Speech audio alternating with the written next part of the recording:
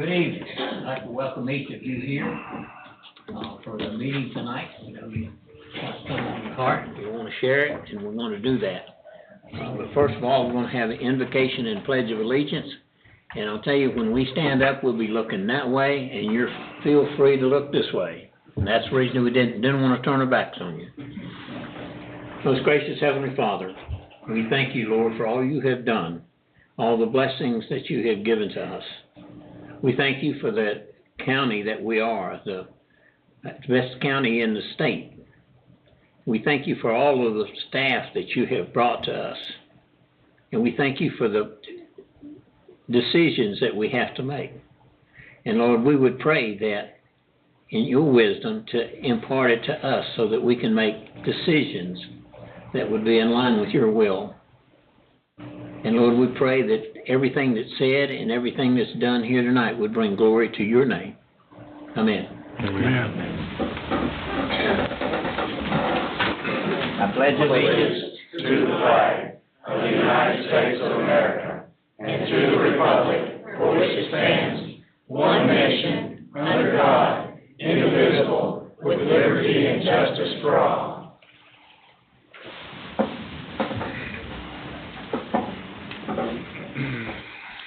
I have some recognition, and the first recognition we have is senior services. We have a gentleman that has been cited nationally, Coordinator Chris Bitterman and Miss Everhart Roberts. I can't get used to that two names. No. Well, good evening, Chairman and Board of Commissioners. I come to you this evening to recognize Chris Bitterman, Senior Services Volunteer Program Coordinator. He has recently been recognized with an Excellence in the Field of Aging Award at the March 2023 North Carolina Association on Aging's annual conference. Each year, the NCAOA awards 5 different awards for aging service professionals across North Carolina for their commitment, their innovation, and also their proven impact in the field of aging. The 5 categories are the Rising Star, Guiding Star, Shining Star, Rock Star, and Reaching for the Stars Innovative Program. Well, Chris is a rock star, but he didn't receive that award. He received the award called the Shining Star Award, and that honors an employee for the quality of direct service they provide to older adults in their community. So as you can imagine, I'm going to give you a little detail. As you can imagine, the volunteer program has a significant impact on the daily operations of senior services. Without volunteers, the department definitely could not provide the numerous programs and services that we do, and those types of services that have made it successful in meeting the diverse needs of older adults. So when he applied for his position, Chris, who holds a master's degree, knew that he was well overqualified for a position that required a high school diploma.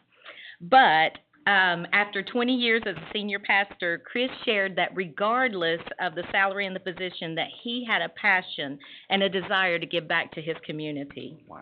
So Chris has worked diligently over the past 2 years to secure volunteers needed to deliver Meals on Wheels, serving more than 300 clients here in Davidson County each weekday on 22 routes.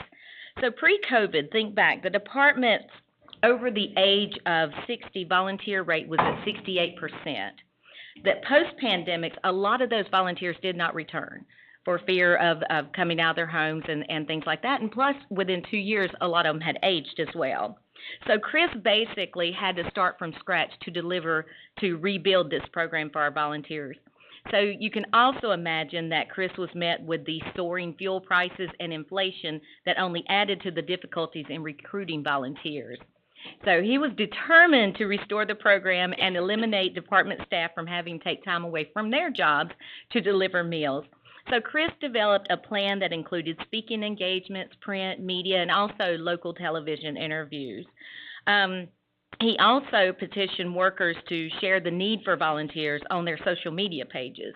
And the results of that was an outpouring of citizens wanting to help.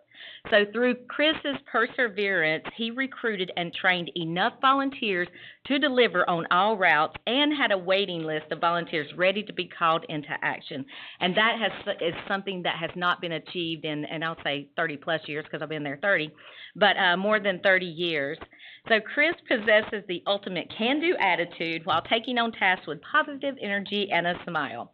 His upbeat personality and engaging personal style enable him to interact effectively with clients and staff. I'm proud to have him as a coworker working toward the common goal of enabling seniors to remain living independently in their homes. So I ask that you help join me in congratulating Chris on his award. Thank you.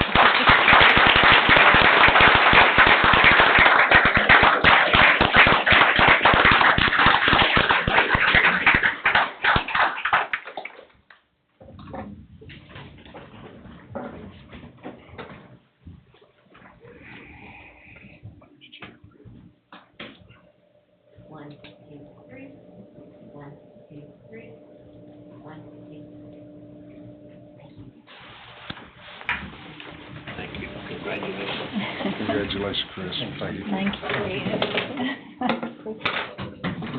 That's all right.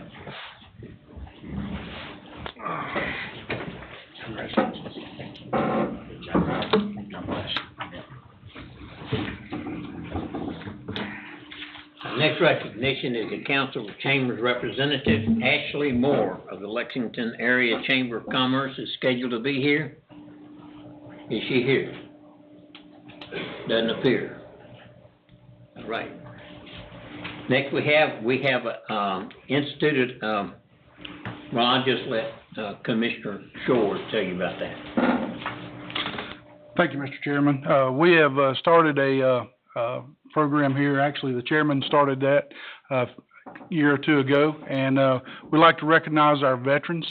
So if we have any veterans in the audience tonight, would you please stand and be recognized? Any veterans?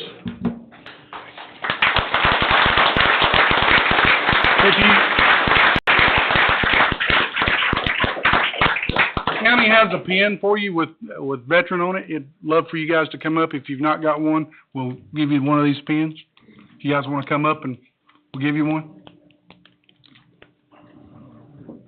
Come on up. Come on up. They're only $10 a piece, so get 2 or 3 of them while you're here. Thank you for your service, sir. Thank you, sir. Thank you. Thank you for your service, sir. Thank you, sir. I appreciate it.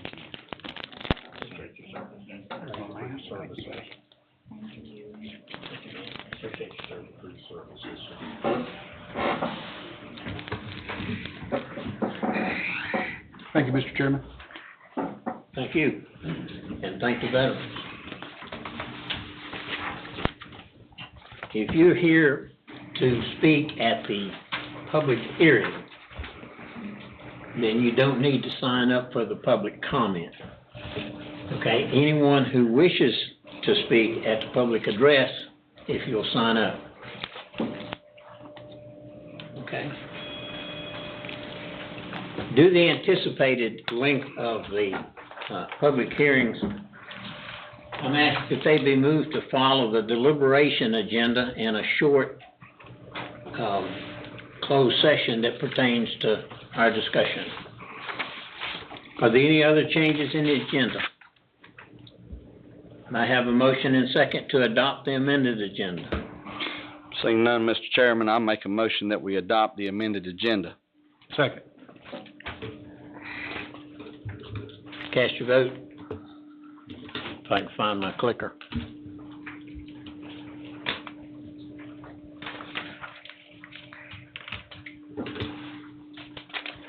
All of the votes are in. And that motion carries by a vote of 7-0.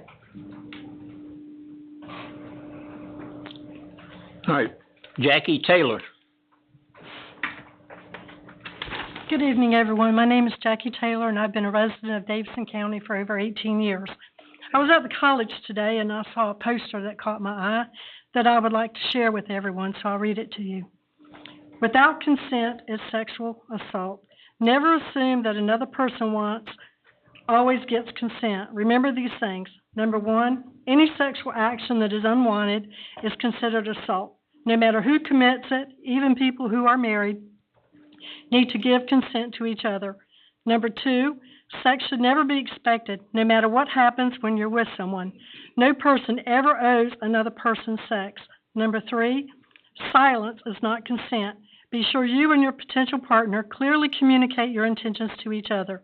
Number 4, consent to any form of sexual activity is not permission to partake in every type of sexual activity. And number 5, the last one, the other person has the right to say no, no matter what, even if you've had sex before. So thank y'all for letting me share that. Thank you. Is Melissa Prouton? I'll probably mispronounce that last name. That's close. Different. I didn't know I was going to be here on such an important night. I am just here to reiterate a conversation that I've tried to have many times in private, even as recently as a few months ago with County Manager Casey and the Director of Social Services. My family has been personally targeted and attacked, not even up for question, plenty of tangible evidence, touch, see, feel. Thank you, Sheriff Simmons, for your deputies being involved in that. Bully Club members as well. Plenty of proof. Done even talking about it. What I'm here yet again to talk about is for decades, I have asked for an independent state and federal audit of the Department of Social Services. Casey, when I had this conversation with you a few months ago, because of the attacks on my family, I have now asked to include the Child Support Office and the Health Department in that independent state and federal audit. Apparently this conversation can't be had. Apparently there are more important conversations to be had. Let me kind of go over a few of those. Let's see, we have the Davidson County political brothel. Seems to be a good topic of conversation. Many of our elected officials, and I'm sure unbeknownst to their family and friends, have been afflicted by that. Check into it. Nobody wants to talk about that. Sex, drugs, rock and roll, prostitution. Oldest profession in history. Who cares, right? So let's go on to some funny real estate business conducted at our Davidson County Clerk's office. Did we forget about the little investigation that mysteriously went away? The first one. Oops. Are we unaware of any more? Have a feeling some of you might be. That's not important either, huh? Well, let's see. There's a lot of conversation about secret societies and the effects they have within our government. Brings me to my one and only question tonight I'd like answered on the record. If Mr. Shores doesn't want to answer it, please feel free. Anyone with a backbone that can answer this question. Exactly what level of Freemason are you? Please, on record, in front of your constituents. Ma'am, during the public comment I period, absolutely am. we do not reply from the tent. I'm aware of that. Okay. Just keep in mind, don't reply when I sit down. Ask Karen. That doesn't end well. We have a public hearing later on. I don't care about your public hearing. I've tried to handle these privately. Now, we can either have the conversations that we're not supposed to be having, or we can get down to the business of protecting children and families for real. Thank you, ma'am. To you all. Be Appreciate it. blessed. Good evening. Don't let me interrupt. I believe that's all for the public comment period. The items for decision information. Is there any items to remove from the consent agenda for discussion? If not, do I have a motion and second to approve it? Motion, Mr. Chairman, to approve the consent agenda. There a second? Second, Mr. Chair. Okay, cast your vote.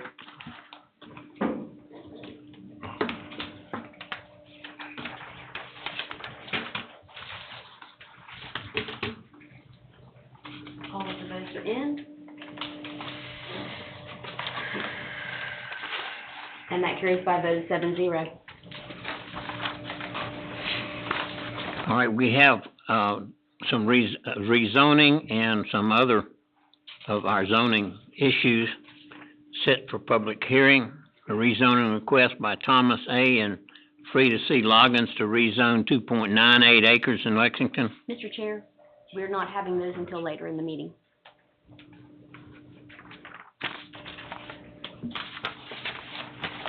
What did I miss? We need to go to deliberation. Number 9.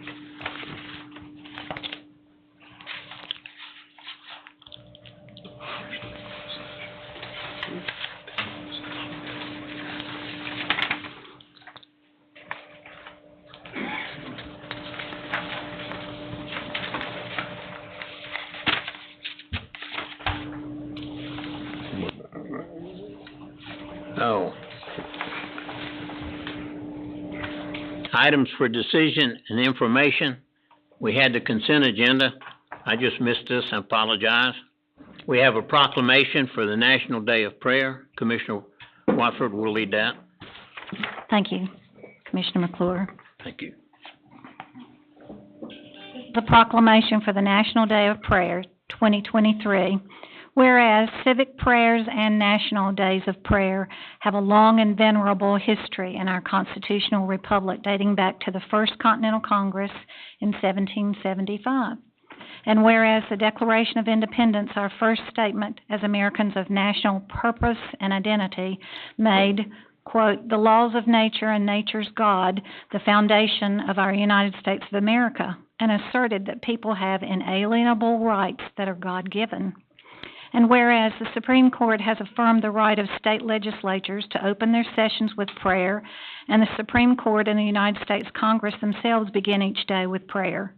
And whereas in 1988, legislation setting aside the first Thursday in May in each year as a National Day of Prayer was passed unanimously by both houses of Congress and signed by President Ronald Reagan.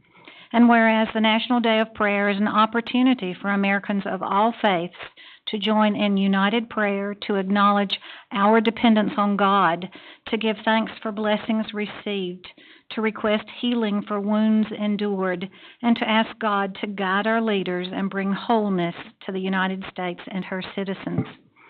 And whereas it is fitting and proper to give thanks to God by observing a day of prayer in Davidson County, when all may acknowledge our blessings and express gratitude for them while recognizing the need for strengthening religious and moral values in our state and nation. And whereas the 72nd Annual National Day of Prayer will take place Thursday, May the 4th, 2023, where millions will unite in prayer at thousands of events from coast to coast. And whereas the theme for 2023 is Pray Fervently in Righteousness and Avail Much. Now, therefore, we, the County Commissioners for Davidson County, North Carolina, do hereby proclaim Thursday, May the 4th, 2023, to be designated as a day of prayer in Davidson County, and encourage the citizens of Davidson County to observe the day in ways appropriate to its importance and significance. Adopted this the 24th day of April, 2023, and I offer this as a motion. Do I have a second? Second, Mr. Chairman. The motion made and second. Cast your vote.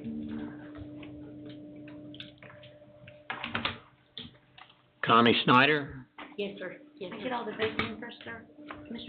Chair McClure, can I get your vote, please? Who? You? Already did that. This ain't Chicago. I can't vote twice. All of the votes are in. And that motion carries by a vote of 7-0. All right. You have something to say, Connie? I just want to thank you for proclaiming National Day of Prayer and for all you do for our county. Thank you so much. Come down there and present it. Who's this beautiful lady you got with you? Hey, how are you? Connie has walked with her for several years. She's quite a beautiful young lady. Thank you so much. Nice chair. Please, guys. 1, 2, 3. 1, 2, 3. 1, 2, 3. Thank you.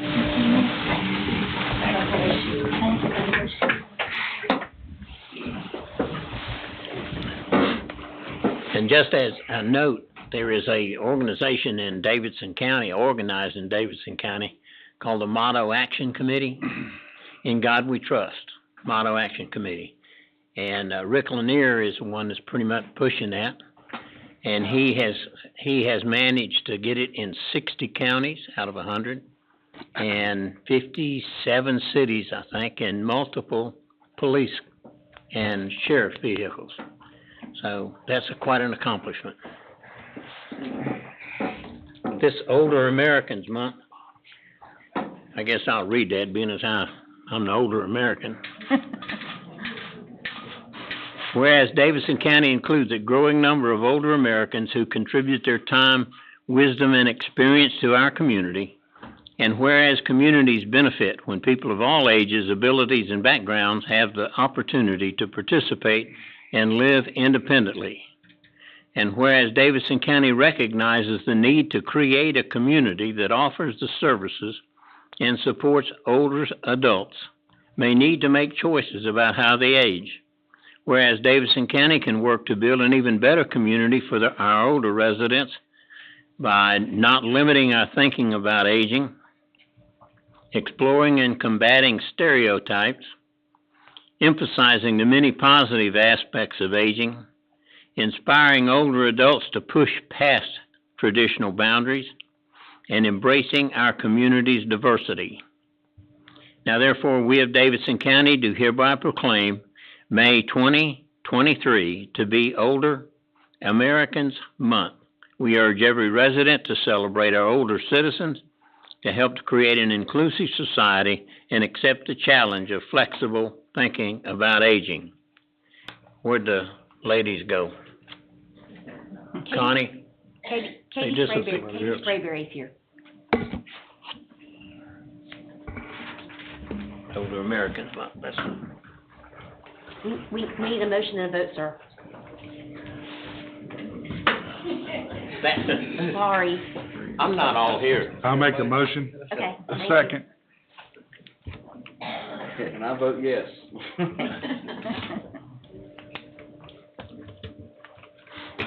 All of the votes are in. Did I vote that time? You sure did, and that carries by a vote of 7-0. Yeah, that's right. Be good. Just a little procedural thing.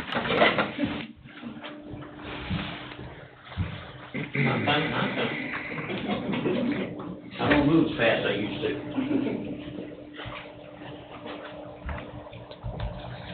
One, 2, 3. 1, 2, 3. 1, 2, 3. Thank you, man. Thank you.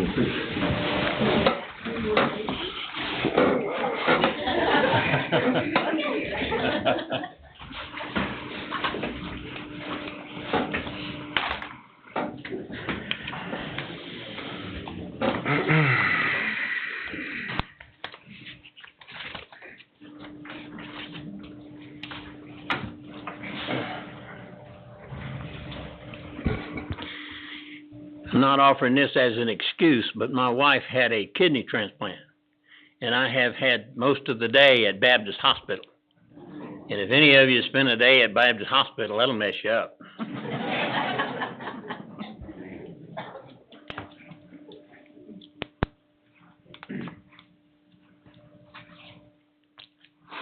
A proclamation for the Williams Syndrome Awareness Month.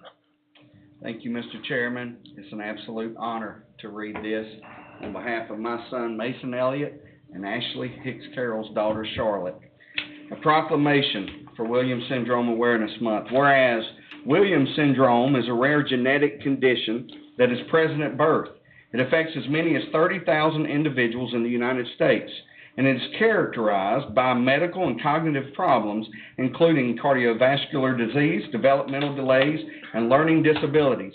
And whereas the Williams Syndrome Association, founded in 1982, is a nonprofit organization and the most comprehensive resource for people and families living with Williams syndromes, as well as for doctors, researchers, and educators.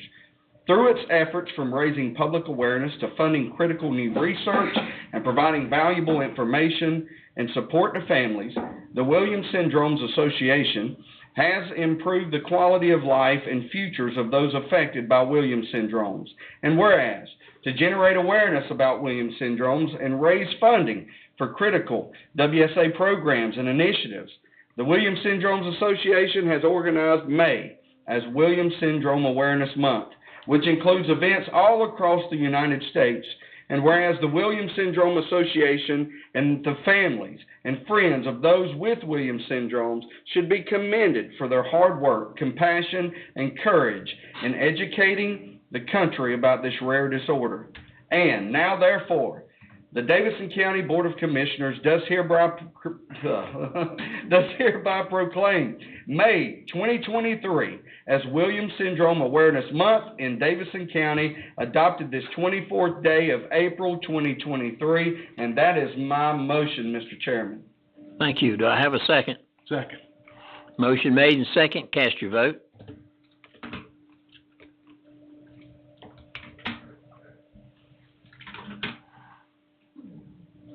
All of the votes are in, and that motion carries by a vote of 7-0.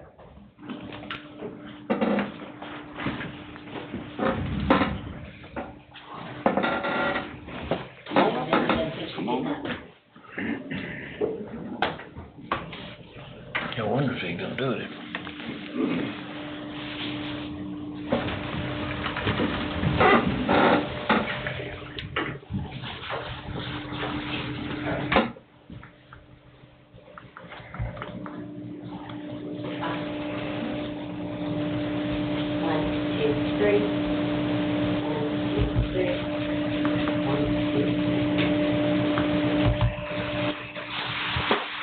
We don't do this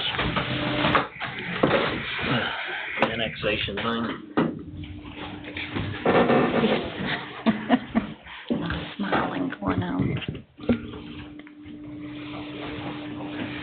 Mr. Leonard?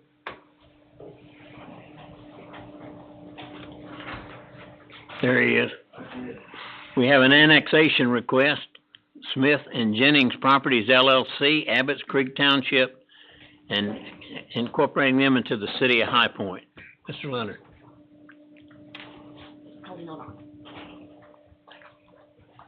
Mr. Chairman, members of the board, a year ago in April of 22, I presented a request under the name of Smith and Jennings for a request to annex into the city of High Point a piece of property in the far northeast corner of the county.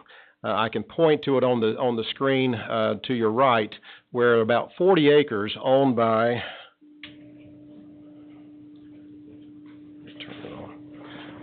Felix and Maxine Miller are positioned basically surrounded by the city of High Point already in the far northeast corner. The purpose of the annexation request was so that they could obtain public sewer from the city of High Point and develop this property into 129 homes. And if you'll remember, at that time, there was a discussion of concern over the school system and the enrollment in the schools, primarily Wahlberg Elementary and then, of course, Ledford Middle and High.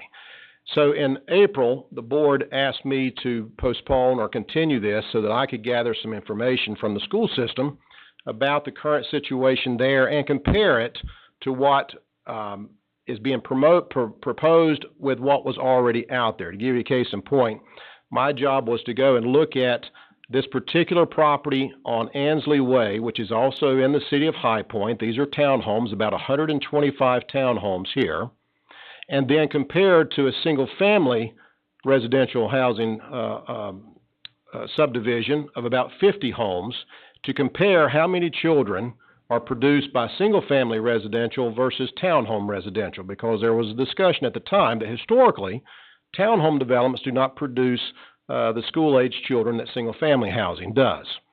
I came back in September and provided you numbers that the 125 townhomes produced 11 school-age children. The 50 single-family homes in Winter Garden produced 15.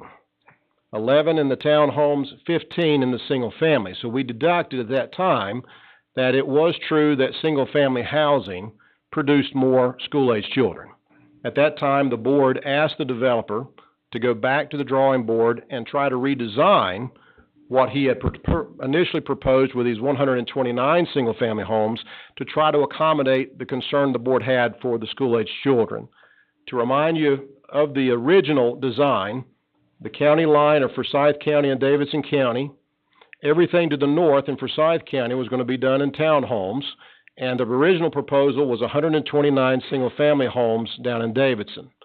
After discussion, after soil samples, after market studies, they came up with their final version that they'd like to present to the board tonight, asking for, instead of 129 homes, they'd like to go down to 61 single-family homes.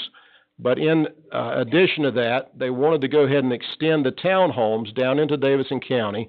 There's going to be 119 of those. So overall, the overall dwelling units are going to increase from 129 to about 180, but the single-family housing, which produces the most school-aged children, are going to be cut in half from 129 down to 61.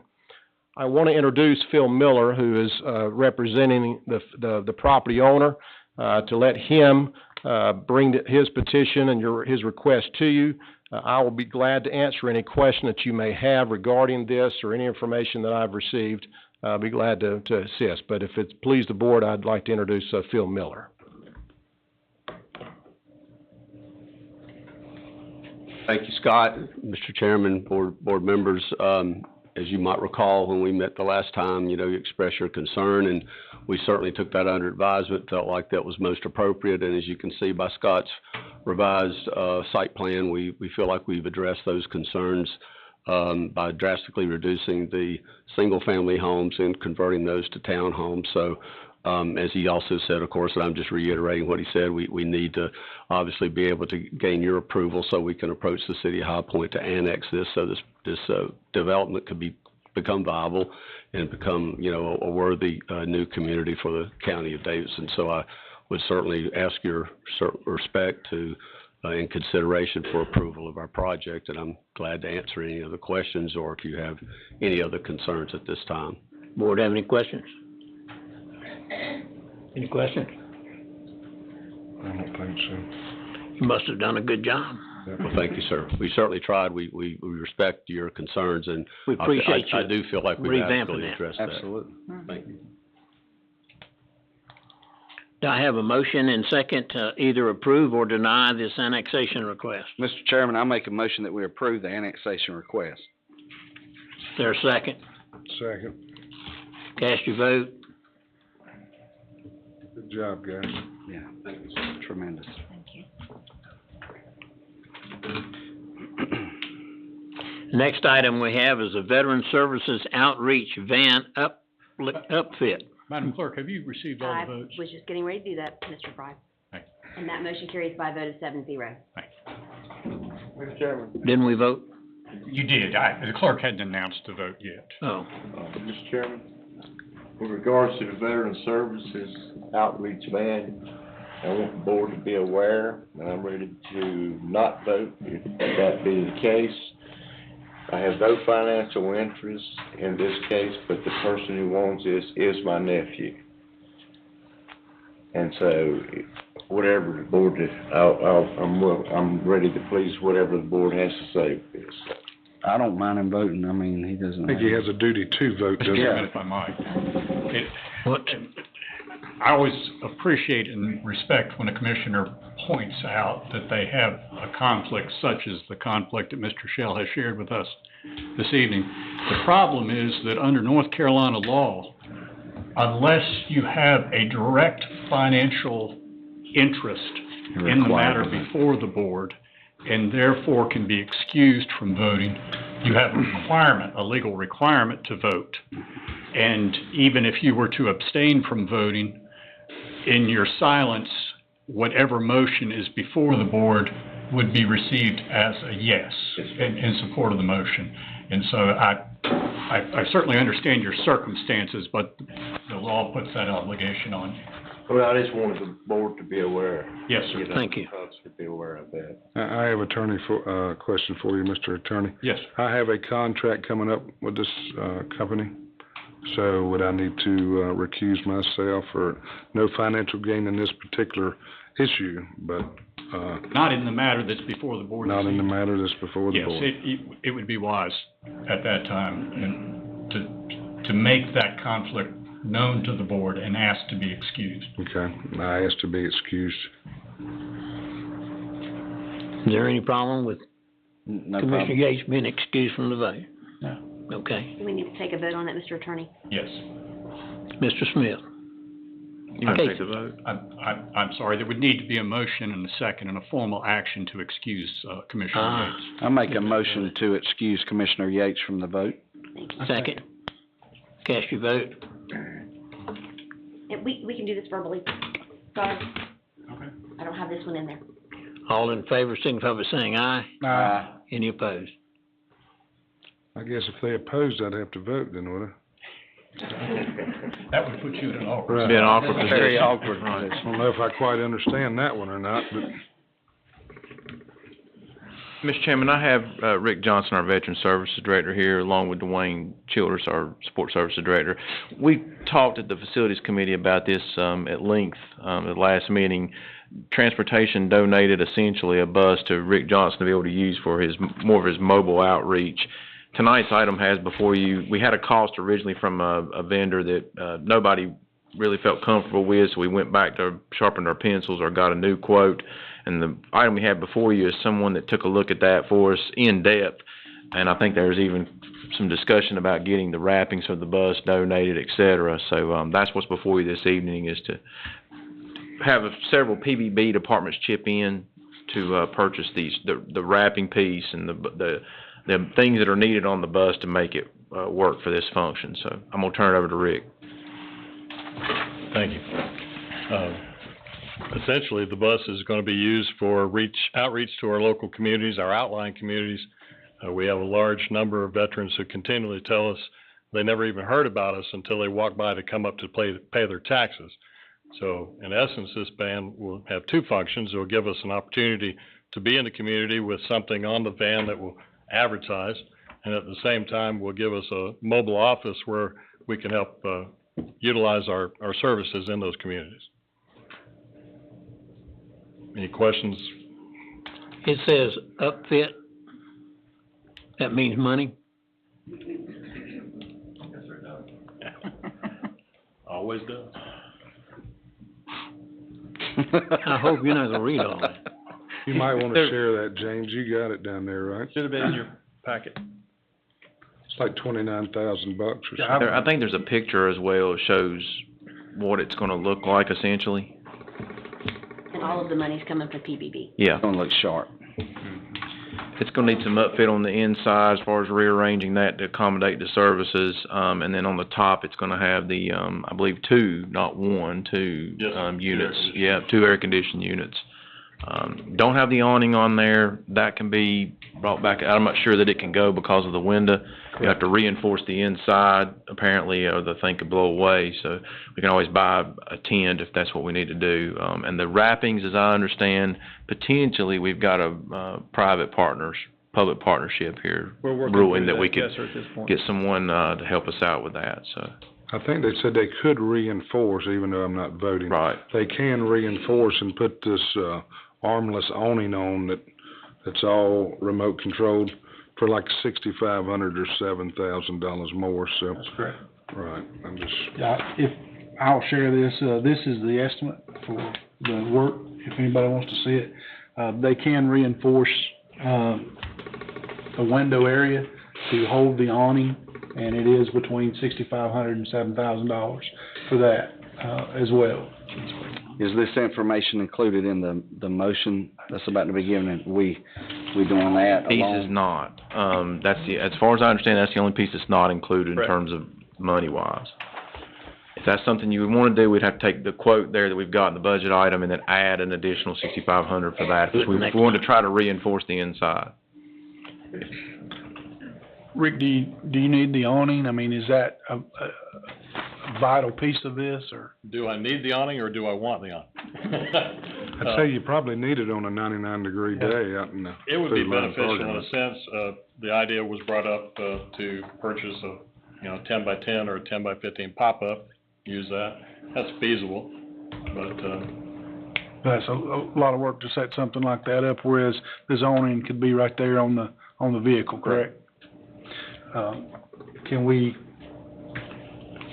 We have to have a budget, a motion to amend the, If you would amend the item to add the awning, you can take it from county manager PBB, that's fine. I'll be glad to ante up for the awning, because it's a great service, it's something we've been wanting to do. I think even the facilities committee was, interested in the service, so I'm more than welcome putting up PBB funds to get this on the road and get it going. Mr. Chairman, I would like to amend this to include the 7,000, or up to 7,000 for the awning. second, What about the wrap? So. As a separate entity? The wrap is a separate entity, but, we do have a company that we're working with, and we're working through that with them, but that may be donated. We just don't know yet. Okay, correct. Is that the best way to put that, Dwayne? we have a motion, is there a second? I'll second it. Any other questions, comments? I would like to make one comment about the folks in the audience that might not understand what PBB is. That's performance-based budgeting. So the departments throughout the years, when they save money on their budget and everything, we kind of roll that over. They can get kind of an account that they can spend on the budget, and it's a good thing for them to do. And the fact that we're spending that on something like this that can benefit the community is perfect. And thank you, Mr. Manager, for offering some of your budget for that, so. Okay, we have a motion and a second. Any other comment or discussion, questions? Correct. Hearing none, cast your vote. Well, you had a chance to object if you wanted to. Can I get your vote, please? I can't vote. That's right, sorry. What are you being, leave me alone. All of the votes right now. We're good. And that motion carries by a vote of 6-0. Very good, thank you. Thank you. Thank you. Good job. We hope to see an increase in the number of veterans that we serve.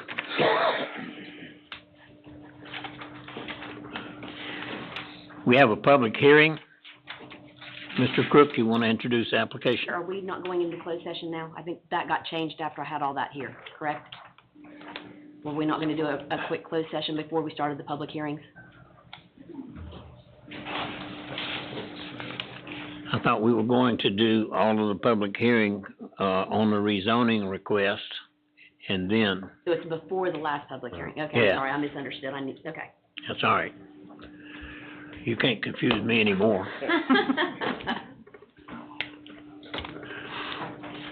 Mr. Crook, Thank you, sir. Thank you, Mr. Chairman.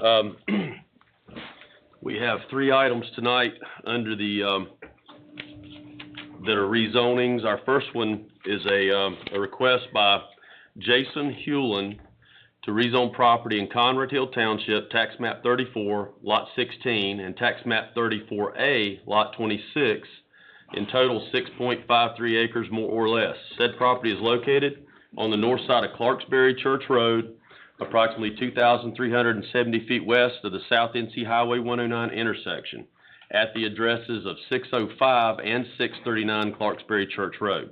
Rezoning is requested to change from that of RA1, Rural Agricultural District, to that of O&I Office and Institutional District. Let's see, are we... All right, if you'll divert your attention to the overhead. That's Adams. Yeah. Okay, here we go. Get you acclimated.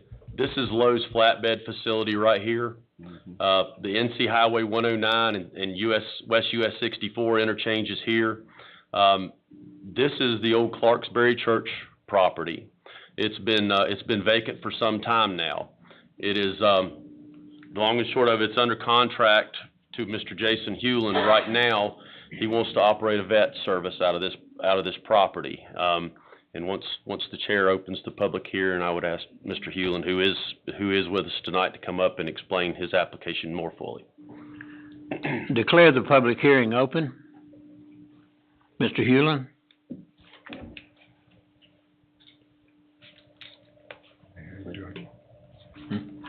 I asked him how he was doing. I'm good. How are you? Not Thank bad. you. Thank you, guys. Sounds very exciting what you want to do here. Yes.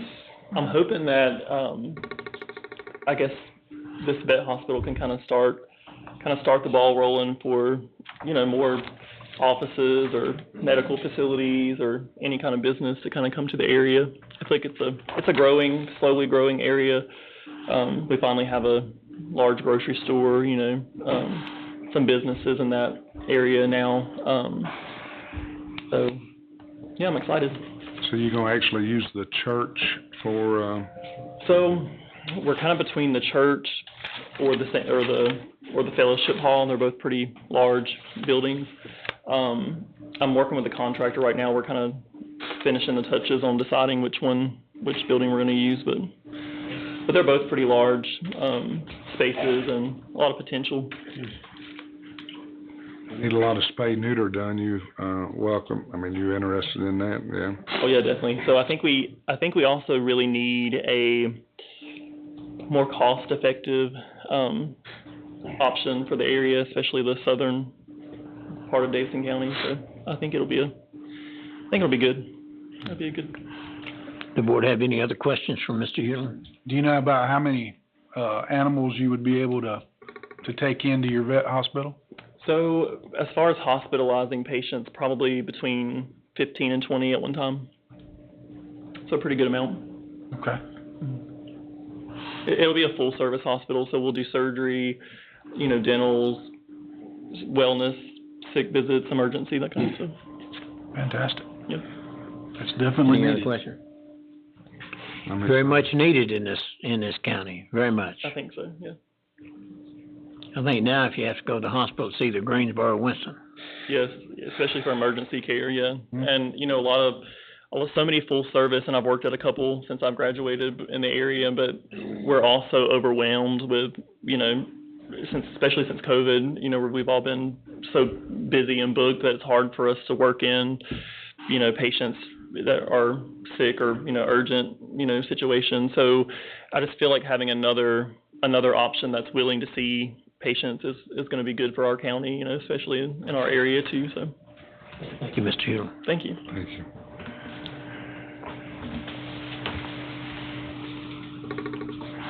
Is there anyone in the audience that wishes to speak either for or against this zoning public hearing?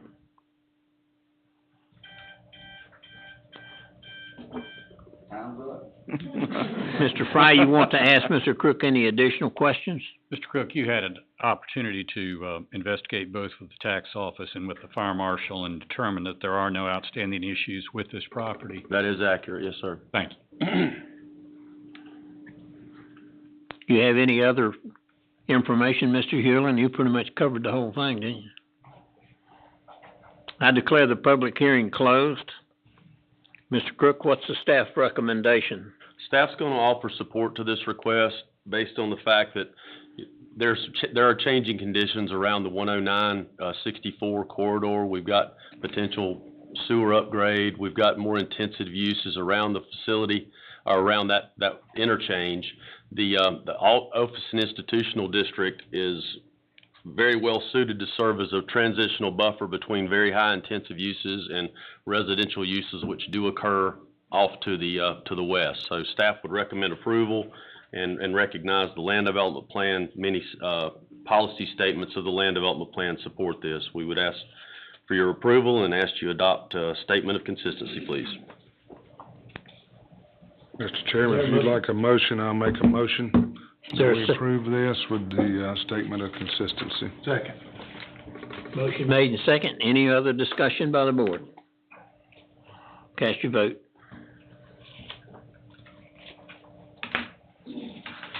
I'm excited for you. Good luck. I'll be one of And your thank first you. customers. Great, thank you. All of the votes are in, and that motion carries by a vote of 7-0. Thank you. Congratulations. Thank you, guys. You have another one? We do, sir. The second item on the agenda, we're going to ask the board to continue it. We would like the board to continue the Richard and Susan Adams request to your July 13th, 2023 meeting.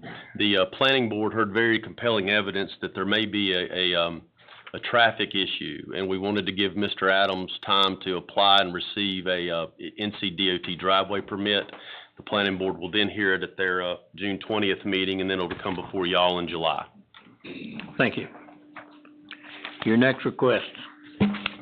Can I get a motion and second on that, please, sir? Second. Commissioner You want a Shell, verbal? motion? We can do this, that's, no, I'm sorry? we'll get on the papers.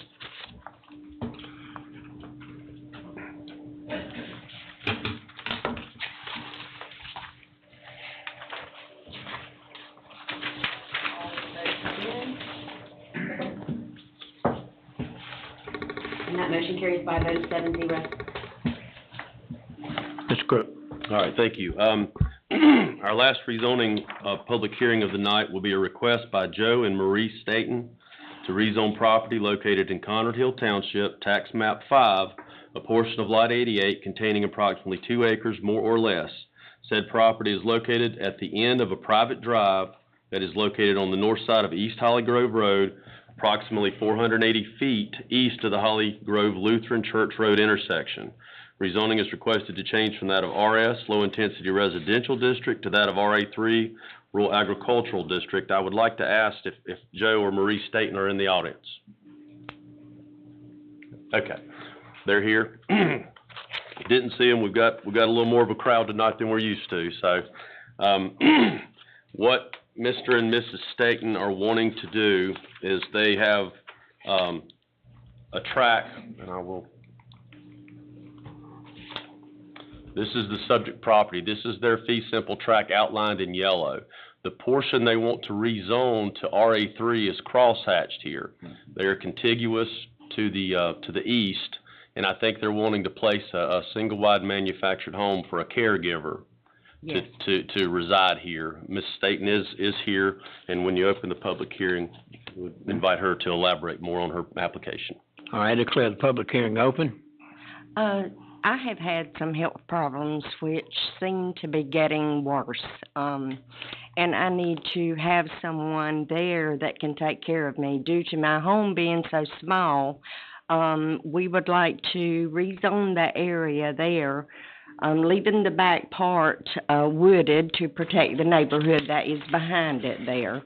I do understand that, but I really need my granddaughter there close to me because she is in health care to be able to help take care of me. Okay, questions by the board? Thank you, ma'am.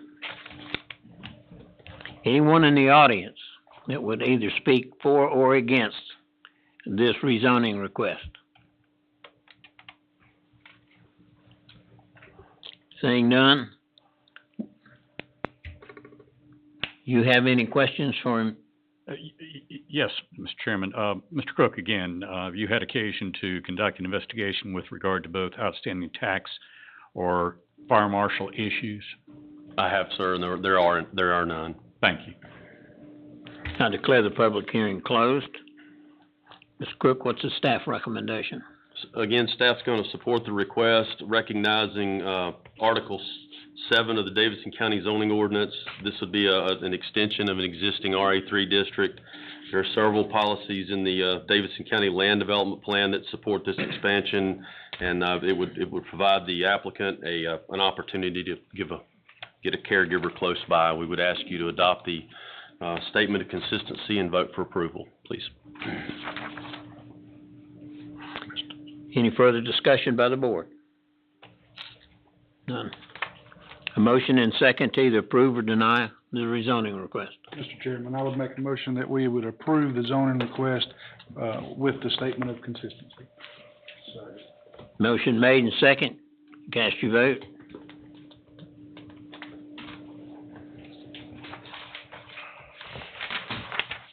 All of the votes are in.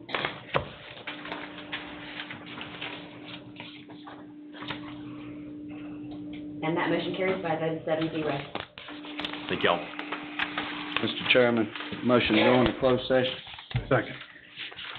As I mentioned before, we have a brief meeting, hopefully, about this matter at hand. So we'll be gone for just a little bit. If you need to go to the restrooms, right over there on the side, and, we don't have any break rooms.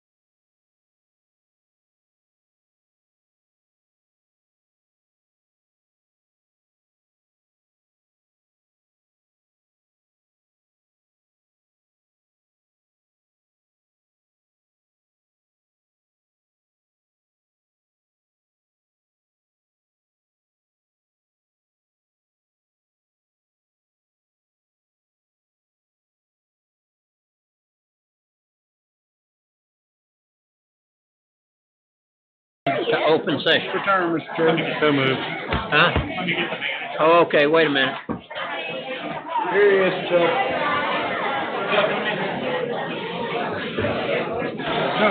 He can't hear me.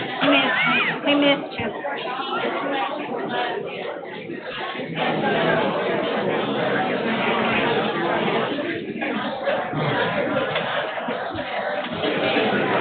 I'm ready for a day off after this. I don't know about you. I have a motion to return to open session. Is there a second? Second. All in favor verbally? Aye. Any opposed? Mr. Attorney. Chairman, in closed session, the board considered a matter of personnel and gave the county manager direction for further action. Nothing else at this point. Thank you. Thank you. Next on the agenda is a public hearing, consideration of the Board of Commissioners assuming direct control of the Board of Health. Mr. Smith. Thank you, Mr. Chairman. At the last meeting in March, a resolution was submitted for the county commissioner to consider. Sorry? They can't hear you. Oh, at the last meeting in March, a resolution was submitted for the county commissioners to consider an option to be the public health board, to be the governing body for the public health board. Tonight is the public hearing for that process, the required public hearing. You guys have had lots of information submitted to you, I'm sure, some from staff, some from input from citizens. I think some of the commissioners have some other information they would like to bring forth this evening. So Mr. Chairman, I'll let you figure out how you want to do that, as far as you want to do that now and then do the public hearing part for the citizen input, or vice versa. I would rather go ahead and hear the citizens first. And that's certainly up to you, yeah. And so tonight, that's what the goal is, to get the input from the citizens, and then the board deliberate on what to do next, the next steps. Okay. I declare the public hearing open. The first one I'd like to call comes from Charlotte. He's a retired Superior Court judge, Richard Boner. Okay with you, I'm gonna put this up there, so folks go can ahead. sign it as they come up to speak. That way I have correct spellings of names and. So please print. Make sure that's correct.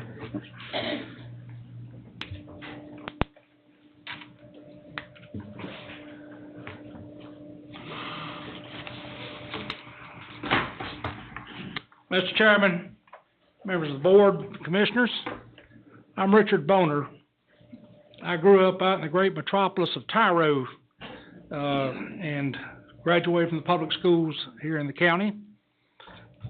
My friends still call me Rick Boner, and having sent a fair number of people to prison during my years on the bench, I've been called other names as well.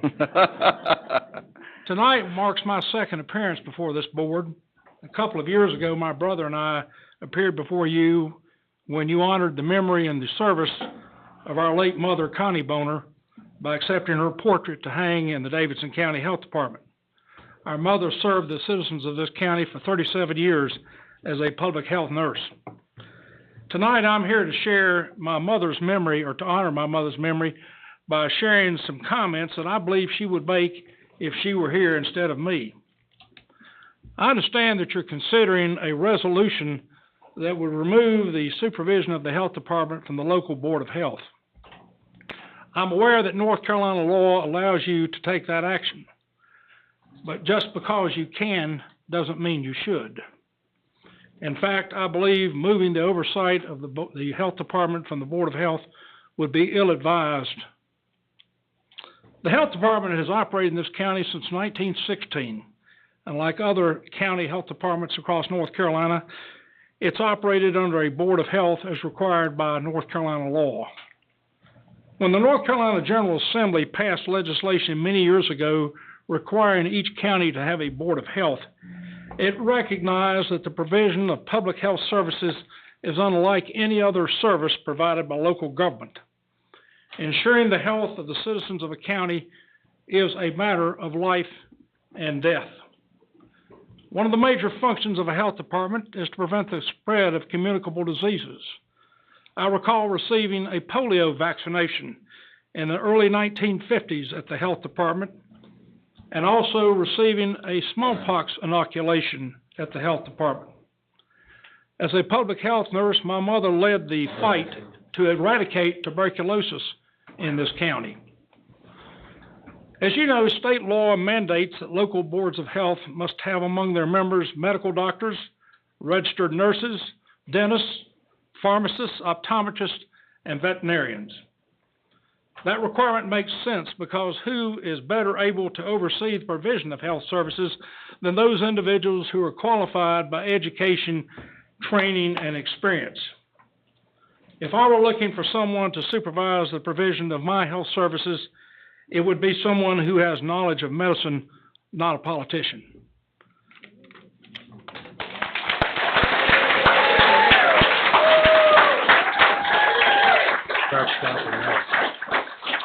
I am sure that Major consideration in removing Excuse me, he's Chairman speaking. I am sure that all of y'all here would like to cheer every time, but please don't.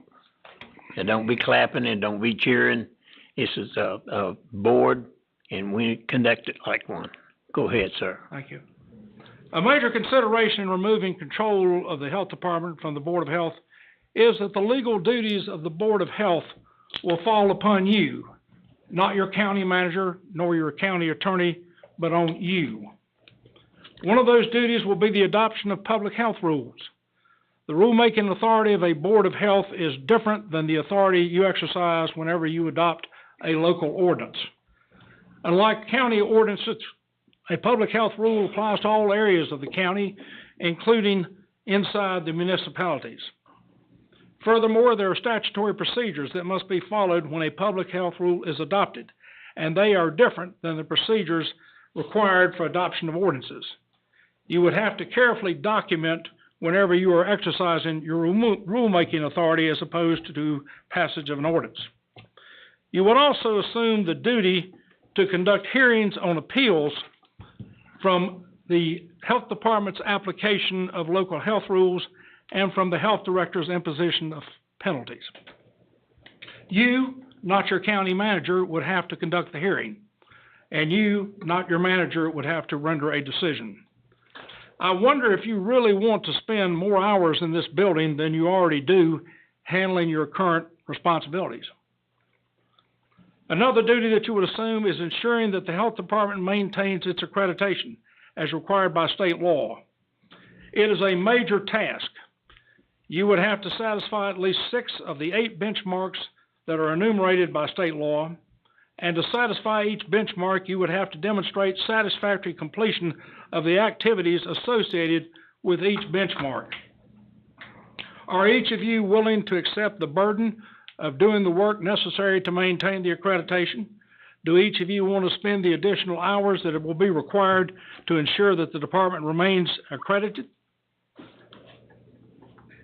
Removing the Board of Health from its supervisory responsibility will also do incalculable damage to the reputation of the department and to the morale of its employees. I understand that the department has already lost skilled employees to other health departments because those other departments pay more. Do you want to give the remaining employees another reason to leave and go elsewhere? I understand that you propose to relegate the Board of Health to an advisory function. I predict that if you do so, the professionals on the board will see it as an insult. And I would not be surprised if some, if not all, resign. If you're a medical doctor, a dentist, or another health professional with a busy practice, would you accept appointment to a board knowing that any advice you give to the Board of Commissioners may be disregarded? Trial judges and trial lawyers are familiar with an unwritten rule, and that rule goes like this. If you're cross-examining a witness during a trial, you should never ask a question of the witness unless you are certain of what the witness's answer will be. Disobey the rule, and the answer you receive will likely be one you will not like and will regret, and it may hurt your case. The same rationale applies to making the change that you're contemplating. Don't make the change unless you are absolutely certain what the future ramifications of that change will be. I suspect if you make the change, the day will come when you find that the results are more than you anticipated and ones that you will regret. I appreciate the opportunity to come back home, and I do consider this county home, and to speak to you because I am concerned about what happens here, even though I no longer live here. A part of me is still here, as my parents, grandparents, and other family members remain buried not far from here. I thank you for the opportunity to be heard. Thank you, sir. Your Honor, I got a question for Yes, you. sir. How long was you on the bench, sir? 28 years. 28? Yeah, when I retired, I was the senior resident Superior Court judge in the 26th District, which is Mecklenburg County. Had you ever made a verdict, guilty or not guilty, without hearing both sides of the evidence? Well, I was a district court judge, and the answer to that is no, but fortunately Okay. on the Superior Court, when somebody's life and Thank you, that's all I got. Thank you. Is at stake, the jury made that decision. Appreciate it, thank you. Okay? Thank you, Jeff. Dr. McWhorter, are you here? You had asked to speak?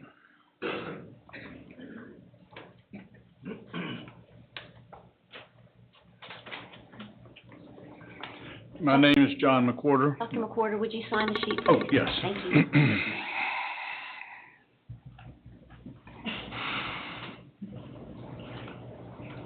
I died at 312 Boston Drive in the city of Lexington. I thank you for this opportunity to speak in opposition to the adoption of this resolution to allow direct control of the Board of Health by the commissioners. I'm a retired healthcare provider, having practiced optometry in Lexington for over 41 years.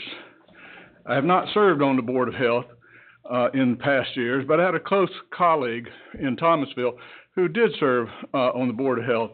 And I remember discussions with him about the kinds of issues that he dealt with and the high regard he had for the other professionals on the board. He didn't serve for the compensation, and I'm sure the present board members would tell you that their service is not because of the monies they receive. They have knowledge and expertise, and they're willing to share that with the county for the good of our county. They work in the health fields. They attend continuing education. They are familiar with all of the issues that impact their areas of responsibilities. And were the Board of Health to become an advisory board by the passage of this resolution, invariably there would be consequences. As you know, I think you've heard those already. And the time would surely come when the commissioners would willfully reject the professional advice of the board and make a decision based not on knowledge, but on bias, prejudice, or political pressures. If I were a member of that board and that happened, I would immediately resign. And my opinion is that everyone else on the board would do the same. We already see the consequences of the commissioners' decisions related to salary compensation for employees with staff turnovers due to uncompetitive salaries. Excuse me, sir. Do you have proof of that? Do you have proof of that? Or is this hearsay? Well, it may be hearsay. There may be others who can answer that question. I cannot. Okay. So what would be the consequences of the entire board stepping down? Who'd be willing to serve? This is what he says, knowing that their professional knowledge was of no value in the decision making. So I'm asking the commissioners, what is the problem that requires upsetting a system that's worked for over 100 years? Power seeking is ugly. We see it in our nation's capital every day. Again, I ask, why usurp the decision-making power of those who are closest to the problems and the issues, who possess the knowledge and the expertise to make the best informed decisions?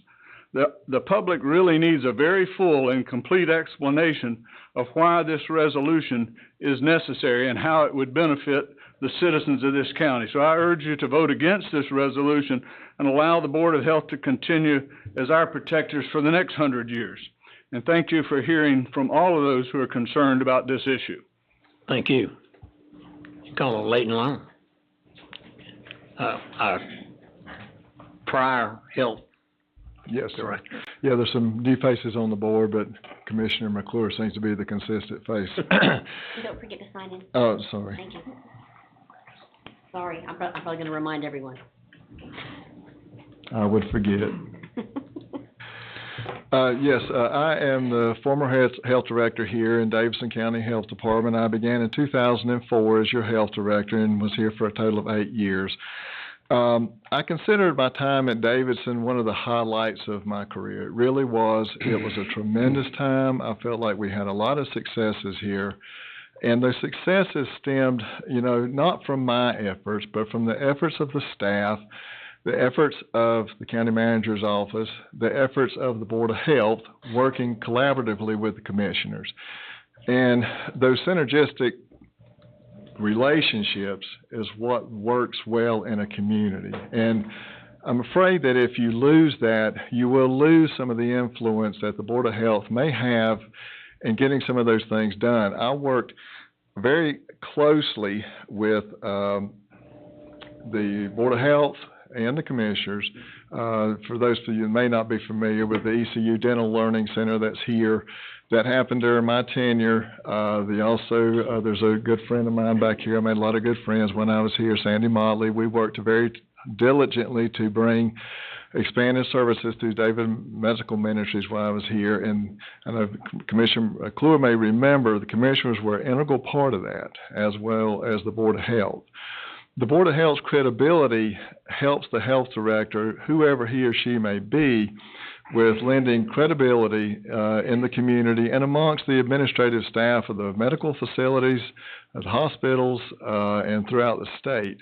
Just having that Board of Health behind you as part of that prestige is different, and it helps you navigate a lot of these and be seen on a level and par with a lot of these folks. As the judge eloquently stated, the Board of Health system has been in place for over 100 years, and certainly I wasn't there, and I haven't gone back to research a legislative dialogue that occurred during that, but I'm certainly in line with his thinking that it was done because it is different. It is a different department. It's tasked with protection of human health. And there's a lot of, as we heard with planning, there's a lot of difficult decisions made in planning. But generally speaking, those are not going to impact human health directly. When I was a health director, I liked knowing that I had the backing endorsement of the board for some very, very difficult positions that I had myself in dealing with the public and dealing with health and dealing with those things that I had to deal with on a day-to-day basis. It was nice knowing that I could pick up the phone and had a medical professional, a veterinarian, even an engineer, all those professionals that come to the table on their own as just representatives of the community. They're not there to be paid. They're just there to serve their community. So from that standpoint, I do believe it will be a loss if that structure is removed. And like I said, I am retired. I'm just here because it's important. It's important to public health in North Carolina, and it's important to the communities in which the health department serves. And I do know, and for those of you who don't know me, I know there's probably two issues that probably precipitated a lot of this discussion, and that involves environmental health and some decisions that were made during COVID. Environmental health, I have extensive knowledge in environmental health. I came up as a field specialist. I was a supervisor. I was an environmental health director for many years. I went to the state as the state environmental health director. The issues that have occurred and are occurring in Davidson County are not unique. They occur throughout the state. They are recurring across the state. I tried to address it during my tenure. It is a systemic issue that needs to be addressed through state legislation and programmatic changes. Nothing's going to fix that. And my entire career, counties have stolen from each other, trying to get staff, trying to get backlogs resolved. My last 3 months of my 32 years in public health were working COVID. And I can tell you that was an event that I could never have realized in my public health career. I've been through a lot of very, very difficult public health issues with outbreaks of communicable disease and those things, but nothing would prepare me for dealing with COVID. A lot of decisions were made, a lot of good people making a lot of decisions, all in the public's interest. Some of those decisions were coming from different perspectives, but everybody was trying to do the right thing, no matter which position you were coming from. Everybody was trying to do the right thing. And it's very difficult to be on the phone with hospitals, hospital administrative staff, nursing homes, and listen to the body count every day without that impacting you. But it is nice to know, again, that Board of Health was there as a sounding board, so I could get affirmation that the decisions that I was making during that period were what was best for the community. And I urge you to, lean on the structure that has worked and work collaboratively with the Board of Health, work collaboratively with whoever the health director is, and I think the community overall will be better served. Thank you. Thank you. I'd like to hear from members of the Board of Health. If you want to speak, don't forget to write your name down there.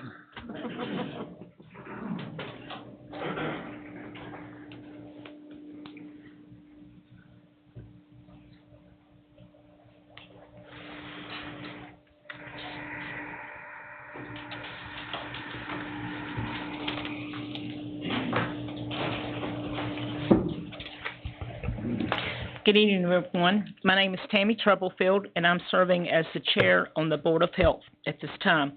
And basically, because I know there are a lot of people who want to speak, I'm just going to go over all the board members and give you some of their qualifications. And as the judge said, we have certain criteria that has to be met to meet on the board, as far as we have to have, like you said, the positions of a pediatrician, a veterinarian, and so forth. So I'm just going to give you some information, and I'm going to do it in alphabetical order. Okay, first we have Jana Andrews. She is a pharmacist. She has worked as a pharmacist for several pharmacies in Davidson County and also at Thomas Hole Medical Center. She worked as a pharmacy educator at Davidson County Community College for 25 years.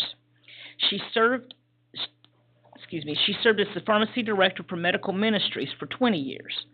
She has received numerous awards, including the 3M Pharmacist of the Year, Community Pharmacy Service Award, the Eckerd Drug National Institute of Texas Excellent in Education. Okay, next we have Dr. Doug Cope, who's a veterinarian. Dr. Cope has served our county as a veterinarian for 36 years. He has Excuse me, can these people raise their hands whenever, because I hadn't seen them. I've been here 12 years and hadn't seen one of them here. Here, I'm not sure she was kind of underwhelming. Okay. All right. Dr. Doug Cope. Okay. Dr. Cope has served, I'm going to repeat that. Dr. Cope has served our community as a veterinarian for 36 years.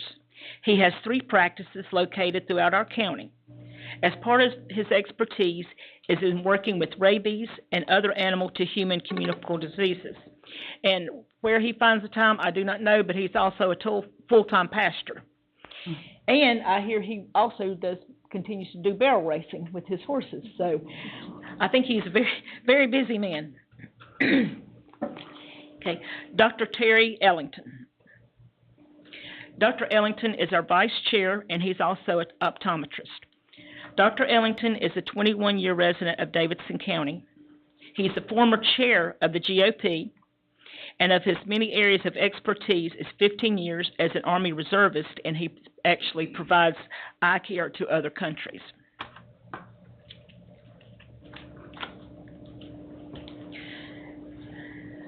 Deidre Delpatrick.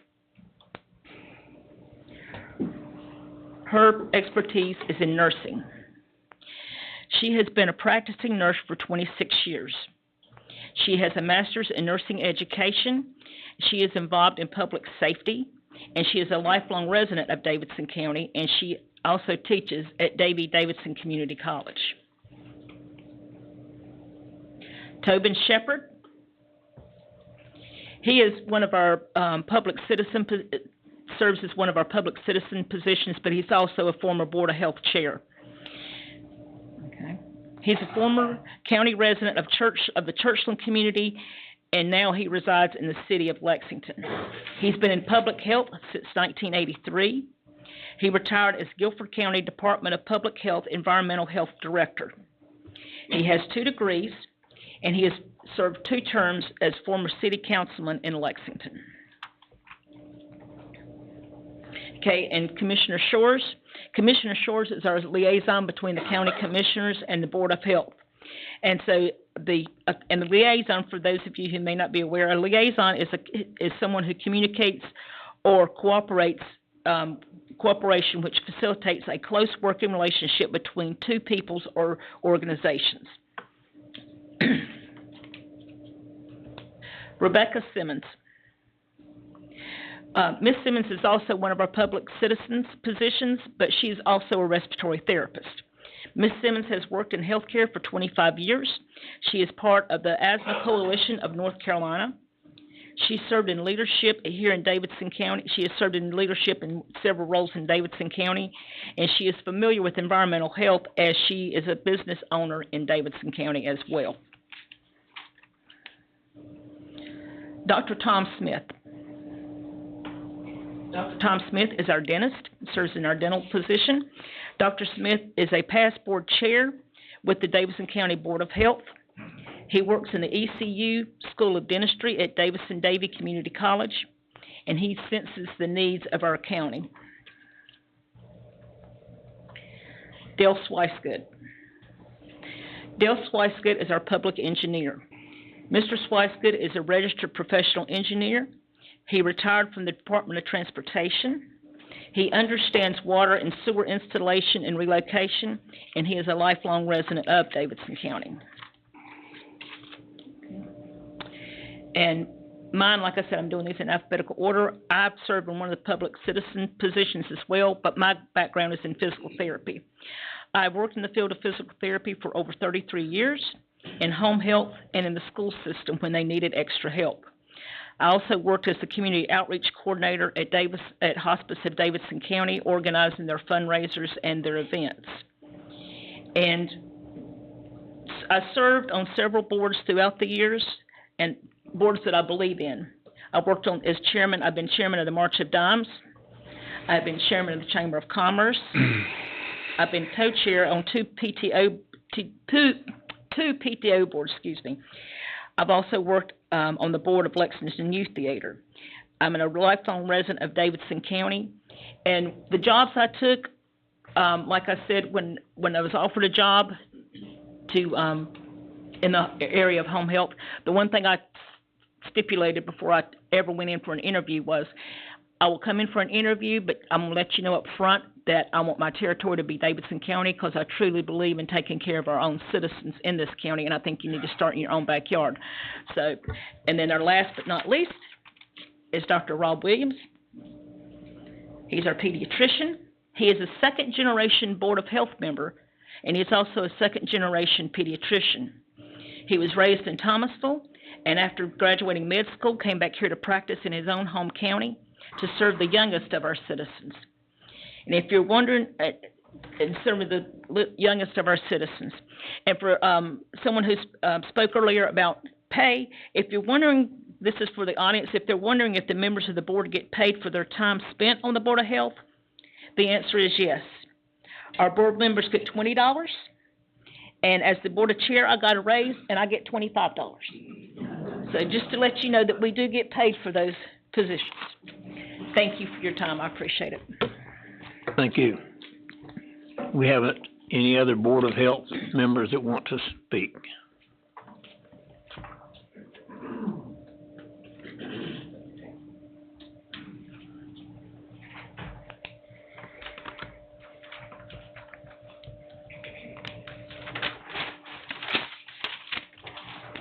All right, good evening. My name is Dr. Douglas Cope. I am a veterinarian serving on the Board of Health for the past 8 years. I have been a veterinarian for 36 years, but I have only been in the county for 35. I am co-owner of 3 local veterinary hospitals. I also pastor 2 churches, and I wish to address some of the concerns about the risk of merging politics with the Health Department and the Board of Health. There was an article the article was named Politics and Public Health, Engaging the Third Rail. It was found in a Journal of Public Health Management Practice. Most of us haven't read that. In September of 2016, and the author, Edward Hunter, says this: among professionals in public health, the political system is commonly viewed as the subway's third rail. Avoid touching it, lest you get burned. Yet, it is this third rail that provides the power to the train, and achieving public health goals depends on a sustained constructive engagement between public health and political systems. It goes on to say that public health is an evidence-based profession dedicated to improving health and preventing disease, while the political process is how public policy decisions, laws, regulations, tax policies, and the allocation of scarce public resources are made by elected officials. Public health and politics must work together, but while they overlap, they are separate and do have separate priorities. Public health is focused on protecting society by preventing disease, reducing illness, and help to improve overall quality of life. As already mentioned, our Davidson County Board of Health consists of a dentist, physician, veterinarian, optometrist, pharmacist, registered nurse, and engineer, a county commissioner, 3 public citizens, and our health director, Lillian Kuntz. Each of our expertise and experience in a narrow subject matter working together for public health care at large. Public health, which includes the Health Department and the Board of Health, is science-driven with areas of black and white, but certainly there are areas of gray as well. Decisions in public health should be made solely on the best information possible without political influence. What makes public health different, you ask? A health department needs the independence and the latitude to make decisions in these areas free of outside influences or politics. While no department that has employees paid by the county, that receive funding by the county, or that must submit budgets to the county officials can ever be completely free of political influences, all health departments, including Davidson County, needs to be as independent as possible. Just the appearance of politics in decision-making influences the minds of our residents and can sow distrust, wondering if a decision is made based on science or on politics. Now, sure, politics and political gain have never played into decisions in politics ever before, but it can, and it does happen. If we've learned anything from the COVID outbreak, it is this, that when people perceive or when they believe that health decisions are being made based on politics, it not only polarizes the public, but it makes them question the decisions that were made. The Davidson County Health Department is made up of highly qualified and dedicated people that look to their director, Lillian Kuntz, for leadership, direction, and example. And Ms. Kuntz has done and continues to do exemplary work. The Board of Health is made up of highly qualified professionals that serve because we were asked, not because we have any agenda or ambition to have political power. And many of you serve for the exact same reason.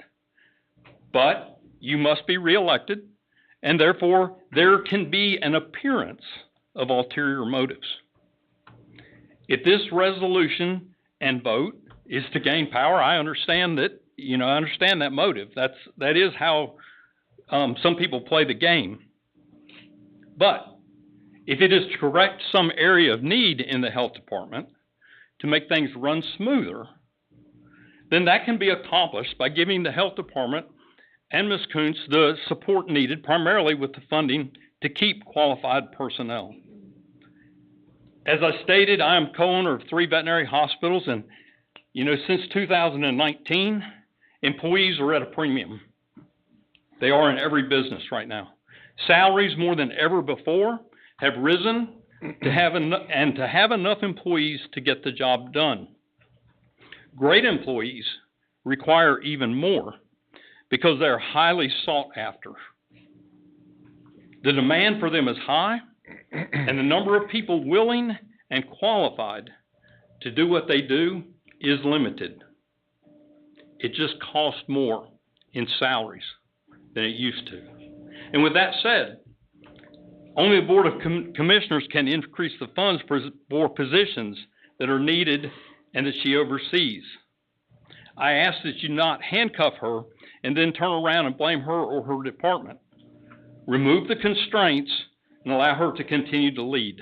Thank you. I got a question for you, Mr. Cope. I think me and you met years ago, haven't Yes. we? Yeah. What have you ever asked the board for? What kind of support has your board ever asked our board for that they didn't get? Well, the funding that's needed. I asked, what did your board ask for as a board that this board didn't do? How long you been there? I've been there 8 years. Okay, I've been here 12, so that's why I'm asking. Let me ask it a different way. No, I'm asking the Okay. question. Well, What did your board ever ask us for that they didn't get? Okay. In all fairness, we have been presented with emails that outline what the Board of Health and the Health Director have asked. No, I just asked him. There have been requests. I asked him what the board's request of this board has been. And actually, I'm gonna ask you in the last 12 years, because I have not seen a board member over here ask for anything in 12 years. There have been. Just show me a motion in your minutes where y'all made a request of this board. I don't have the copy of Okay. those minutes, but I know do. emails have been made. I do right Emails. here. I do right here. Thank you. Emails have been sent. Okay. Yes. Thank you. Appreciate it. Well, I got a quick question, sir. Yes. You mentioned personnel problems and salaries. Yes. And the fact that the budgeting was poorly coming from the county commissioners to support retention. Is that correct? Did I hear that correct? The commissioners handled the budget. Am I correct? I asked you, are you suffering from low personnel because commissioners are refused to budget for those positions? I mean, on the board, you should know that. Well, I don't handle personnel on the board. You gotta handle all of it. That's not my area of expertise. My area of expertise is as a veterinarian. But I will say that information has been sent.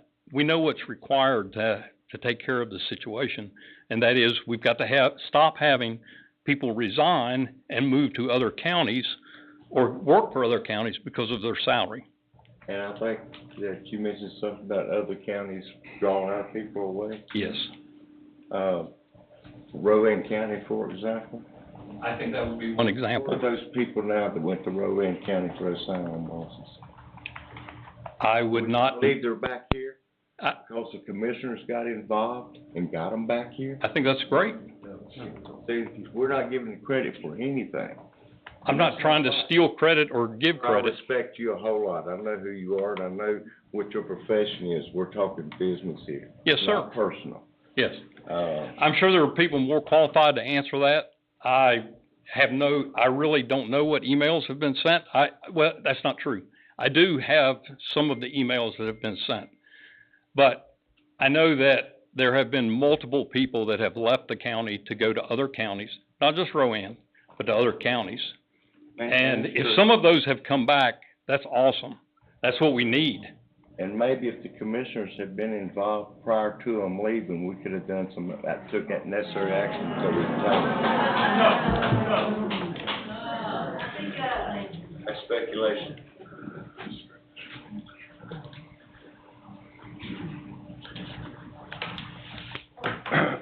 I appreciate, Thank you. my name's Rob Williams, and I'm, on the Board of Health, have been for 6 years now. And I'd like to get at what problem you think you're fixing by doing this. I think when you make a proposal to change, a change of this magnitude, it would be incumbent to come to our board and say, hey, we got a philosophical disagreement on the way things should be structured. Or there's this problem can only be fixed by changing the structure of the way things are done. Now, that didn't happen. We had a Board of Health meeting, I think about a week and a half before this resolution was made. Okay? Commissioner Shores was at that meeting. Didn't mention a word about this. And then it was proposed in a late agenda addition. So we don't know if any study has been done, if any exploration of how it's worked in other places has been done. None of that has been presented to us. So Commissioner Yates, you know, when you ask the judge, do you listen to both sides? Okay? Yeah, I'd hate to get sent off for life if he hadn't listened to all the evidence. Well, and we would have listened to any evidence. That'd be pretty tough. That Well, we're gonna give you some in a little while. No, sir, I don't think you are, okay, Okay. as far as to why this resolution was made, okay? I think so. Well, we'll see, all right? We've had a couple allusions at our meetings to why this was done. One of those being the problems in environmental health, all right? And we have sent you evidence that we have been worried about this issue. In fact, our director called it, it's going to become a crisis situation, and she shared that with our county manager, okay?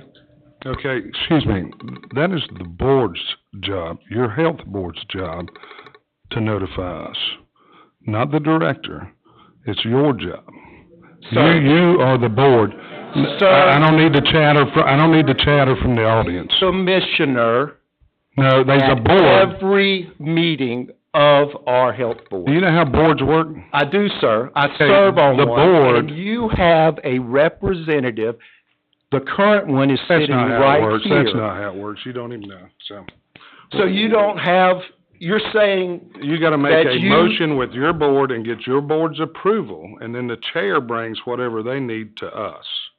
Okay, that's the way it works. That's why we have a board. Sir, you have a board to explore these issues. Have you explored the issues? Have. Show And me we- in your minutes where you've explored the, where? We sent this out to them, didn't we, the other day? I got everything from your minutes for the last 4 Commissioner years. sat there at the last meeting and got every bit of this information. 4 years of minutes, I've read every one of them. Okay. Are you saying that you were not aware that there were problems in environmental I'm saying health? the board did not take any actions. I Did not asked try you to the solve. same question Did not you're try to asking me. solve. It's We- not our job. It's your job. You're the board. You set the salary. We have said and shared with the people that serve on the board, you have a commissioner at every meeting. To now say that you weren't aware of these problems. Have you ever, as because a of board, anything have that you, we did have you is ever, not true. have you ever, as a board, asked us to do a study on your pay? We were told. Have you, that's a question, No, yes sir, or no? I'm not gonna you're not gonna just shut me off like that. It's a yes or no. It is not a yes or no question. We were told Don't tell me what. when we brought this issue up, Don't give me. I can't remember exactly how long ago, hey, y'all need to do a study. And we were told, well, they just had a study within 6 months. And we had a full discussion about this at our board saying a lot has changed in 6 months. McDonald's can't hire people for what they could before at 6 months. We said 6 months, that doesn't mean anything. And we were told, everybody needs money. Everybody wants money. And we said, you're going to lose critical people because of that. But that's not why this resolution has been made. That's subterfuge, okay? It doesn't have anything to do with it. The reason that this is coming about is because people want to take power and control away from the Board of Health, so decisions in the future... No, actually, the reason this come about is things just like this. You see this lady here? This is sewer running across the ground. And I told Commissioner ground. Yates, when he showed that at the last meeting, Commissioner I said, Yates, I'm that Commissioner Yates. I'm sorry, sir. Okay. Commissioner Shores, your representative at our meeting. And he brought that up. And I said, that looks like the definition of a crisis situation. Yeah. You know how old that crisis is? You know how old that crisis is? I know that 2 years. I know we have been saying it for 2 years that we are losing people. This is 2 years. You have seen the salary comparisons yes, for what we were here. doing. You want to know what they are? You know what they are? I don't know unless they've changed in the last. Have they changed in the last month? This come from y'all's PowerPoint. Then we were not competitive. Your board's seen this PowerPoint. We were not competitive. We were losing people who left, were interviewed about why they were leaving, and consistently Let me tell you then, let salary. me tell you, because we gotta get this misinformation out of here, okay? Right here, this is your own PowerPoint. Can I see it? Yes, sir.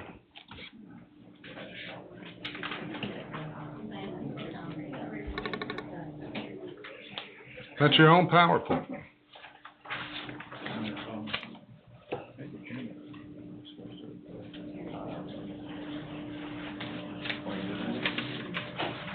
You know, there's several counties where we're paying $3,000 or $4,000 more than they are.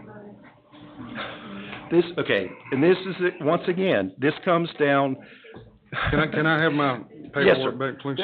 Again, this is y'all's PowerPoint. Again, this is y'all's board. And this is why you need a board to look at these matters. Because I agree.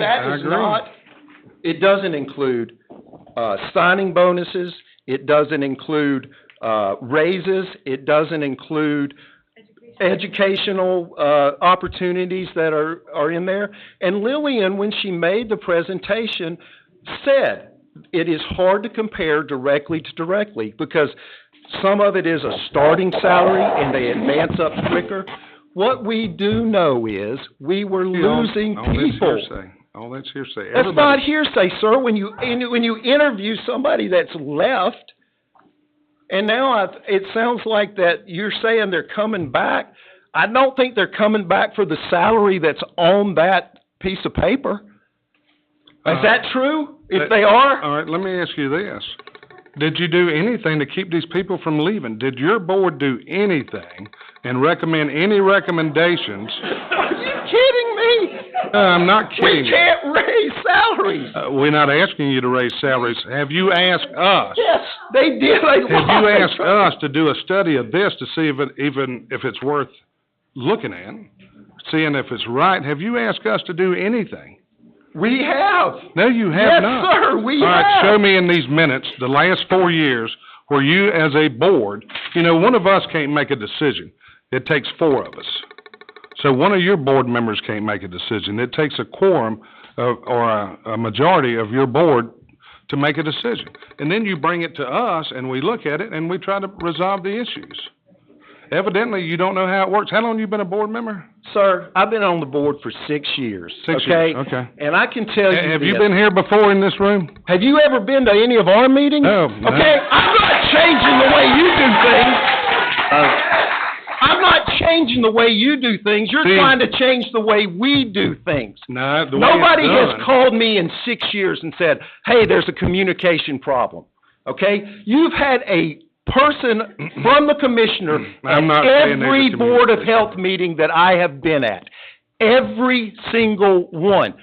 Commissioner Shores has not missed a meeting, and I doubt he will. And he is very good about expressing his opinion. As a board, have y'all made a motion to bring anything in front of this board? Okay. And we can communicate without making motions. Dr. Williams. Okay? Dr. Williams. Yes, sir. And this is just because it's chaos inside of my brain right now. I'm trying to process It's been all chaos this. trying to process this whole thing. Has for it been me. the custom of the board that when y'all have issues, is it not been the custom that you send Lillian to the county manager with the information that y'all are requesting? Of course, yes, sir. Because that's what I've heard, that 2 years ago Lillian came with that information and that happened that way. At least that's what's been said in the last 2 Board of Health meetings that I've watched online.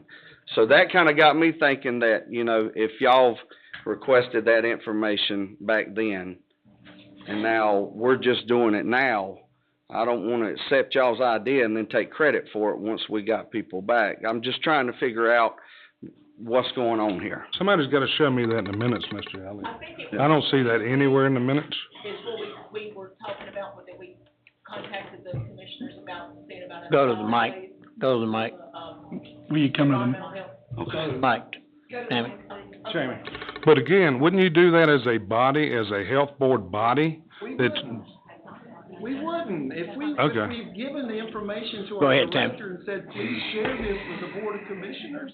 Go ahead, Tim. And with the county manager and with the people in human resources. that's not the way it works on any other board that we deal with, so.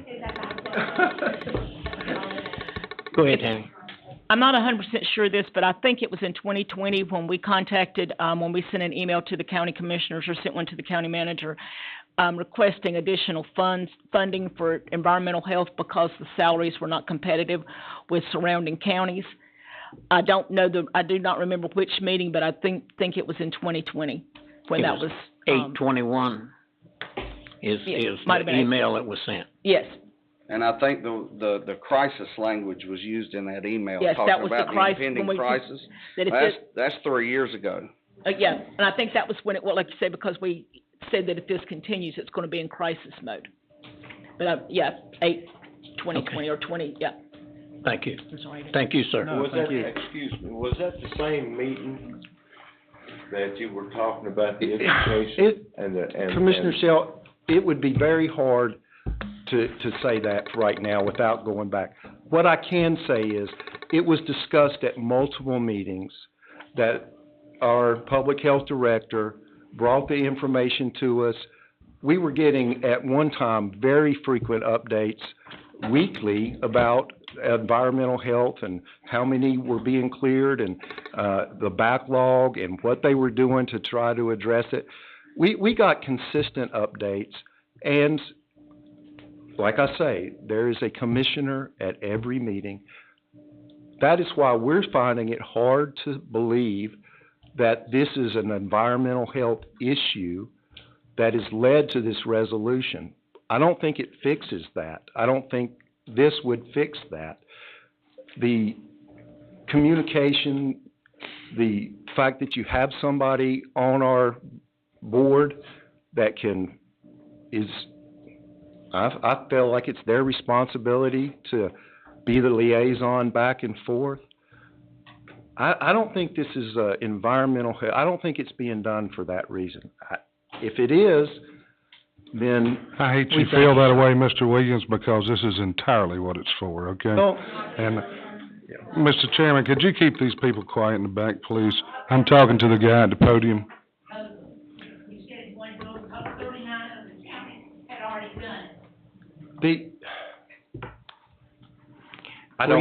Please do not talk if you're not recognized. You haven't, I'm sorry, Mr. Williams, go in. That's okay. I don't care about that. Yeah. Once again, if I thought this was going to fix the problems in environmental health, y'all taking over direct control, then I would have appreciated somebody coming and saying, hey, y'all blew it. You know, we're gonna fix it by doing this. I don't think that's That is right. exactly the reason, Dr. Williams. That is exactly the reason. Well, it's not fair then, because you have known about this issue as a Board of Commissioners for 2 years. We communicated it, maybe not in the manner of a motion, but through our health directors talking to the county manager. A commissioner was at every meeting and will continue to be at every meeting. And see, that's why it's done by the total board, So not one commissioner's gotta bring the message. Actually, the chairman brings, the mission to the Board of Commissioners. And that's how that works. So, maybe it was from your. I don't think your that's a necessary way for people to receive their information. That's just the way it works. I don't think we have to propose a motion every time. And what we said was, they need to know this is a problem. We didn't do a study and say they need to set this salary and do that. We would think that would be a human resources kind of thing to do. And I think that's what we ask people in human resources to do these kind of studies and evaluations. We are looking at it just as y'all do from a higher level and saying, hey, this is going to be it's a problem now. It's only going to get worse. Now, that also leads into another issue with the problem with what this resolution does.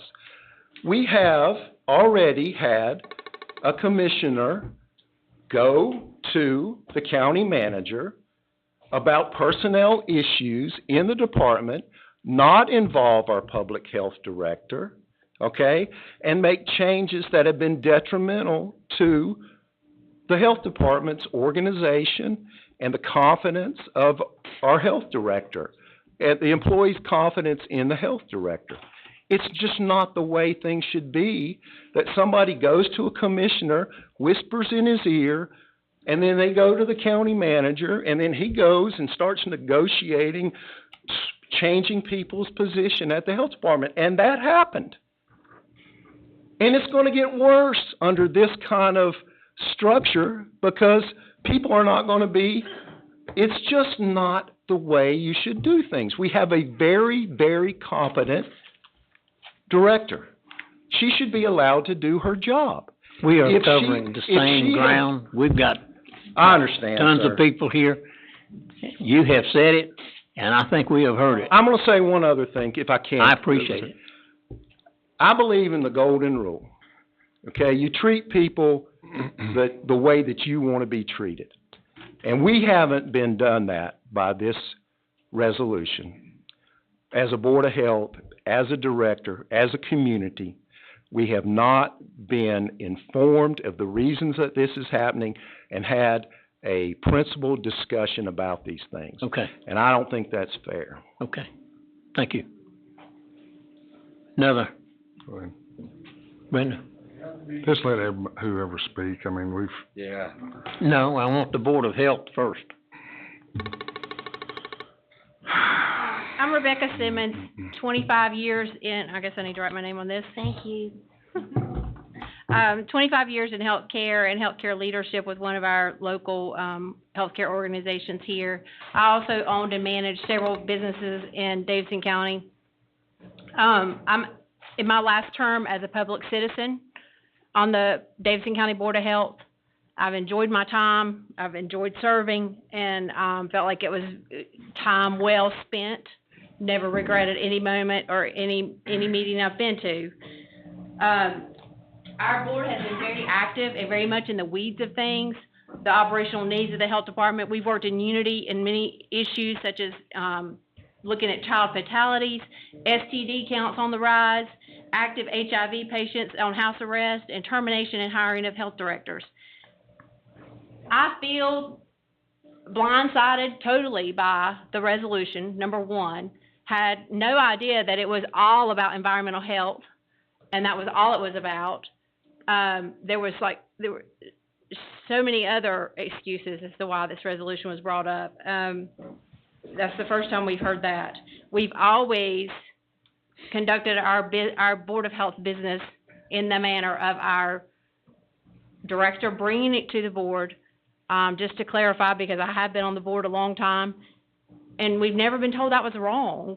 So excuse us for not following the rules, but we've never been told. It's kind of like the teacher letting you talk all year, and then come May 15th, she says, no talking. I mean, it's like, what happened? Did anybody even know that we were wrong? And maybe we just thought it was a good old boy thing, and we didn't, we carry out motions and we conduct our business in the board as a board and official meetings. but bringing it to you, if we missed something, I don't know. To me, it sounds like red tape. To you, it may be how you want things. If that's how you want things, that's what we can do from now on. But it's very unfair to blindside us with this, and we just feel like the carpet's been pulled out from under us.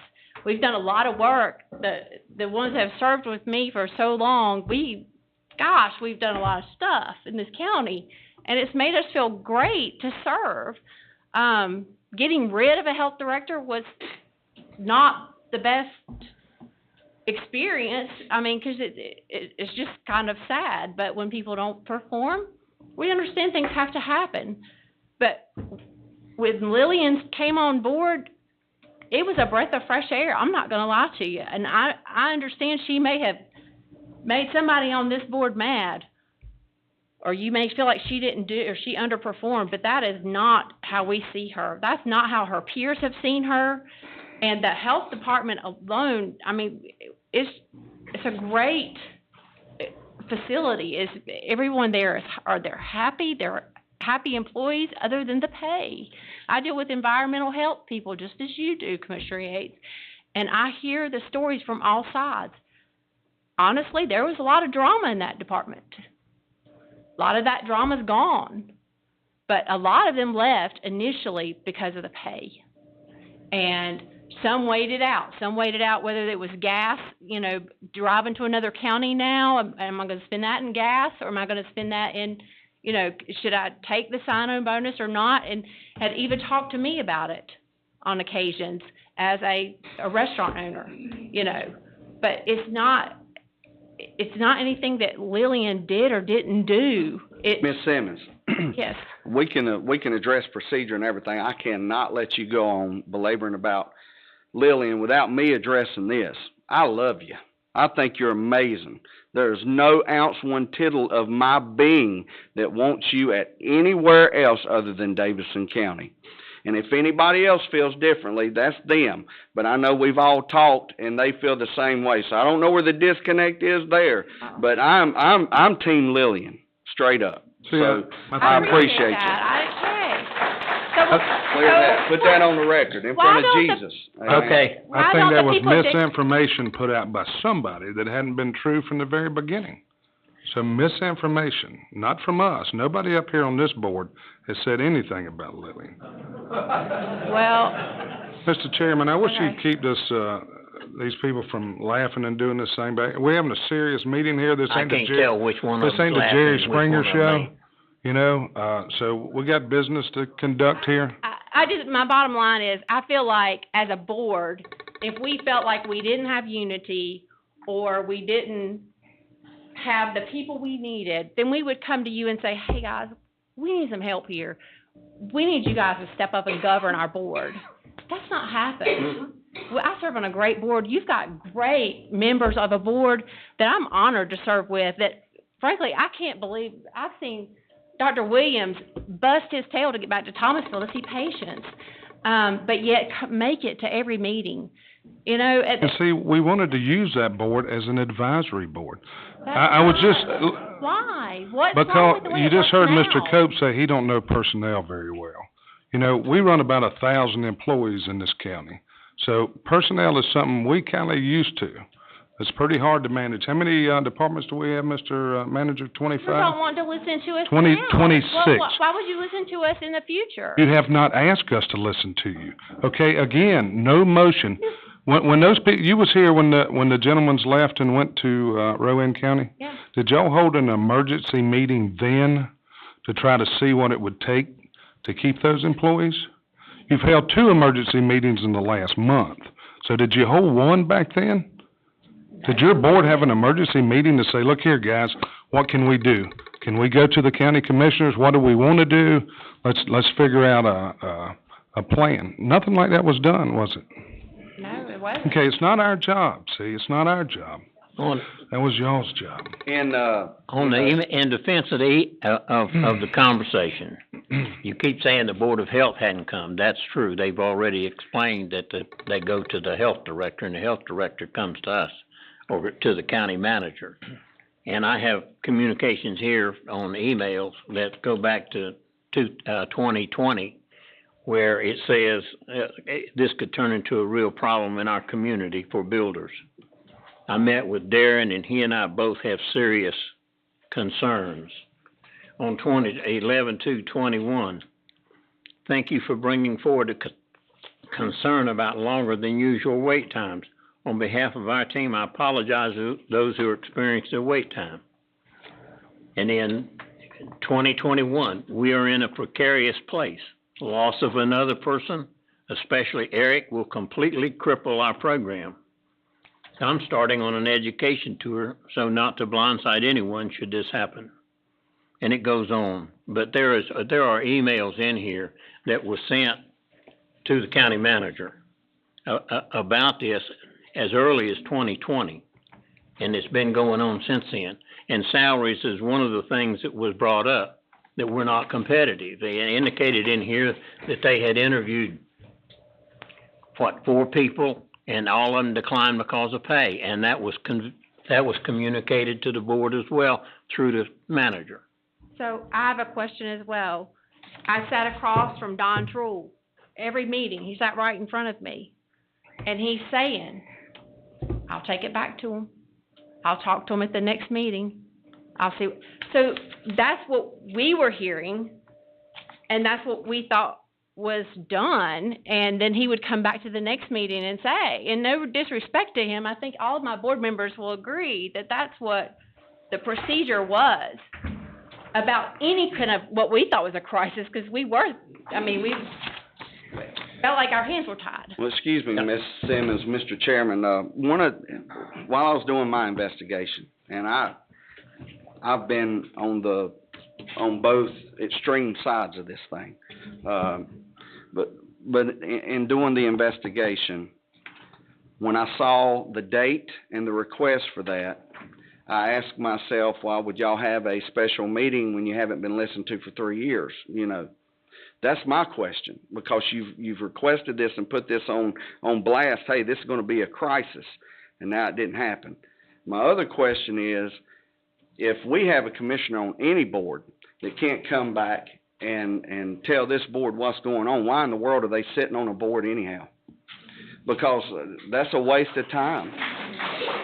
Like, if I'm on a board, which I sit on a lot of them, and that board has a discussion, I feel like as a member of this 7-panel board, I can come back and I can tell you, it's not the director's job, it's not anybody's job. I'm an elected official. It's our job to bring it back. That's what I feel like. Thank you. Can you understand why we don't think that this environmental health issue is the reason behind this resolution? Can you, just with that information that you have right there, can you understand why we look at this and say that can't be the whole story? Thank you, sir.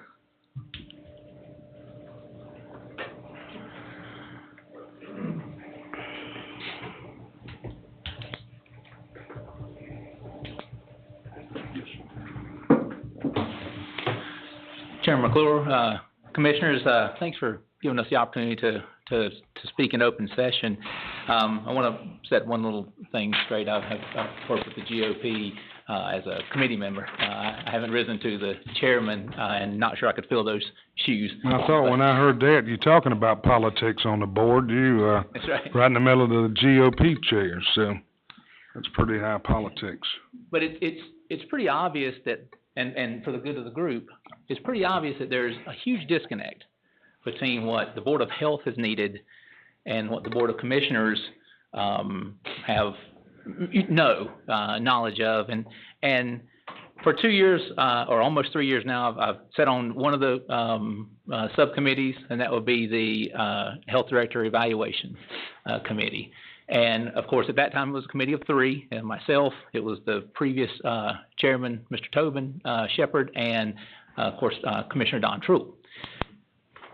It was recommended by Commissioner Trull that we convey our confidence and our loyalty in our health director by way of a letter explaining how the evaluation went. My concern is about that information. While our committee chair may be the one, as you've mentioned, Mr. Yates, should have been the one to bring motions to the Board of Commissioners, and that is absolutely proper. But our forward-facing person is our health director, and I don't know of many meetings that she hasn't been to, even budgeting committee meetings and things of such. After sending these two letters in 21 and 22, and I do have a copy of that just in case there's any question about the impugning of that information, and speaking with Chairman Shepard at that time, he didn't get a single response back from our glowing report of our health director. And it just seems almost necessary that the county manager, in hearing this wonderful glowing review in the last 2 years with sewage running across a property, that he would have come back to our chair and said, maybe even in a private conversation, and said, are you sure you like that evaluation? Is this you're giving us these glowing reviews. Did you know that this is happening? And we've heard nothing. And so my question is for the board. Did you know it was happening? No. Another one of those situations. There is miscommunication. So your director didn't tell you these issues was going on? Yes, during meetings. I'm sorry. What I was getting at was in this one incident, we just didn't hear anything about these conditions as reported back to the person who sent the letter, which was our chairman. So, not by way of a motion, but by way of our chair to county manager. Didn't mean to speak about you while you was out. We have no response back from such an evaluation that we gave and gave as a point of information to the county manager. Sir, the reasoning being that is I've watched multiple videos of y'all's meetings, and Lillian was mentioning the crisis and the problem with the sewage on the ground, the stuff's going on, and the whole board was in a consensus that this was not okay. Okay, now listening to that, you're taking the same position that I am, because it's not okay. It's unforgivable. It's not okay that citizens have sewage around this. The whole board was in agreement. The health director's in agreement. So how do we fix it, So that's what I heard. Stepping back from that, I'm like, okay, all right. Y'all all agree that this is not okay. So boots on the ground, let's figure it out. So when I stepped back and I looked at that, and things have been done over the past month, and things are going on like that, I'm like, hey, you've asked for pay. You're asking for all these things right here. You've kind of sounded the whistle that these things are going on. None of y'all agree with it. Y'all know that it's a problematic situation. And through all this, our communication is next to zero. So it was, it's hard to win a game when the coach and the players don't communicate. So that was my take from it, going back in my investigation, looking at the meetings. I heard y'all mention it. Now, you might be on a separate committee. You're on a committee reviewing the director, so you might not sit in all the meetings where they discuss this stuff, but it's been discussed. I've heard it out of Lillian's own mouth, and I've heard it out of the health board. So when they started screaming this, I'm like, well, we're not giving them a revelation. We're not telling y'all something you don't already know. It's not like we're pulling something out of the hat and then we're making a solution. It's just we started to listen to you. And Thank you. Go ahead. With respect to time, I just wanted to mention one other thing. In 1 Samuel, Saul gave his armor, his sword, and his shield to David, and David said to Saul, I don't need this. I know how to use my sling and the stones that I got from the river. The Board of Health knows how to operate, and it just worries me that a non-medical board, some of you may be medically inclined, but it worries me that you don't have the proper equipment, and I mean that euphemistically, the proper equipment like the sling or the stones to fix the problem. But thank you for your time. Thank you. I got one other question for you, sir. Yes. When was you made aware that you was 6 months behind in, on-site environmental permits?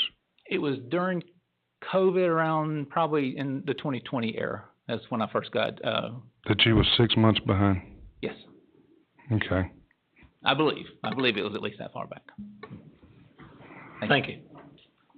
According to your minutes, sir, it was 2022, you was 5 months behind. Everything up to that point was, good. Just so you know. In 2018, from 2018 to present, they had only been fully staffed 39 times.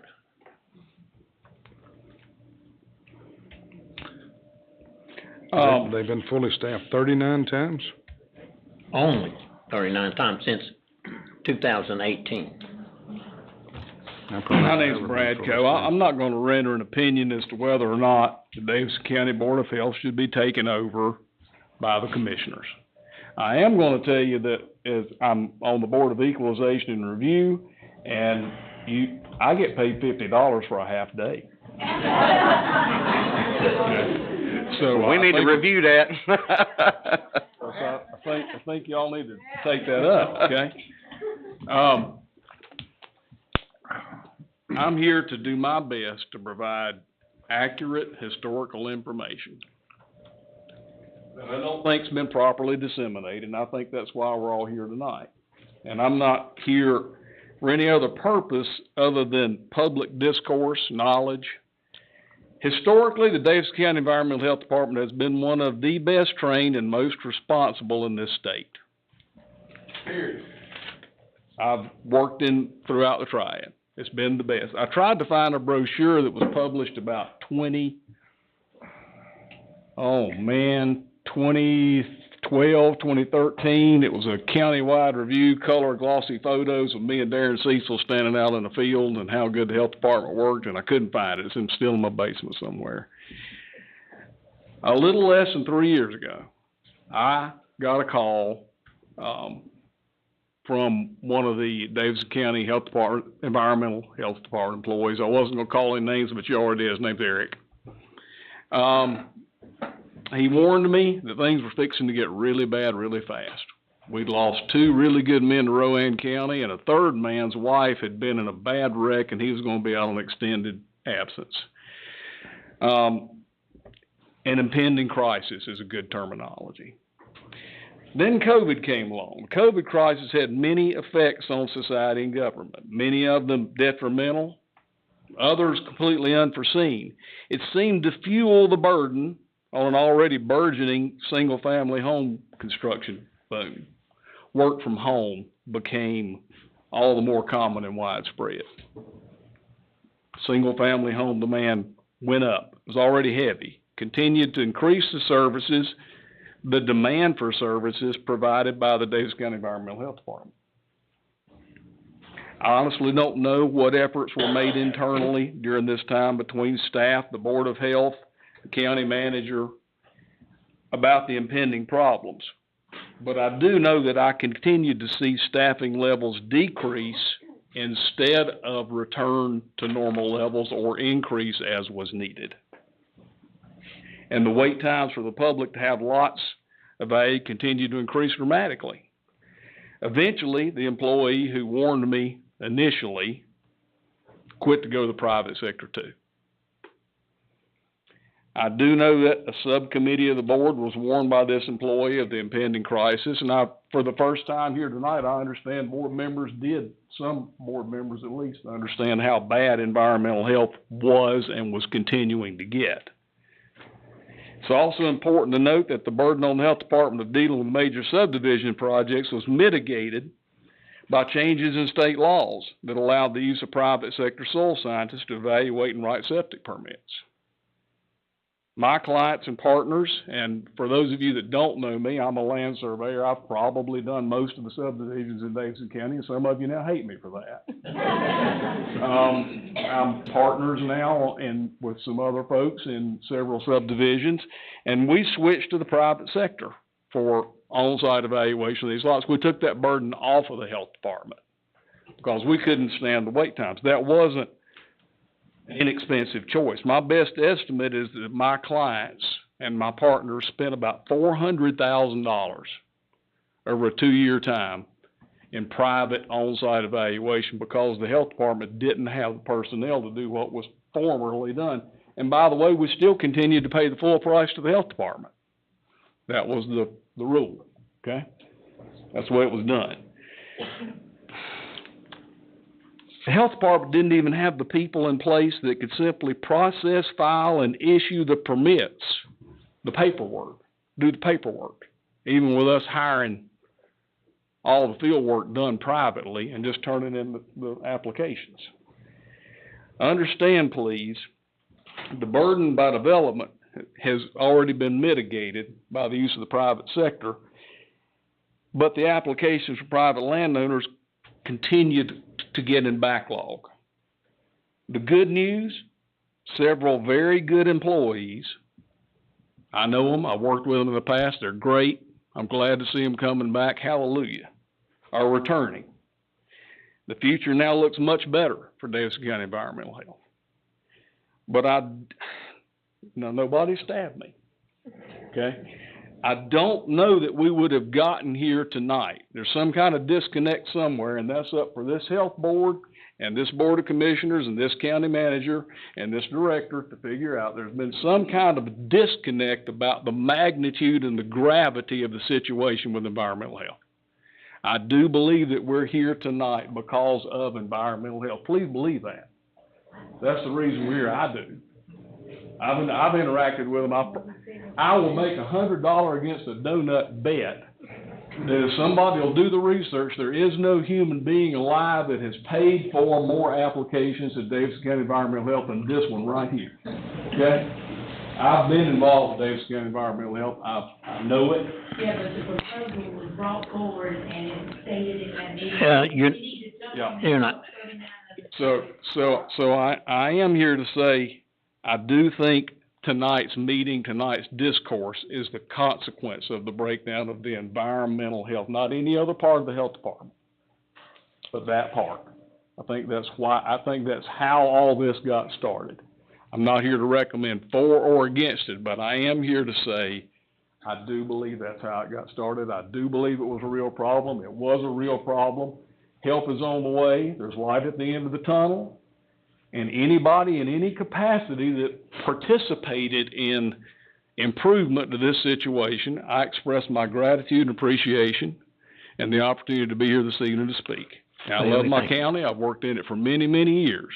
I wish to continue to work in it successfully, and I appreciate all of the politicians and the board members that serve. So y'all have a good evening. Thank you. Are there anyone that would like to speak on this, either for or against, in the audience? Go ahead, sir. If you would, line up on both sides, and I'll just go back and forth till we get them all done.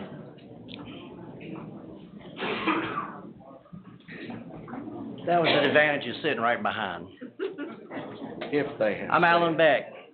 A little over 30 years ago, I was living outside of Charlotte, had my first kid. Y'all keep the noise down so you can hear.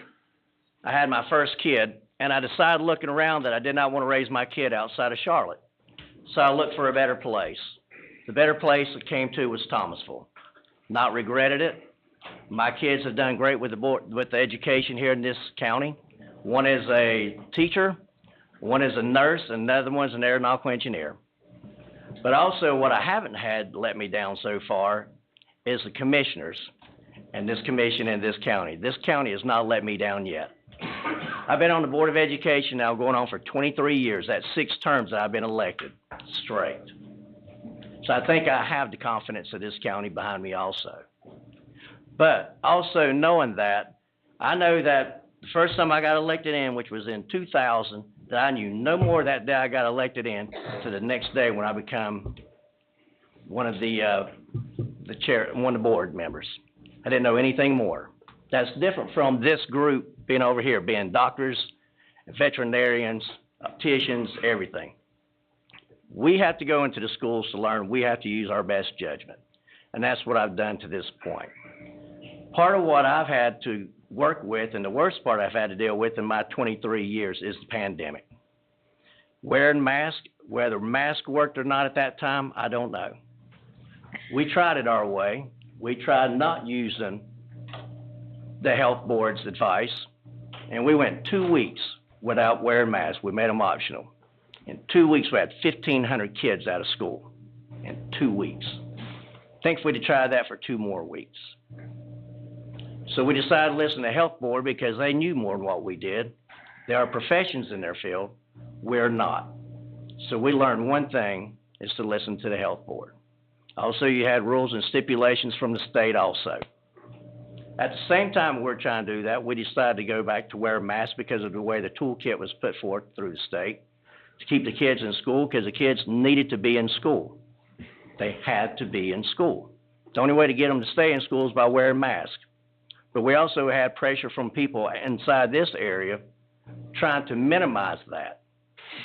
They did not want us to wear masks in the school. My job is to keep kids in school, not sent home. You have moms losing their jobs because they were sitting at home with their kids and they could not work. Single parents, dads and moms losing jobs. We need kids in school, so we kept them in school. So my thing is to do not minimize what they did. Lillian would not go along with some people wanting her to minimize the results. You go on the state results and see the same stuff that she was telling us. So do not attempt to minimize what she was saying. So at that point, we got through school. We're all still healthy. We made it through what we were supposed to make it through. So I appreciate what the Board of Health did for us. I appreciate them also pushing us and showing us that information and getting us to understand it.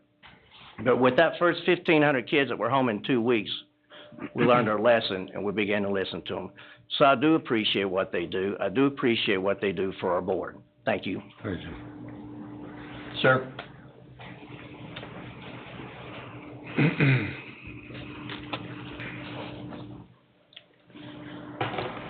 Good evening, Mr. Chairman, Board.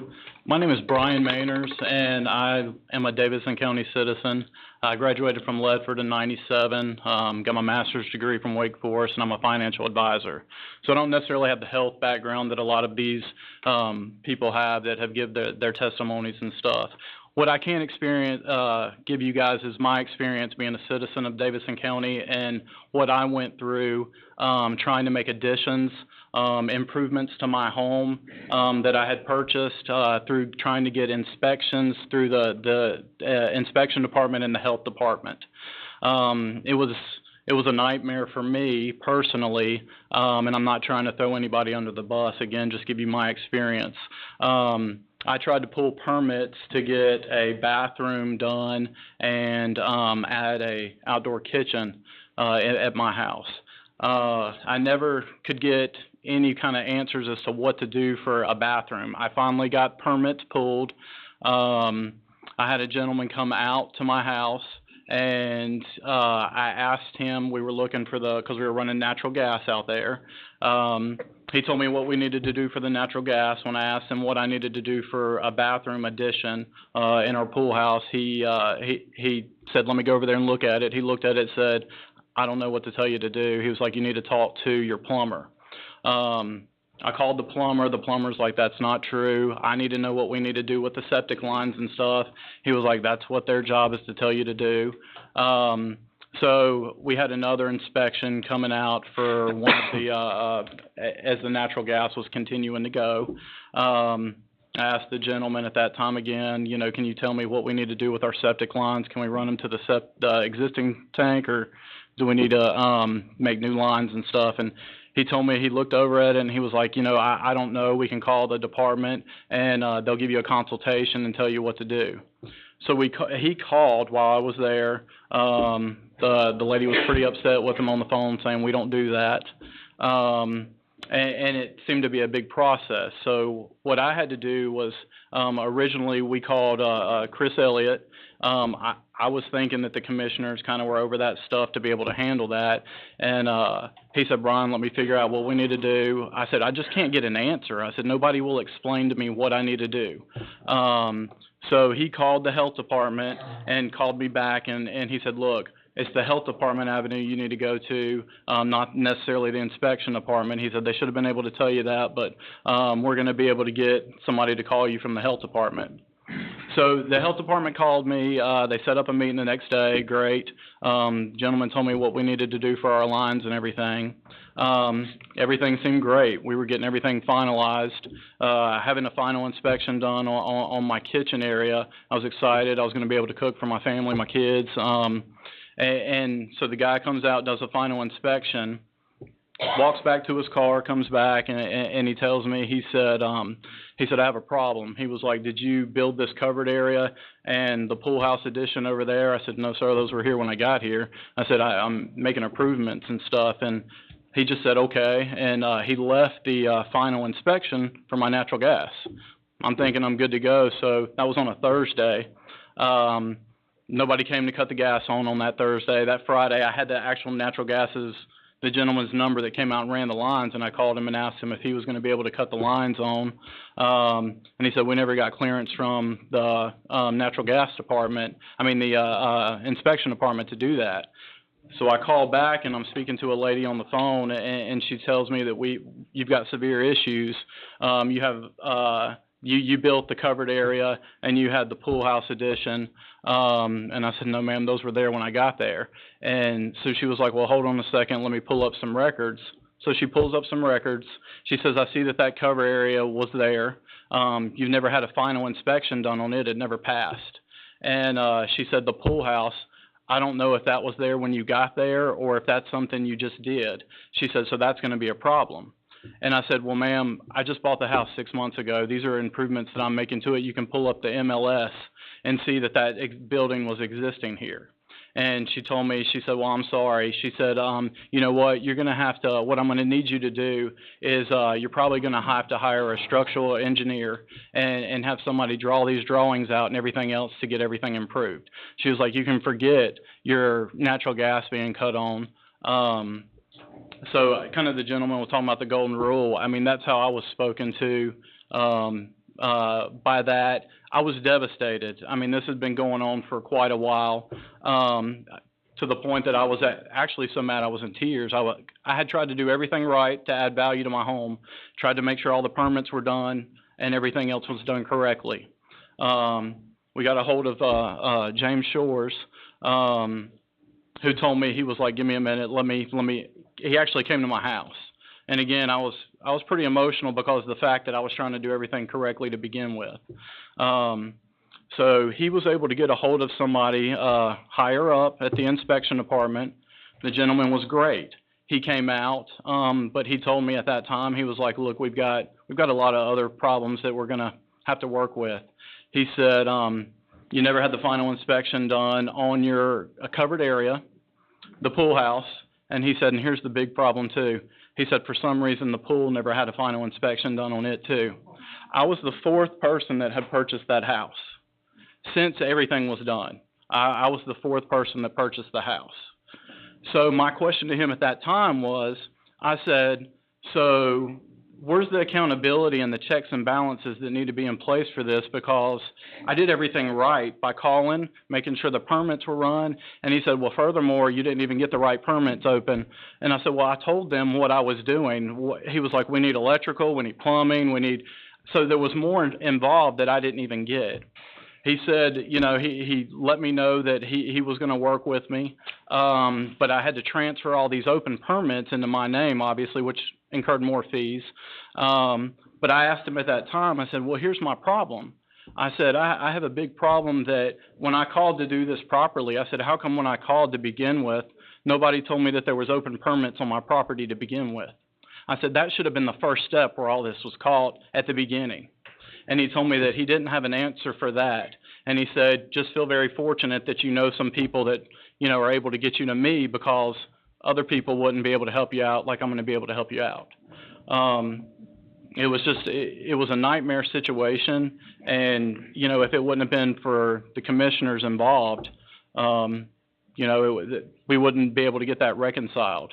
And I can't imagine, I've actually heard other Davidson County citizens express the same problems with that.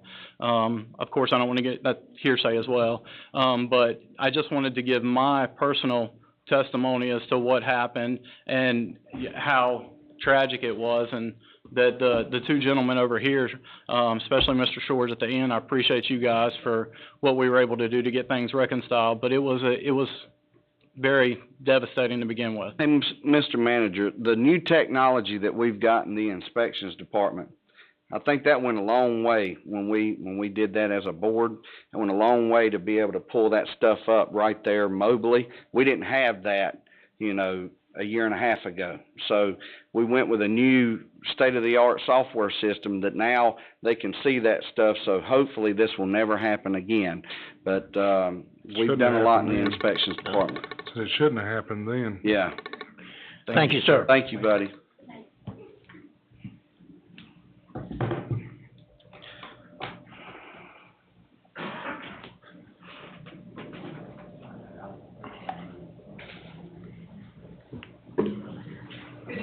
Good evening. My name is Peyton Williams. I sit on the Thomasville City Council. I wanted to read a resolution that we passed on our April 17th council meeting to you all, if that's okay.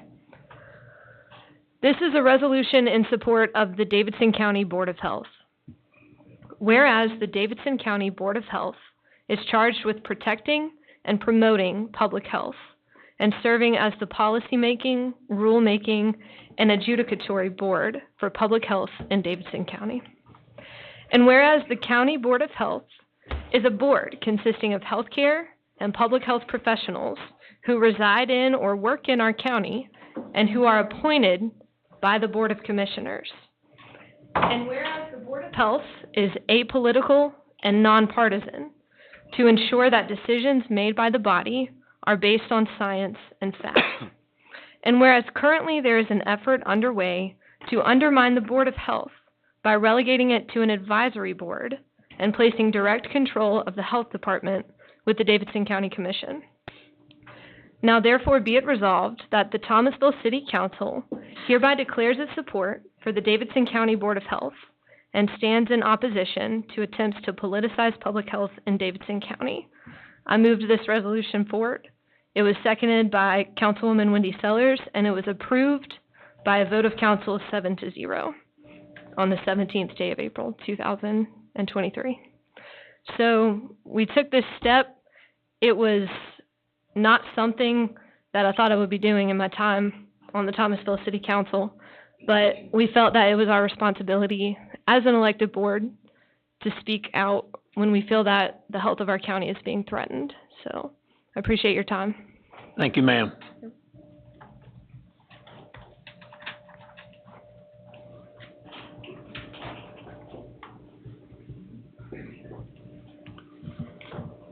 Mr. Chairman, members of the board, Mr. Attorney, County Manager, my name's Carl Smink.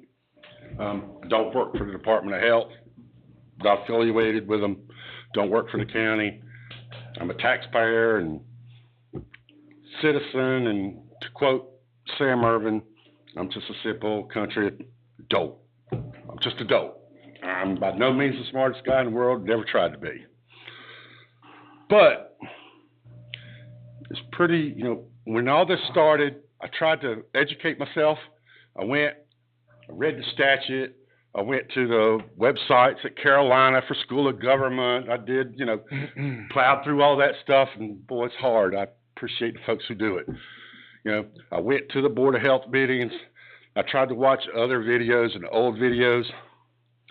And I think a couple of things really have to be brought up. If you guys take this step, you have to adjudicate. That means you have to make decisions when there is a dispute between a citizen of the county and the Board of Health. Whether that's, you know, sewer on my lawn, I don't like this restaurant inspection. How come the country club doesn't have to have a restaurant inspection and I do? All that can get brought up and you guys have to be able to make a decision on that. The question is, are you ready? Do you know what a water lowering system is? Can I appeal to you to get a point source land application urea permit? Can I do that? Do you know? Because that's what you're signing up for. That's somebody laughed. Someone knows what that is. Okay. I know that they don't know what that is. Okay. I didn't say that. That's what you're signing up for. So I understand in the statute what you're going to try to do, and what's required by statute is you're going to turn right around to the director. Madam Director, please bring your entire Board of Health, somehow keep them in cohesion, and we're going to turn you into an advisory board. And you will advise us. And then we as a council will make a decision. How are you ever going to go against them? How are you going to go to court on a decision that goes against them when they are recognized experts that you appointed? Every member on that board is appointed by this board. You appointed them. You can't take that to court. You can't sit there and say, well, we're going to rule differently than the Board of Health. I do applaud this body, though. Y'all brought this up. You started this conversation, and that's fantastic. I don't even care why it started. You started the conversation. Some people say the conversation started because, other counties are doing it. Well, I don't care what other counties are doing it. We can call and say, hey, did you do this? Do you like it? Did we ask them why they did it? Did we ask them if it fixed their problem? Was that reported? Could just be, you're tired of taking phone calls, because I actually heard that. I'm tired of getting my phone blown up about this. Most of it was about environmental, wasn't it? Tired of getting my phone blown up. But what if we propose that's going to fix your phone blowing up? You're just asking that it blows up more. I think we already got it fixed. Huh? That'd be fantastic, right? Yeah. So you've got to be able to answer those questions. You have to be able to look at those things. But from what I've seen, it was pretty plain that, and it's been brought up here, there's been a communication breakdown.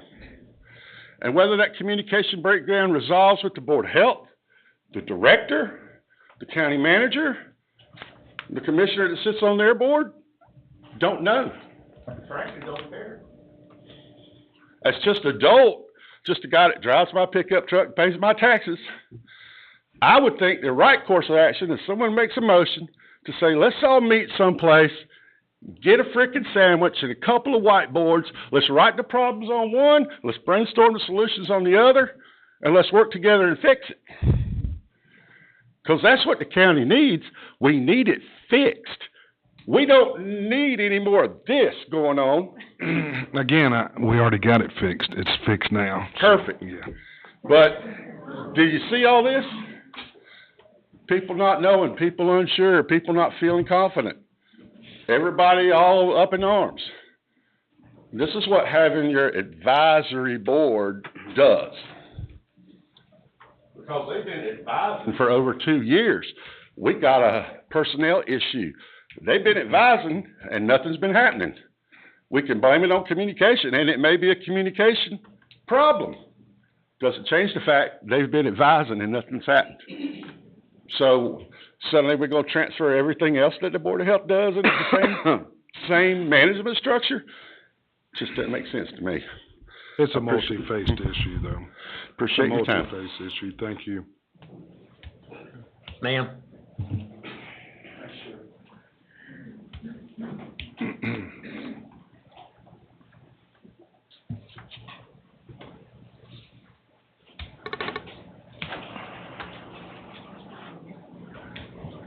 Good evening, Chairman McClure and Commissioners. I am Rebecca Daly, and I live at 5256 Muirfield Drive in Lexington. I am a lifelong resident of Davidson County, a registered nurse, a past Board of Health member for 9 years, and a past Board of Health chair. I am here tonight to speak against the proposal for the Board of Commissioners to have direct control of the Health Department. When I first heard about Commissioner Shore's proposal, for the Board of Commissioners to take direct control of the Health Department, I had several concerns. And I have shared those concerns with several of you. And I also had some questions for several of you.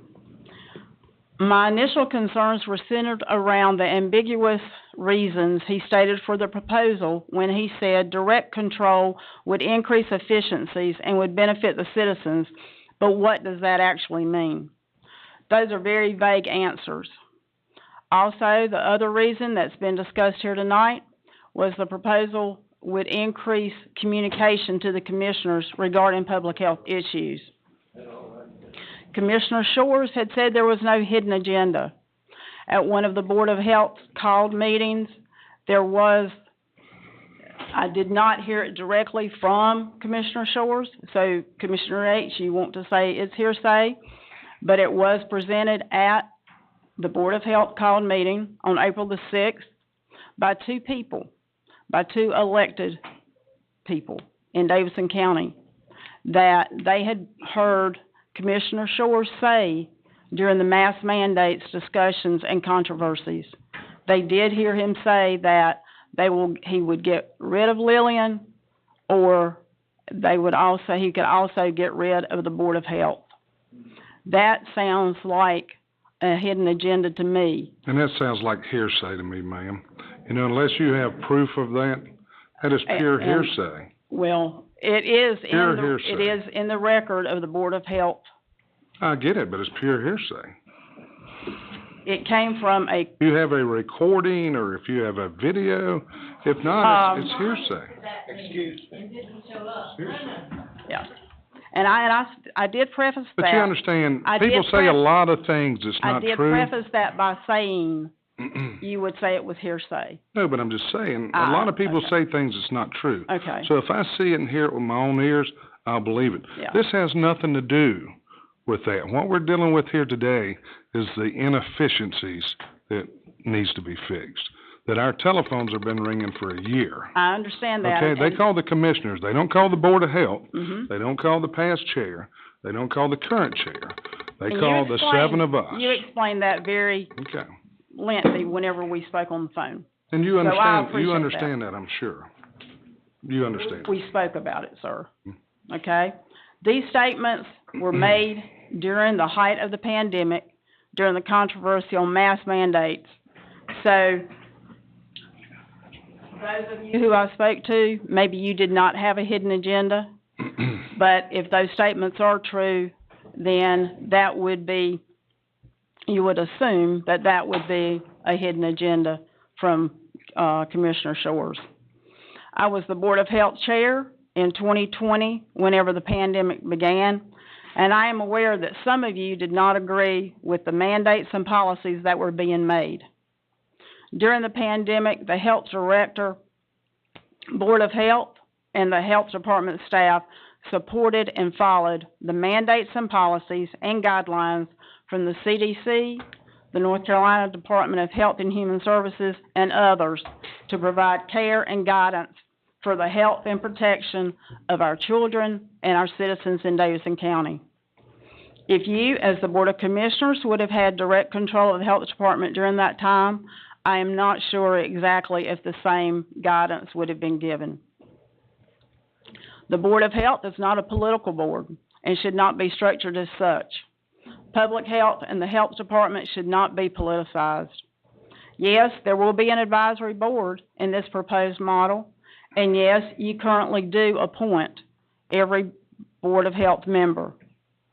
Those candidates are recommended to the commissioners by the Board of Health and not from a political party. Another concern I have is that some of you have stated you haven't received communications from the Health Director regarding public health issues, specifically the environmental health specialist vacancies, prompting delays in permits and inspections. It was reported at the called Board of Health meeting on April the 6th. The crisis in hiring and losing environmental health staff have been conveyed to the county leadership since 2020 in more than 100 emails. And Chairman McClure, you were correct in your dates. In those emails that were shared at the April 6th meeting, In August of 2020, there was a quote from the health director, quote, "With the increased workload we have now, this could turn into a real problem in our community for builders." That email mentioned the low salaries of environmental health specialists. That email was regarding on-site wastewater employees were leaving to go to Rowan County for $25,000 sign-on and an increase in salary. Another email in December 2021, quote, "We are in a precarious place. Loss of another on-site wastewater person will completely cripple our program." Chairman McClure read that one. Another email in February 22, "In crisis mode, need to do something to stop the bleed." This email asked for an increase in salaries for these specialists. In July 2022, the health director started sending weekly reports to the county manager regarding on-site wastewater activities. A recruiter was hired in June 2022, and they reported out in September 2022 that they had contacted 200 candidates. All qualified candidates were looking for a higher salary. That information would have come straight from the county leadership's office. So if you as commissioners were not receiving information and communication about the crisis in environmental health since fall of 2020 and only heard about it 6 months ago, then you need to be asking why from other areas outside of the health department. The desire and control, or the desire for control and power from elected officials, that appears that this is what you were wanting as the takeover of the health department, is really mind-boggling.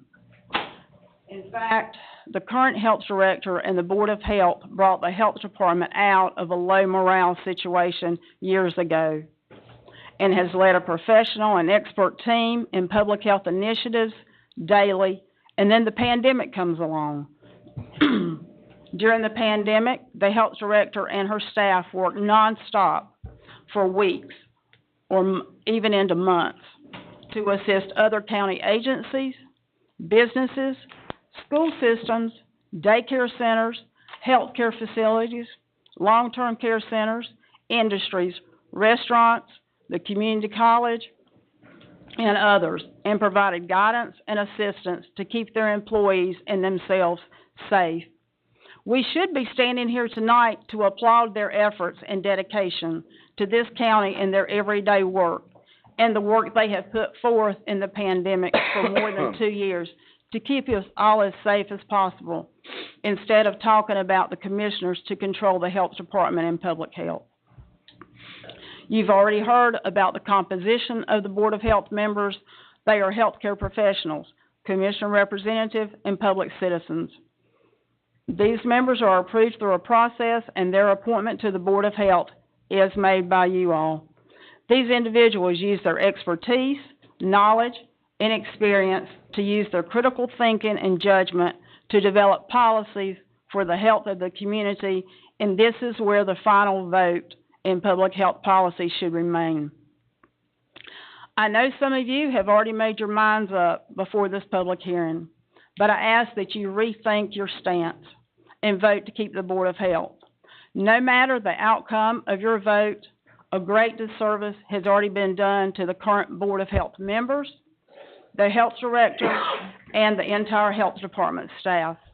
The damage has already been done, and if it had been handled in a collegial and transparent manner with discussion with the Board of Health and the health director, it possibly could have worked out better for everyone. This is an unfortunate situation that certainly didn't have to happen. And thank you for your time. Thank you, ma'am. Ms. Daly, I just wanted to tell you, we hired the headhunter. We was trying to be proactive, and I got his email here. I don't know where 200 come from. Said he interviewed 36, several not having the certificates they need, and not willing to relocate. So I think it said that they had contacted 200 in the state. 36 is what he said. And anyhow, thank you. I just wanted to let you know I'm sorry, what was that? I don't know, I missed it too, so, yeah. Thank you, ma'am.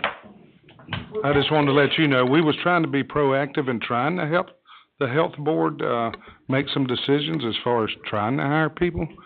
But again, they brought nothing to the table. Okay, let me go back to the 200, And again, 200, I don't know where things like that start from, because it was 3 dozen He from, contacted 200, he interviewed 30, a dozen. no, he told me he contacted 3 dozen, that's what he told me, he contacted 3 That's dozen. hearsay. but I would like to go back and correct or add some information. Whenever you were talking to Dr. Williams and the other Board of Health members, and were asking why they didn't come to you as a group of commissioners. I believe whenever I spoke to one of the commissioners and asked him how that information should have been given about these vacancies or about these difficulties or this crisis situation, at that time, the commissioner said that that was not the process. The process was for Lillian to go to the county manager would then bring the information and present to the commissioners. See, I don't know who told them that. Here's the way it is. You got 9 members.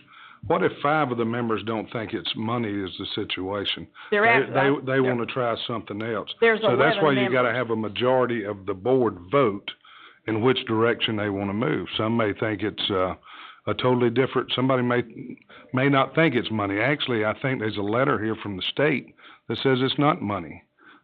Money is not. Have you seen this letter, Mr. Williams? But I think that, when you, raise the salaries, I bet we're gonna get these positions filled. Okay, I just want to, I just wanna know if you think if you don't think it's money, then don't raise the salary and we'll sit here in flowing crap for more. You know. All right. People have done All right. this issue. All right. He's just making. But if you think I'm making it up, I'll talk to you here in a minute. Go but ahead. if you are looking at the processes, that is one thing that needs to be looked at. What is does how that mean? information has flowed from the health director to the county manager and then to the commissioners. Because one commissioner that I talked to after I spoke with you said that's the process. The process was not that the commissioners could go to the health director and ask the health director any questions. They had to go, that y'all had to go through the county manager, then the county manager would talk to the health director. So that process may need to be re-looked at. And I will say, whenever I was board chair from probably 2015 through 2020. 2015, I was board chair through 2020. I attended probably 90 to 95. I've seen you here a lot. 90 or 95% of the meetings. I never once did any of the commissioners ask me anything whenever I was here, and Debbie usually a lot of times would announce that I was here, or at least my name would be on I don't think the health department had any issues till 2020. From what I read in the minutes in 2019, it was perfect. Everything was running great. Well, you have to also look and see what else hit in 2020 with COVID. Yeah. And you couldn't buy a job there. What I read in the minutes in 2019, you didn't get a But job thank at you the for health your time. department. Thank you. Thank you. Looks like 15 people waiting. Since 2018, they had only been fully staffed operational for 39 working days. From 2018? From 2018 to current. Yes, ma'am. Carol Pickett Myers, resident of Overbrook Drive here in Lexington. And I'm here to speak in support of authority remaining with the Health Department and the Board of Health. I can remember as a child when the Health Department used to be across Main Street, getting my childhood vaccinations, as the judge said, back in the 50s. As background, thinking about that and history, some family history, and the health of Davidson County, on my mother's side, my fifth great-grandfather was an immigrant here, settled here in North Carolina, became a patriot and fought in the Revolutionary War. John Paul Valentine Linhart, and I probably have bunches of cousins back here I don't even know about. But then on my mother's maternal side, on 64 West at the corner of Forest Hill Road, where the Food Line Shopping Center is, if any of you are old enough to remember, there was a white clapboard house there. What most people wouldn't remember is that there was a log cabin under the clapboard. And the original deed was struck for that property was in 1805. And the reason I mention that was my great-grandmother married into the Shove family, Clara Johnson Shove. And she became the banker and the doctor for the western part of Davidson County in the late 1800s and early 1900s. So my point in saying any of this is that my roots in Davidson County run deep and wide, as many people do. But whether our families have lived here hundreds of years or 1 year, we all deserve our health care to be based on science and data and facts. And if it's not based on science and data and facts that our health department and health board have direct access to, then I'm afraid it's based on ideology.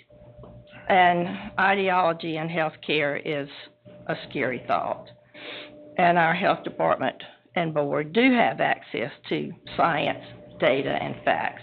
So I implore you to keep the authority with the health department and the Board of Health. Thank you. Thank you, ma'am. Sir?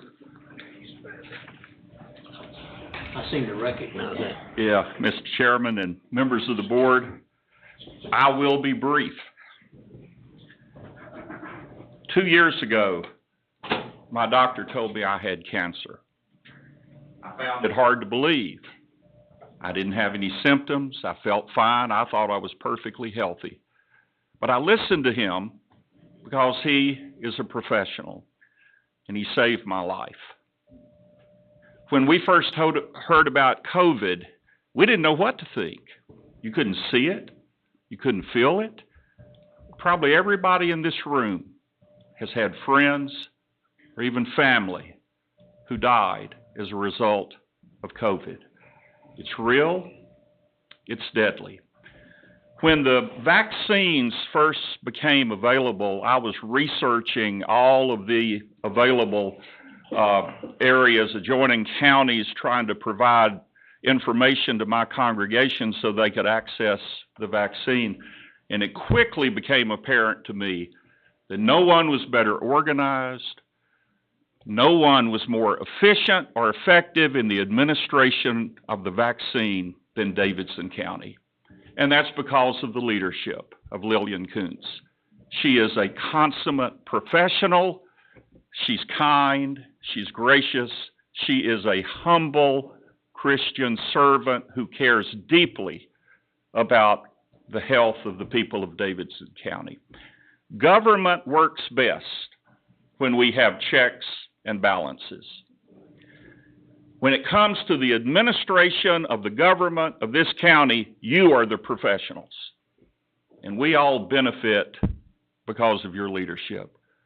But when it comes to the public health of the people of this county, we need the Davidson County Health Department. Thank you. Thank you. Ma'am?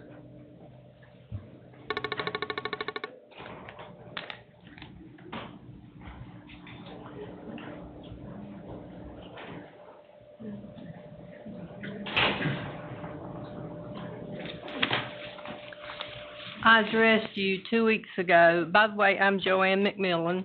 I'm a retired health department employee. Speak into that mic if you would, ma'am. Thank you. I addressed you 2 weeks ago, and I'd like to add a few things to what I said. I didn't go into what my job consisted of. I worked directly with the health director. In the beginning, we prepared budgets together. Before too long, I prepared and maintain the budgets as well as personal information. Personnel information. Anything concerning money or personnel crossed my desk. I tell you this so you know I have quite a bit of knowledge about the health department. It was so important to me that I selected and trained the employee to follow me when I retired. She spent a number of years doing the job I trained her for, and I'm sure she did a good job.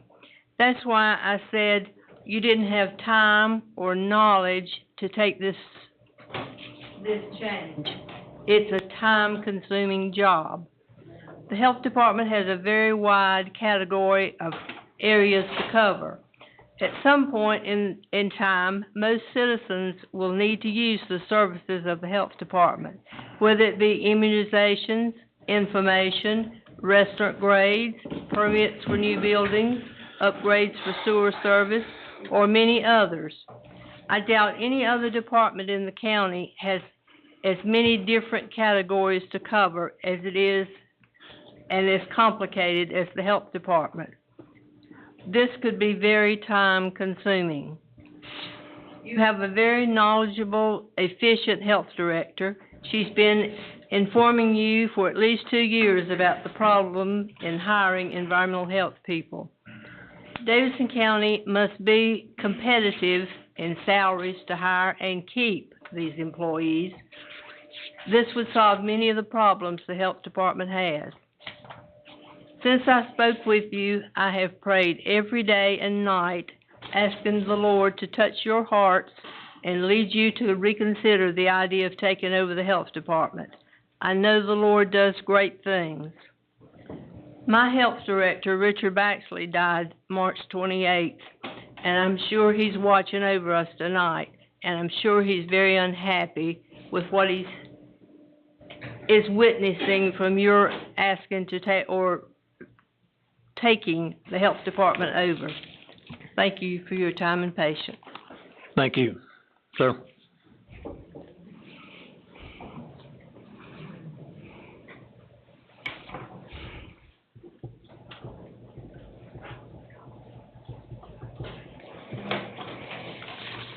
Good evening. Mr. Chairman, I don't want to be yelled at for hearsay. Can I bring a copy of an email for you guys to look at? Yes, state your name first and then. Brian Lucas. Okay.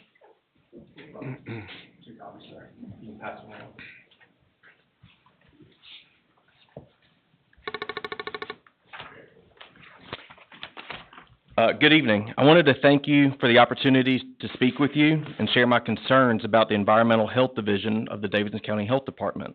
My name is Brian Lucas, and I'm here on behalf of my family's business, Rock Outdoors. We are a boat dealership located on Highway 8 near High Rock Lake. We currently have around 50 employees, both full-time and part-time. Over the last 6 years, our business has grown, and last summer, we decided that we needed a separate warehouse facility to help facilitate that growth.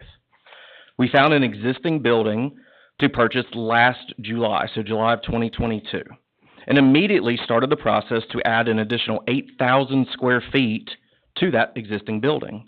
This included meeting with architects and engineers and hiring a general contractor to perform that work. Once we had a set of plans for the addition, we submitted them for approval to the inspections department. To our astonishment, our builder received an email on November 28th of 2022 that indicated it would be 54 months before the environmental health would even be able to conduct a building authorization, which is a requirement prior to issuance of a building permit. The time frame given, 54 months, or 4.5 years, for a building authorization was absolutely outrageous to us. The fact that the department would respond that they were this far out just shows how broken environmental health was at that time. Thankfully, this project did not require any additional bathrooms, and after some calls and talking to the right people, we were able to figure out that we could just get a stamp on it that said we're not affecting the septic system, so we're good to go. However, if we had needed to add any bathrooms, a 4.5-year delay would have completely disrupted our business. I don't know what the history is that created these problems, and I don't know what the solution should be. What I do know is that the Environmental Health Department is a critical step for many businesses as they decide to grow their facilities in this county. And if they truly are 4.5 years behind schedule, I would respectfully suggest that they need to make some changes. Thank you for your time. I appreciate it. Thank you. Ma'am?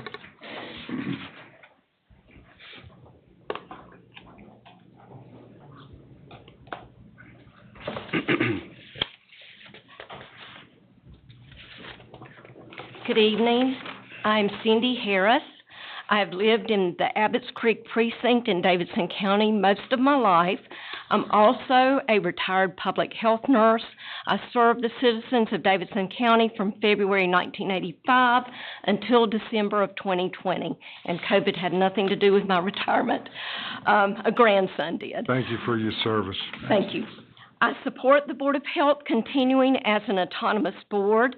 The Board of Health has the knowledge, skill, and expertise to make public health decisions. The model has functioned successfully for many years. Under the Board of Health's leadership, the Health Department has successfully provided quality services. The Board of Commissioners are responsible for the fiscal operations of county government, including the Health Department. However, the health of the county should not be the responsibility of the Board of Commissioners, and under no circumstances should health decisions be political. I ask that you thoughtfully consider allowing the Board of Health to function autonomously and to continue serving our county by overseeing public health decisions.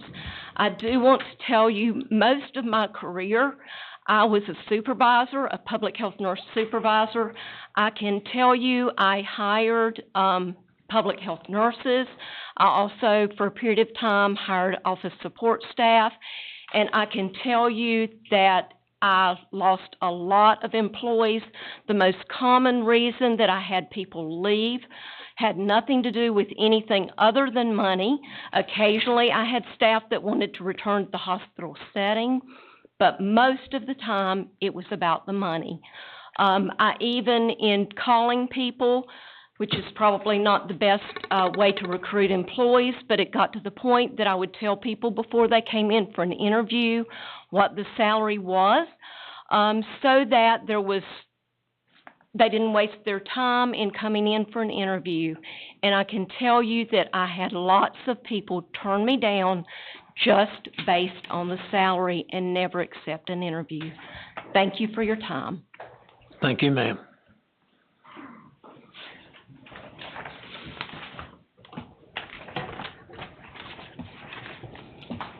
Some of you folks may want to get on this side. There's nobody else on there right now. You'd probably get to speak with. Good afternoon, County Commissioners and guests. My name is Ashley Carroll, and I'm here to speak regarding the Board of Commissioners assuming control of the Board of Health. As a citizen of Davidson County, I feel this move is wrong and has a big government tone to it. To me, this move is demeaning and demoralizing to every health professional and private citizen who give their time to serve on that board. Having worked closely over the past few years with the Health Department, Director of Health, and the Board of Health, I have nothing but great things to say about them all. They navigated through uncharted territory during a pandemic and did it well. They ran clinics, testing sites, worked hand in hand with our 3 school systems, stayed in communication with our citizens of Davidson County, all while handling day-to-day operations of public health. This was no small task. What they did should be commended, not criticized. As all of you know, times have changed since then. We have shortages in many areas of public service. We have shortages in nursing, law enforcement, education, EMS, and the list goes on and on. We also have shortages in many other non-public service industries. The lasting effects from the past few years are felt everywhere. Unfortunately, our health department is not void from these effects. I ask you tonight to please lean into your county and its residents. Instead of trying to assume control of the Board of Health, support them in areas of deficit. The Board of Health is full of highly intelligent professionals in each of their fields. They are health experts and should be the ones making the health decisions for us. If there are problems that need to be addressed, I ask you to work together with them to find solutions. In the wise words of Mother Teresa, I can do things you cannot. You can do things I cannot, but together we can do great things. Thank you. Thank you, ma'am.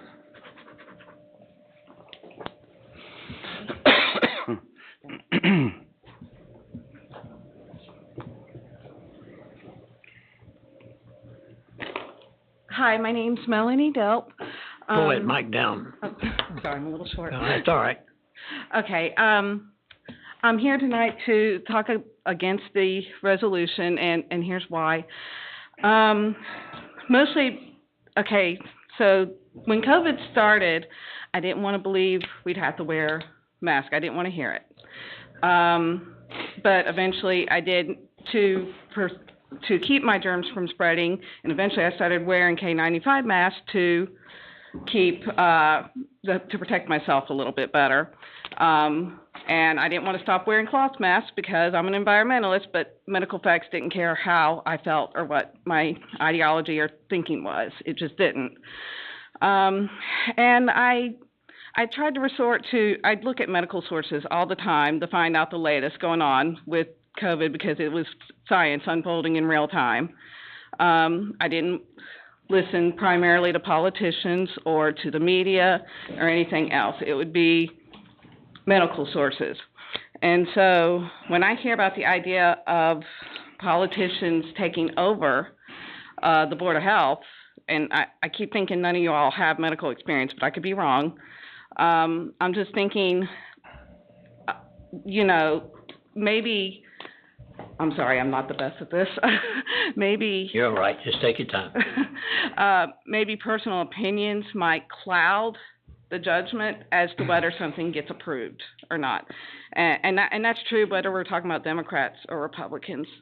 And I also want to say, what the judge said earlier, or the former judge, I had no idea you'd have to take on all that additional responsibility. And meanwhile, I'm hearing one of them earlier just kept saying, this is not my job. This is not something I'm supposed to be doing. You're supposed to be doing it, but you want to take over. And if you want to take over, you'd have to take over all of that. And so I'll just leave it at that. Thank you. Y'all have a good night. Thank you. Thank you. Ma'am.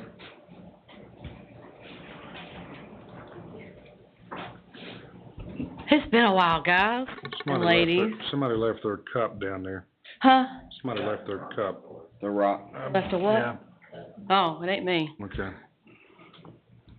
Congratulations, Matt. Polly Leonard. It's been a while, folks. And I almost didn't make this meeting. But I got home 30 minutes ago.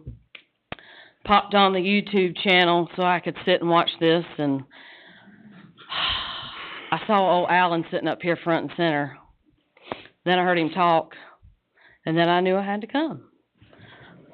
Because it's real comical to me when we go back in time when the COVID cult crazies come out. And the school system decided that they needed to start implementing health directives and narratives and propaganda upon our kids and citizens and parents. They have no medical background.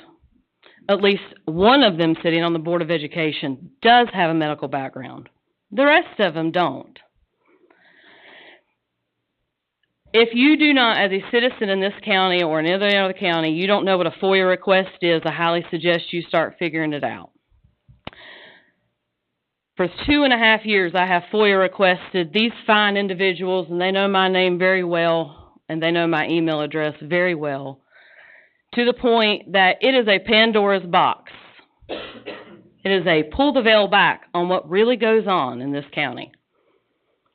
So I FOIA requested email communication between the person in question, Lillian Coontz, and the county commissioners and of the Board of Education. What most of the citizens in this county are not privy to, because you have not seen the emails, are the communications that Lillian had with the Board of Education that are very telling.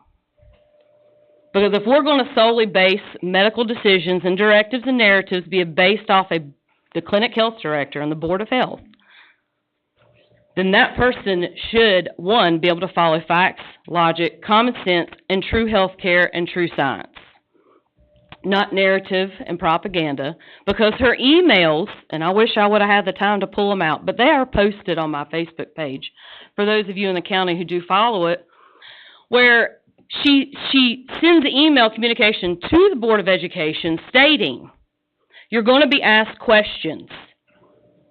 That if I get the vaccine, do I still need to wear my mask? And all you were told and pushed and shoved down your throat was, as soon as you get the vaccine, you're good. You can't spread anything else. But within her emails, it is, you don't want to be the one who's spreading it, so yeah, I'll still wear your mask.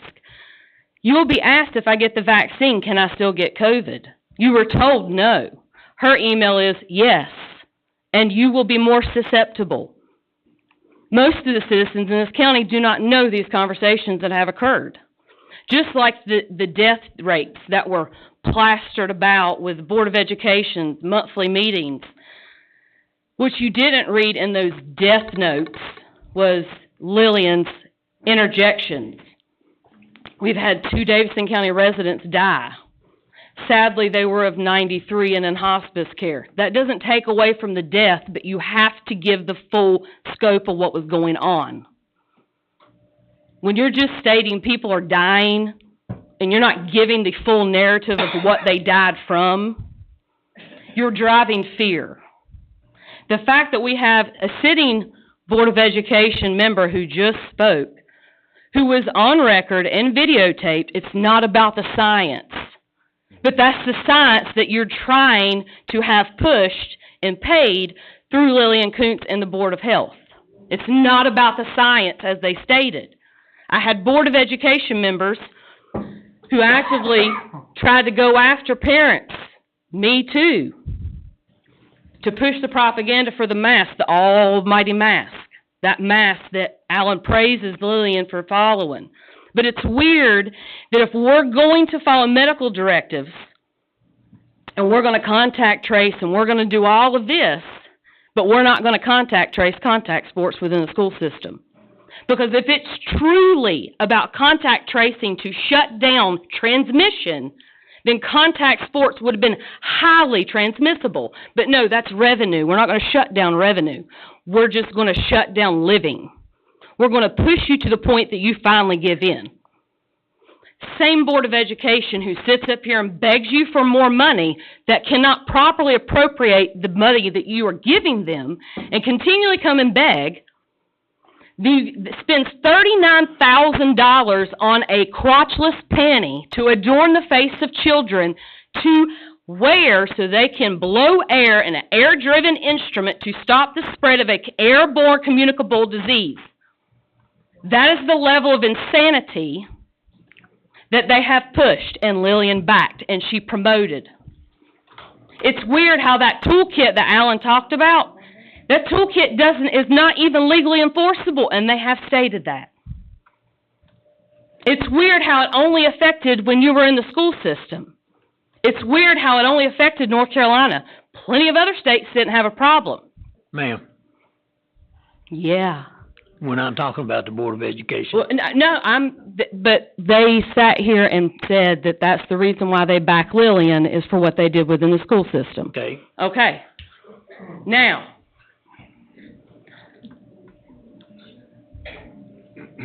I have a concern with the fact that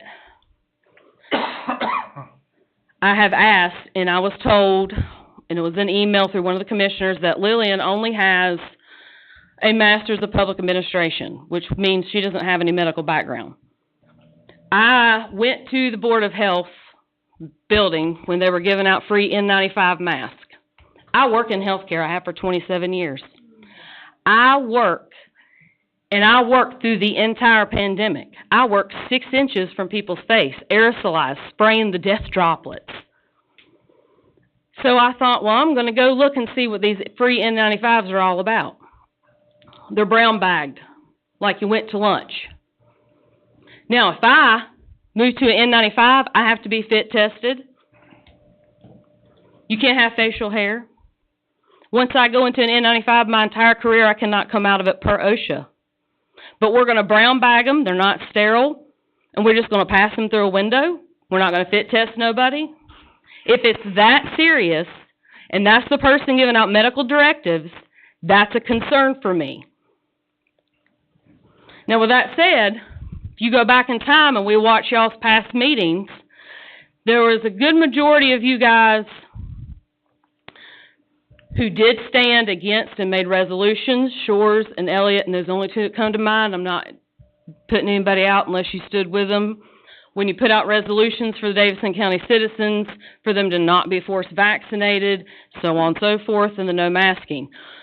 But when I go back and watch in your previous stuff through COVID, you guys put up plexiglass between you.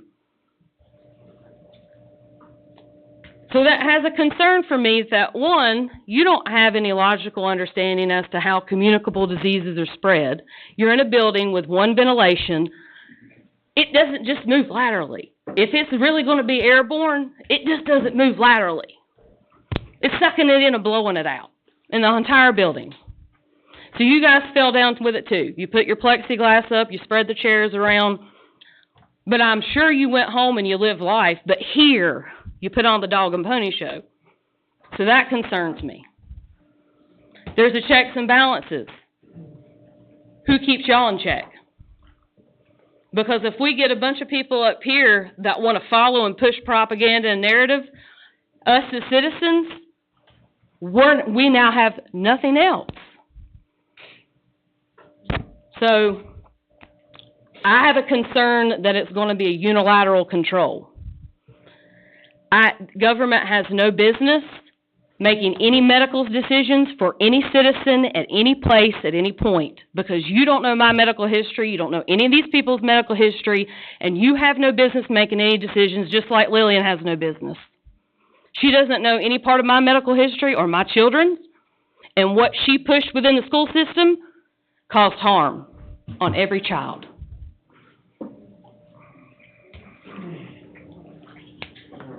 Just a note, the CDC, the Center for Health from the state, and the state folks up there that are in charge passed it down.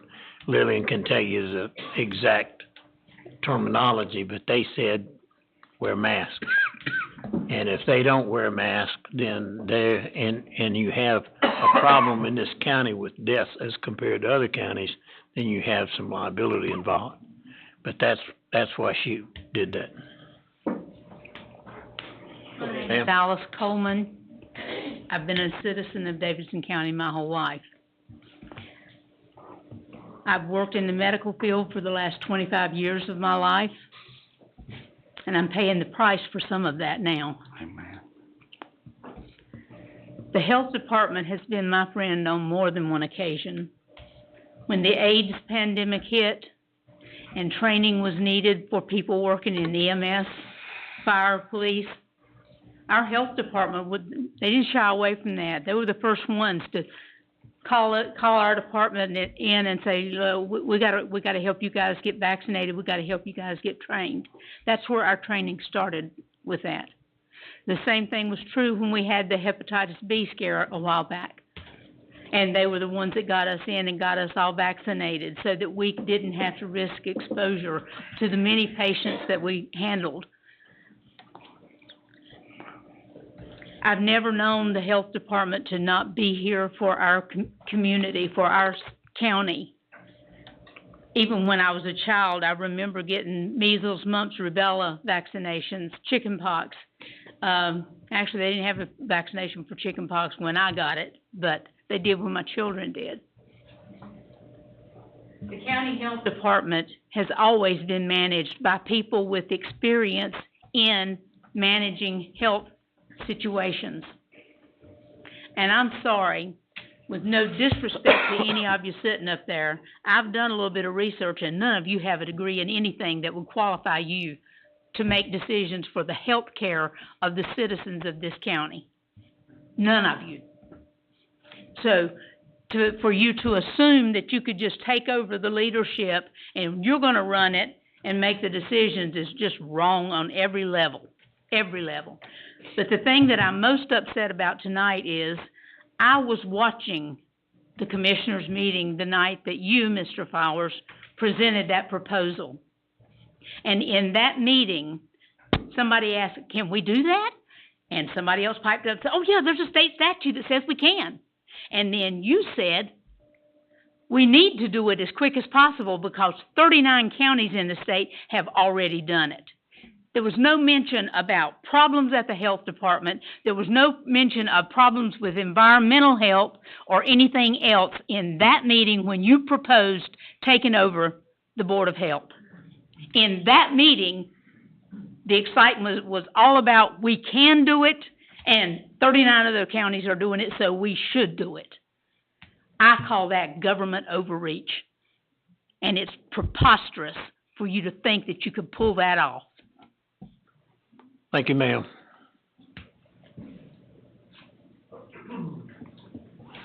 It's good I can see the end of both lines now. Hey, my name is Renee Steed, and I'm here on behalf of my friends. We applied for a building authorization, a simple building authorization, last July. I've went up there multiple times asking for updates. They'd been out to the property site twice, 2 times. The second time, they left the file on the site. And I took it back to them and said, you're going to need this. I said, what is our status? What is our status? You're pending, you're pending. Have Darren Cecil call me. He was told to call me. No calls. We just got our building authorization to build their house. They've lost their interest rate, they've lost their loan, and they've been paying rent for 10 months. Their house could have been built by now. It was not changing the septic system. It was only going from a 2-bedroom mobile home, what it was. They're building a 2-bedroom house. No changes. And I know that they're behind, and I said, give them the benefit of the doubt. They're behind. They're short-staffed. They've lost some employees. We understand that. But they were very disgruntled. They were ready to contact an attorney because we were simply waiting for a building authorization that shouldn't have took 10 months to get it, especially when they've been out to the site for 2 times. We weren't even on the spreadsheet to get it then until I contacted you guys. And I thank you for your help of getting us so that they can proceed forward now to try to get their building permit. Thank you. Thank you. Ma'am?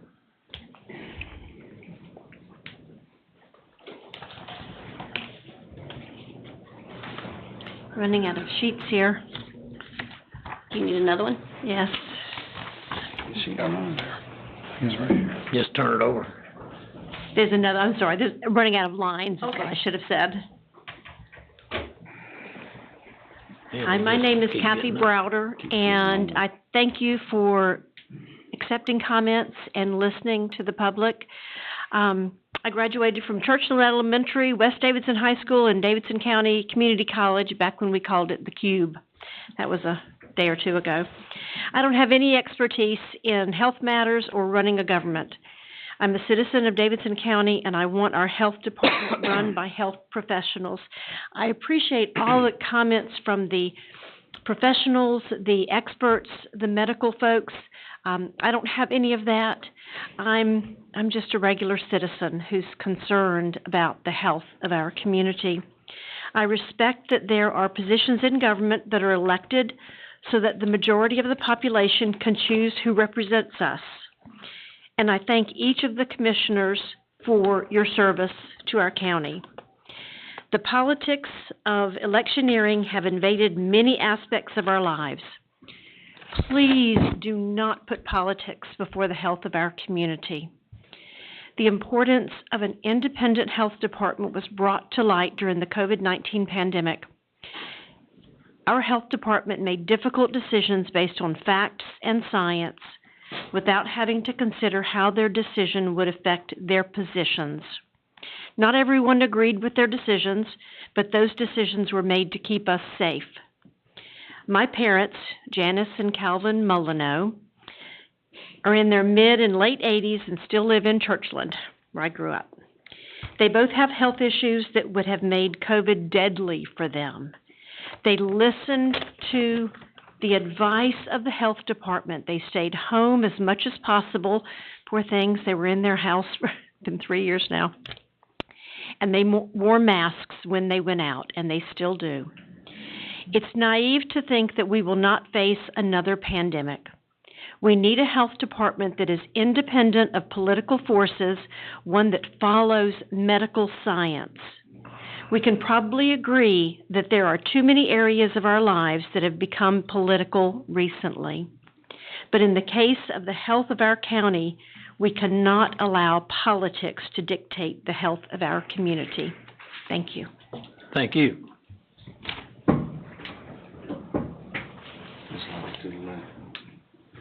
Yeah.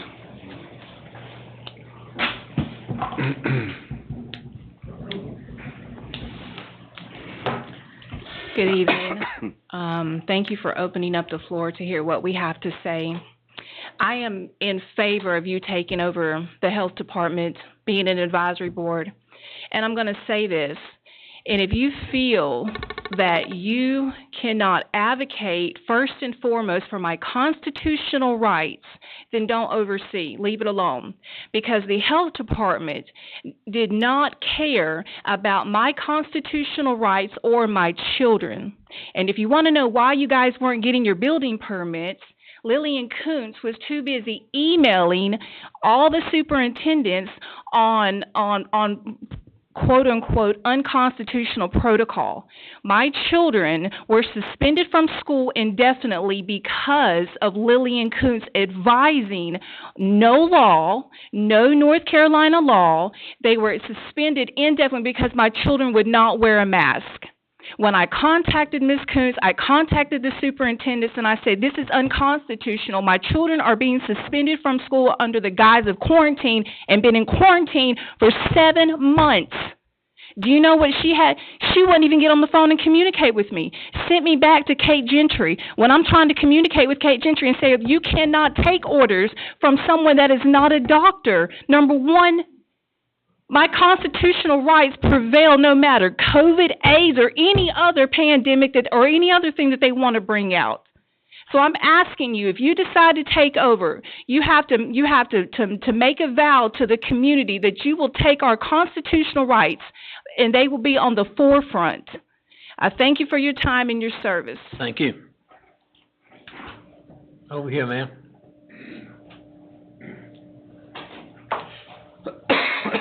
She's upset.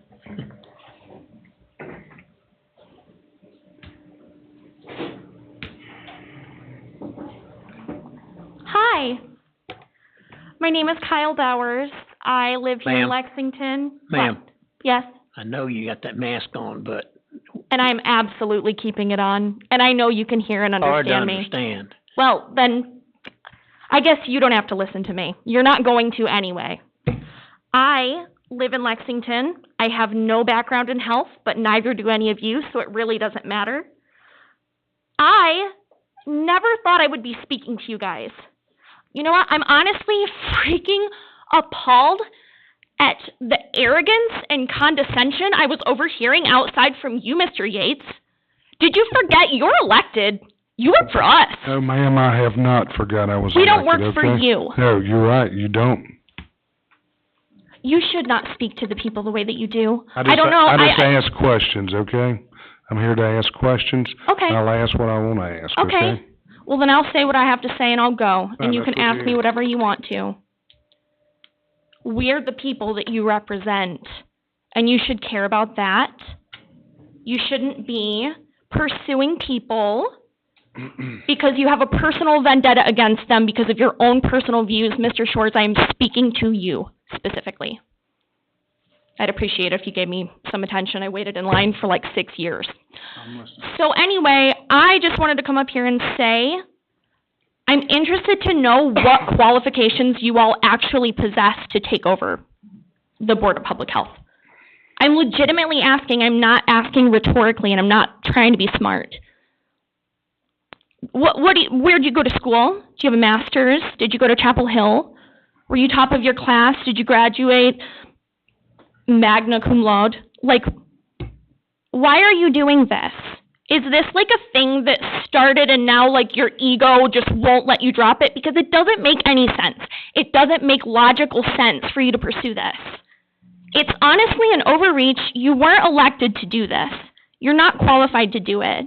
And if you are going to do it, which like I'm sure you're going to, but I would impress upon you that you should actually seek higher education so that you're accurately representing the people that you were elected to take care of. I never thought I'd be up here doing this. It's absurd. It really is. So, Thank you, thank ma'am. you. Thank you. Have a great evening. You too.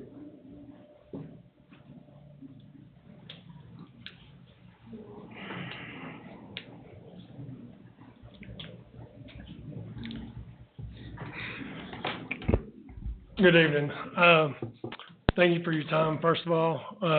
My name is Brandon Hall. I reside at 113 Queens Road. The problem I have with this whole ordeal is where we stand right now. For the last 2 years, I've had sewer running over in my property, piled up. My wife just got out of the hospital for a 2-day treatment for an infection in her leg. I've got pictures. Commissioner Yates has the pictures I've shared with him. Commissioner Elliott, I've shared them. And up till today, I have not seen nothing being done. As of today, before I came up here, there was locate marks put down, and all I keep hearing is help. Well, sewage running on the ground is a very important thing. I happen to be educated in that. I currently work for the Water and Sewer Department and hold the highest certification in sewer that I can get. So I'm very aware of what the consequences are of it. And if we allowed a manhole to run over, we would go to prison. But yet I've lived with sewage running over on my property for the last 2 years. And I've been in contact with the health department on numerous occasions, called the state. And finally, Commissioner Elliott reached out to me, and we're finally getting some stuff done. Unfortunately, in the meantime, 2 families that live next door to me are being evicted because they wouldn't be taken care of in due time. I don't know where to stand on this whole thing, but it needs to change.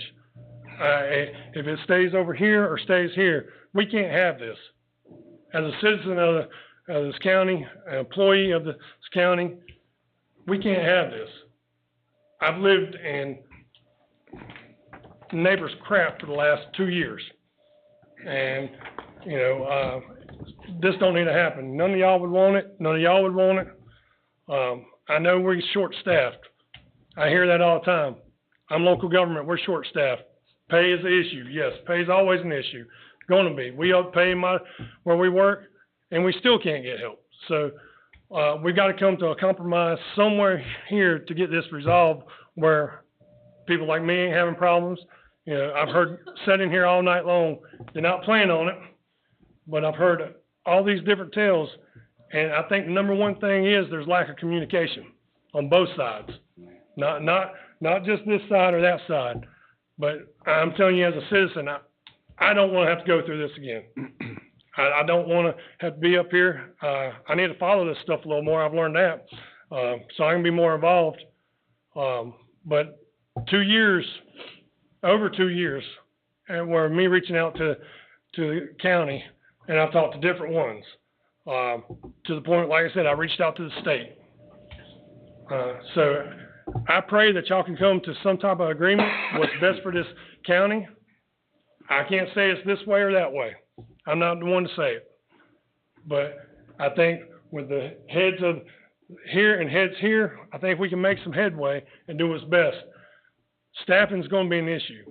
Staffing's going to continue to be an issue. I don't see that being corrected in the near future because of COVID, because of the competitive wages across the state, across the country. We're losing people left and right with us. So I thank you for your time. If y'all would like to see pictures, I can share you pictures. Like I said, my wife spent 2 nights in the hospital this past week with an infection in her leg that I'm pretty sure is caused by the sewage running across the ground that my dogs are running in and come in my house and scratched her leg. I can't prove it. You got those pictures, Debbie. You want to put them up?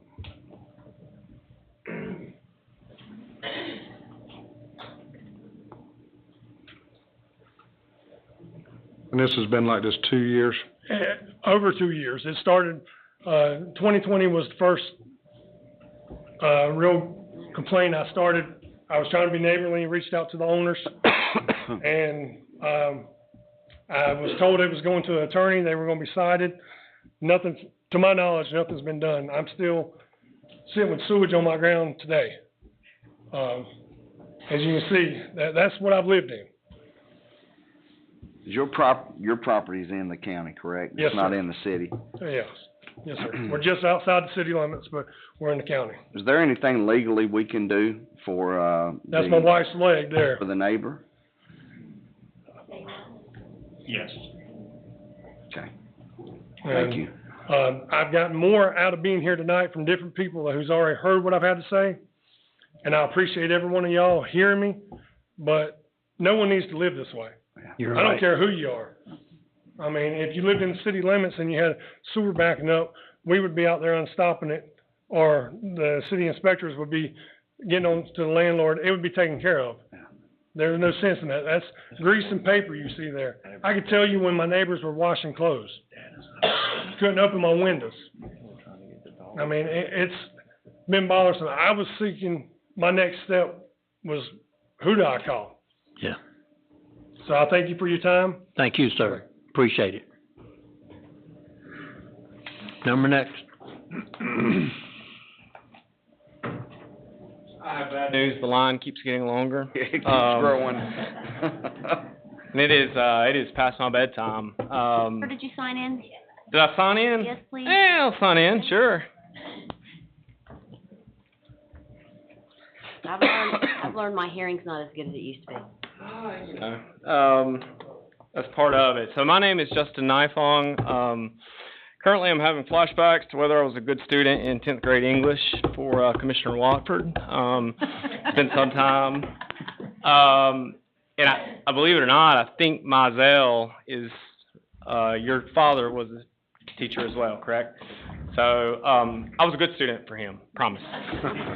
He's scary, yeah, you don't mess with him. So, I had prepared written remarks for tonight.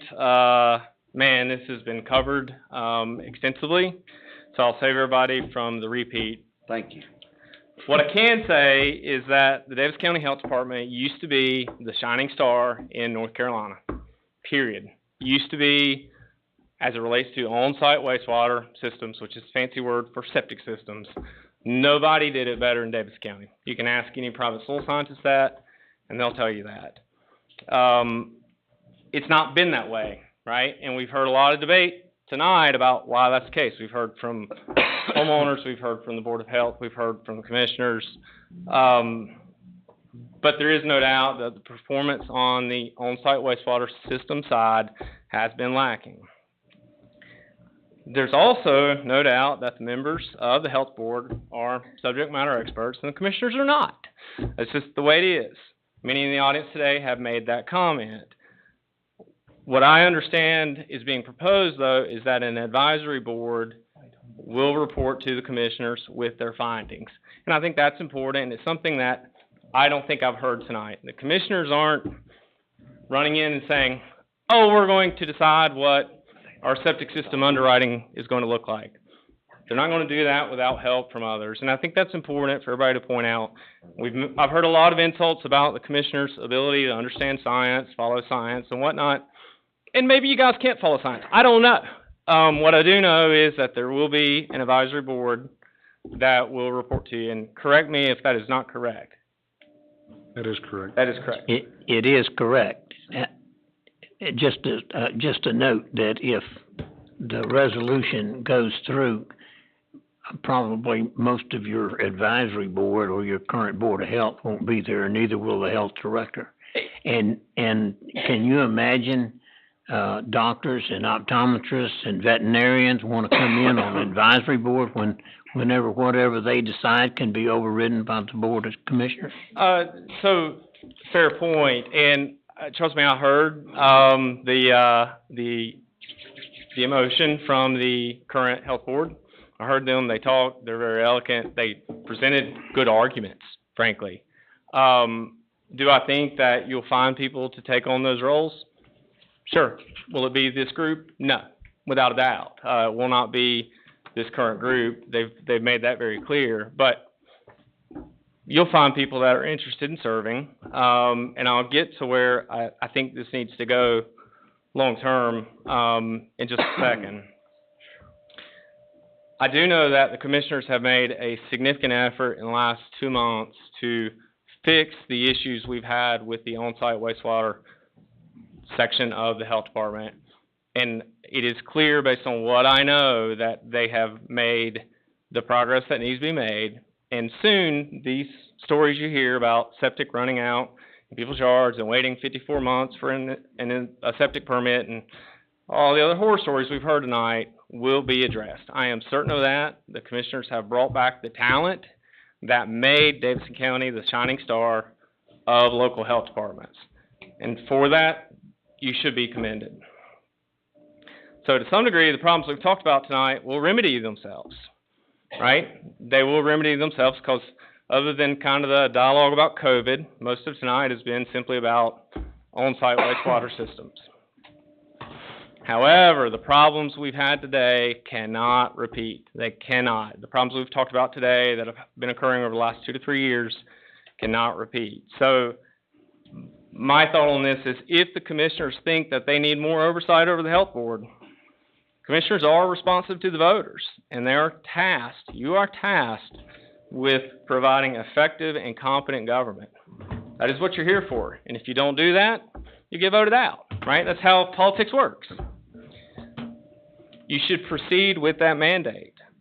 So if you want to take over the health board and go with an advisory board because you think that's what needs to be done to get the health department back to where it should be, then by all means you should. However, I think you should return it back to a governing board as soon as practical. So as soon as the department is running the way that the commissioners are happy with, and the voters who apparently blow your phones up and explain and tell you about what they're unhappy with, as soon as they're happy with it, then I do think it should go back to being an independent board. That's the way it was intentioned to, and I think that would be best and best from a policy standpoint. Okay? Thank you, sir. Thank you. Appreciate it. Am I supposed to sign this again?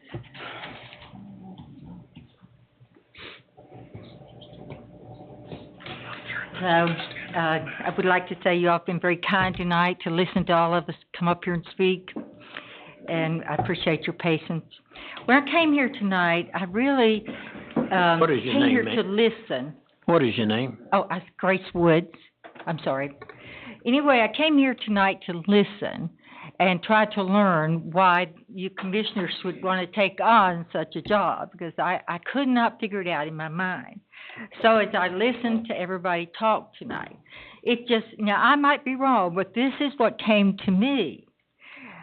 And part of it was because I heard some of the contractors and the people that are building homes in this community, and we all know that there's certain people that make the wheels turn in any county. Now, they've got money, and they make the wheels turn. And it seems like to me they're not very happy with the way things are going with the health department. So that's one thing I learned tonight. And I think that, I heard this one guy said he had called Mr. Shores because he could not get the permits that he needed and could get anything done that he wanted to get done. He couldn't get it all done, and he was losing thousands and thousands of dollars. So he called Mr. Shores. Mr. Shores started working on it. So these are the things I heard, so I began to think and to realize that what's going on here in my mind is that the health board is not a political board. And so if some of these people that make the wheels turn in this community, call them, they're not going to be, so anxious to get that personal problem done. So I think it's a good idea to think about this in terms of, do we want a political board running our community? I mean, I know you already do that, and you do a good job. You have so many things to do. But is it a good idea for a political board to run the Board of Health? Is what you have to ask yourself. So, I was just got to thinking, I know that all the people that are here tonight, most of them came here tonight because they do not agree with you all taking over the Board of Health. But we do not have a vote. We do not have a vote. So the way things have been presented tonight, it seems like that the Board of Health has sent you emails after emails to let you know their problems. See, I didn't know that before tonight. But now I know they have, and all these other people back here know how hard the Board of Health have reached out to you. And Mr. Shores were at every meeting. And so he could come back and he could tell you all, and you could talk about the problems that the Board of Health was having. But now all of us know that you have not been doing that. You have not been doing that. So you have to think, well, you know, all these people back here now know that we really have not been working very well with the health department. So when it comes election time, well, we don't have a vote tonight, but we do have a vote when it comes up to elections. And I am so glad I came tonight. I got to know you a little better, and I think you all have been very, very nice, because you've listened to all of us. And I don't want to go on and on and on. I've said what I wanted, and I've learned a lot tonight, and I thank you for that. But I would just be, when you make your decisions, because we can't vote tonight, we'll be voting later, an election. But we won't get to vote tonight. And I just want to repeat how happy I came tonight, because I got to see how hard the health board has and how much they've reached out to you all. And so that's just what I wanted to say. Thank you so much. Uno mas, finally. The last one? I've got one to read. Huh? I've got one to read.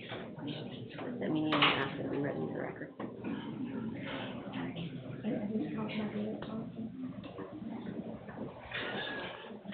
There was a petition that was online. Do we want to mention that? Well, I Send it later.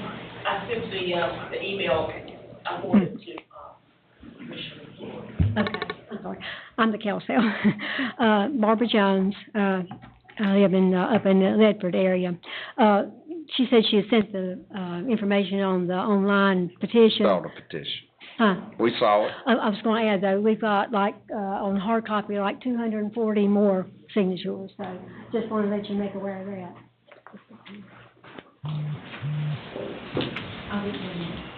How many signatures did you say? I'm sorry. Between 230 and 240. How many calls were made or the emails? How many were sent out? Someone contacted me and asked me about sending out a copy of those additional signatures, and I told them to see that they could email that petition to Commissioner McClure, and he could share it with the rest of the board. I think there's a total of, 1,000? Well, altogether, yeah. Over 1,000, I think, over 1,000. Yeah, over 1,000. I'm not sure that. And you got 200 or something? The 200 will be added to that to make 1,000. Yeah. Okay. Go ahead, ma'am. Okay. Most of my prepared comments have been covered, so I've got some questions, too, that I wanted to ask. One thing I wanted to clarify, what I'm understanding of some of the comments that have been made are about building permits, which are different than environmental health permits. So a lot of the problems that are being discussed tonight are dealing with building permits and not returning to the health department. That's what I understood. Okay. Another thing I wanted to mention is that the animosity with the advice that the health department gave out during COVID was not advice that the health department, and I think you all know that, it was not advice that the health department developed. That was coming from the federal, state guidelines, and they had no choice. They had no choice to change that or to make it different. I'm a past employee of the health department. I worked there almost 40 years. So I've been through 4 directors, 1 interim director. And if you have a local threat, the local health department manages that. They call in the resources they need and get the advice they need, but they are the responsible for handling that. When you have a state or national threat, that goes to the state level to make, develop guidance, or to the national level, CDC and all those to make guidance. Some made the comment that other places didn't follow the guidelines. That is true. Florida didn't, but their state didn't go with the federal guidelines.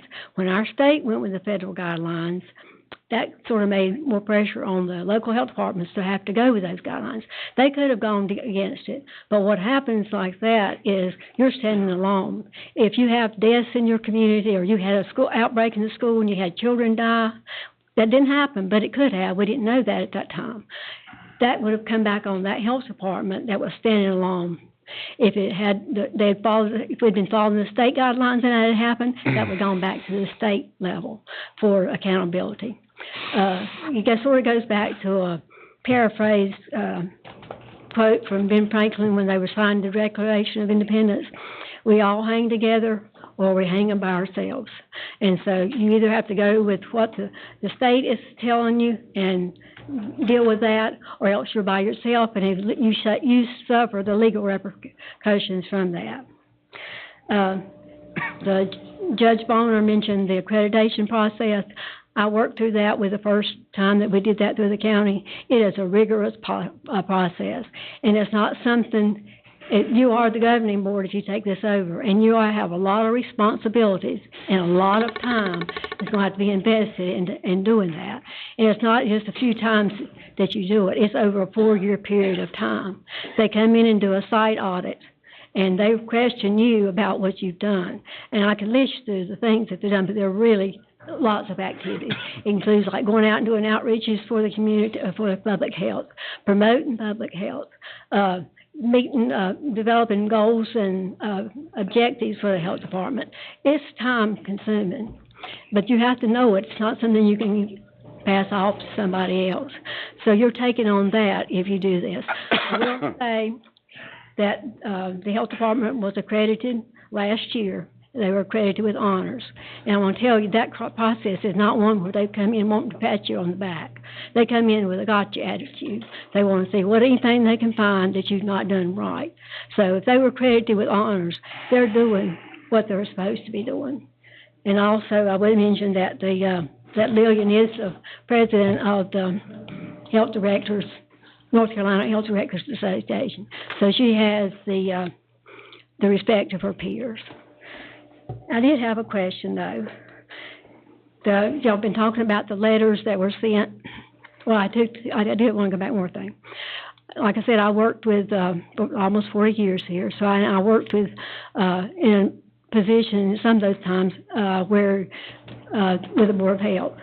The process has always been, the whole time I was there, that the Board of Health, the Health Director and the Board of Health would discuss any issues. It did not have to be voted on to be brought to the Board of Commissioners. But it would come back through the county manager, and that would be brought to you. And that's the way raises were done. Requests for increases in salary. It goes through from the health director after talking to the Board of Health to the county commissioner, then to you. But if y'all knew all this, why didn't you go to the health director and say, come talk to us? If you knew there's a problem over there, could it not work that way too? I just don't understand that. The other thing is the letters that were coming in 2020 telling you, or the emails, it was a crisis situation. And then now, just recently, apparently the 2 or 3 have left, and now they're coming back. Did you involve the health director in the negotiations to bring those back? If you didn't, is that not undermining her? And did you offer the employees that whatever you offered them to get them to come back, did you offer that to the employees that are already here, that stayed?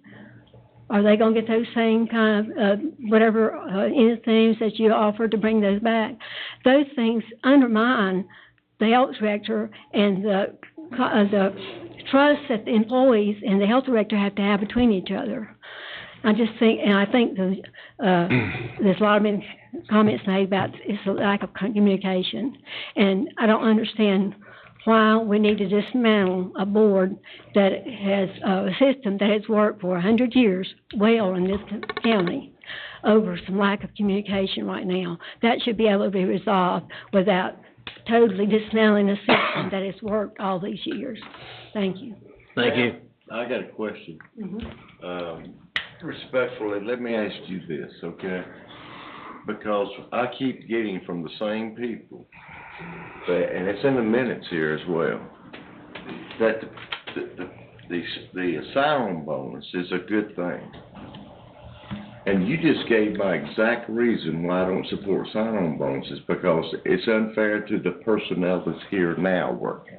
I agree. I worked through that when I worked in, all the years I worked. That happens sometimes. And yes, the people that, you have to increase all the salaries. Either the people that come back with a sign-on bonus are making more than people that have been here a long time. You're ignoring the people who put their time and heart into it for years, you know. and You have to make it a some level money, playing field. Yes, And you're I giving agree. them $25,000, and this poor person over here doesn't get anything? Right. And so that's, you know, one of the reasons why we've chosen different, or looked at different options to try to get these people back. Yeah. I mean, you have to raise the salary, not just give a sign-on bonus. Get me something to drink. And you have to raise them equally. Hey, ma'am. We got two more. One more. The last speaker, I promise not to keep you long. I've been listening out in the hall Sir, can this you whole please, time. can you please sign in? Oh, I'm sorry. Thank you. Neil Connor's my name. I've been a lifelong resident of Davidson County. Was that Neil? Neil, did you say? Yeah, Neil, yeah. A lot of good points made as far as I know the concerns. And matter of fact, I was looking at something tonight. I saw where there are over 1,000 signatures now that believe this board should be left independent. I think the fair thing to do, and I spoke couple meetings before, I think your last commissioners meeting, that really this is a public issue and it should be put to a public vote. 6 people should not determine the fate of the health department. You should put it to a public vote, just quash what we got now and say, okay, next election, let's put it on the ballot. See how people feel about it. But why go through this now? Do y'all really want these headaches that they're talking about? Do you want the liability? So a lot of good points were made, but that's my 2 cents. Let me ask you a quick question, Mr. Chairman. Who suffers the liability now? Well, I think you're more so when you don't have the professionals. Well, but you have an advisory board. Yeah, So an advisory board composed of who? professionals. I'm getting some alert. Okay. The same It's in Chapel Hill. That's Chapel Hill. Yeah. Yeah. But Tar Heels finally have a basketball team. Right. That's all I had to say. You can tell how many people had to watch it now. Yeah, everybody had that alert. Thank you, sir. Appreciate it. They were notifying me time's up. All right. Think what I'll Do, Mr. if it's, Chair- okay with the rest of the board, I'll start down. Mr. Chair? with Our newest commissioner, mine. Mr. Chairman, I do have one remark that was sent in via email that was asked to be read into the record. Well, read it. Okay, thank you. I will. This is dated 4/19/2023. I apologize for not being at the meeting personally, but due to some health issues my wife is having, I'm unable to leave Mayo Clinic in Minnesota. In the past several months, I've personally had to help a few citizens and one nonprofit get the septic system they need. For example, Camp Walter Johnson added a 2-bathroom office, and it was classified as a convenience store, and they were given a permit for a 750-foot of leach field. I personally called the state and had them call out the local health department and have that reduced to 140 feet of leach field. That is more than sufficient. On another occasion, I had a homeowner call for a quote, and during the site visit, he explained that he had a permit, but halfway through the installation, he had a question, so he calls Tony, and when Tony came out, he removed that permit and gave him a permit for a much more advanced and much more expensive permit. Another job we had on Queens Road in Lexington had a permit for 200 feet of leach field with a 24 inches of gravel, sorry. Tony removed that permit and gave them 36 inches of gravel upon shooting elevation and depth of the septic tank. We have a great team at our health department, but they need a strong leader to make this team work. I ask the Board of Commissioners to take into account that this situation is holding back a lot of growth in our community and making it very hard for homeowners and contractors to get work done that is desperately needed. This is signed, thank you, Jason Gibson, CEO, President of 64 Portables, Inc. Jason Gibson, CEO and President of 64 Portables, Inc., out here on Highway 29. Okay, if it's all right, I'll start down with Commissioner Mize, and then we'll just go down the line and say what you want to say, and then after that, we'll have discussion if anybody's got discussion. Thank you, Mr. Chairman. I've prepared a statement that I'll read. I've been trying to trim it down for the sake of brevity as well. Let me first thank everyone who has come out to speak on this proposal, whether you be for or against it. Your concern and civic mindedness are not taken lightly. And it is indeed a serious matter that has brought you here. Before I share my thoughts, let me preface by saying that I firmly believe everyone in this room and every member on this board truly desires what's best for the citizens of this county, though we may have different avenues and opinions on how best to reach that goal. I just think it's prudent to level set with that observation. I have dwelt long on this matter over the past several weeks. My decision and the conclusion I've come to were not idly made, and I'd like to share my thoughts and concerns with this board and all of you. For over a century, Davidson County has utilized the current framework, a board of health made up of skilled professionals and civic-minded citizens who are appointed by this board. We have that tradition here. We have that precedence here. And in fact, you can find that most of the counties in this state have this system. Only 4 counties out of the 100 have what is currently being proposed, which is solid testimony itself.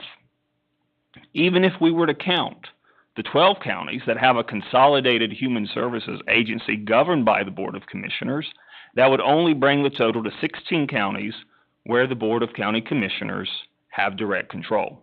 So 16% of the counties in the state. Said another way, 84% utilize a framework where the Board of Commissioners are not in direct control. Additionally, it's been stated that the main benefits to be gained from this proposed model are improvements in communication and efficiency. And indeed, we should seek those opportunities. However, it is speculative at best that the proposal to abolish the Board of Health and acquire its powers and duties would bring these things about. I spoke to a former county manager and commissioner in another county who tried direct control of public health. This county has since reverted back. I probed whether efficiency and communication were improved. I received a resounding and unequivocal no. This isn't to say you couldn't find examples where those things did indeed improve under such a framework. But again, the point that I make in sharing that is that it is speculative, and this proposal is no silver bullet. Communication, efficiency, and ensuring our citizens are served appropriately, all of those things are immensely important.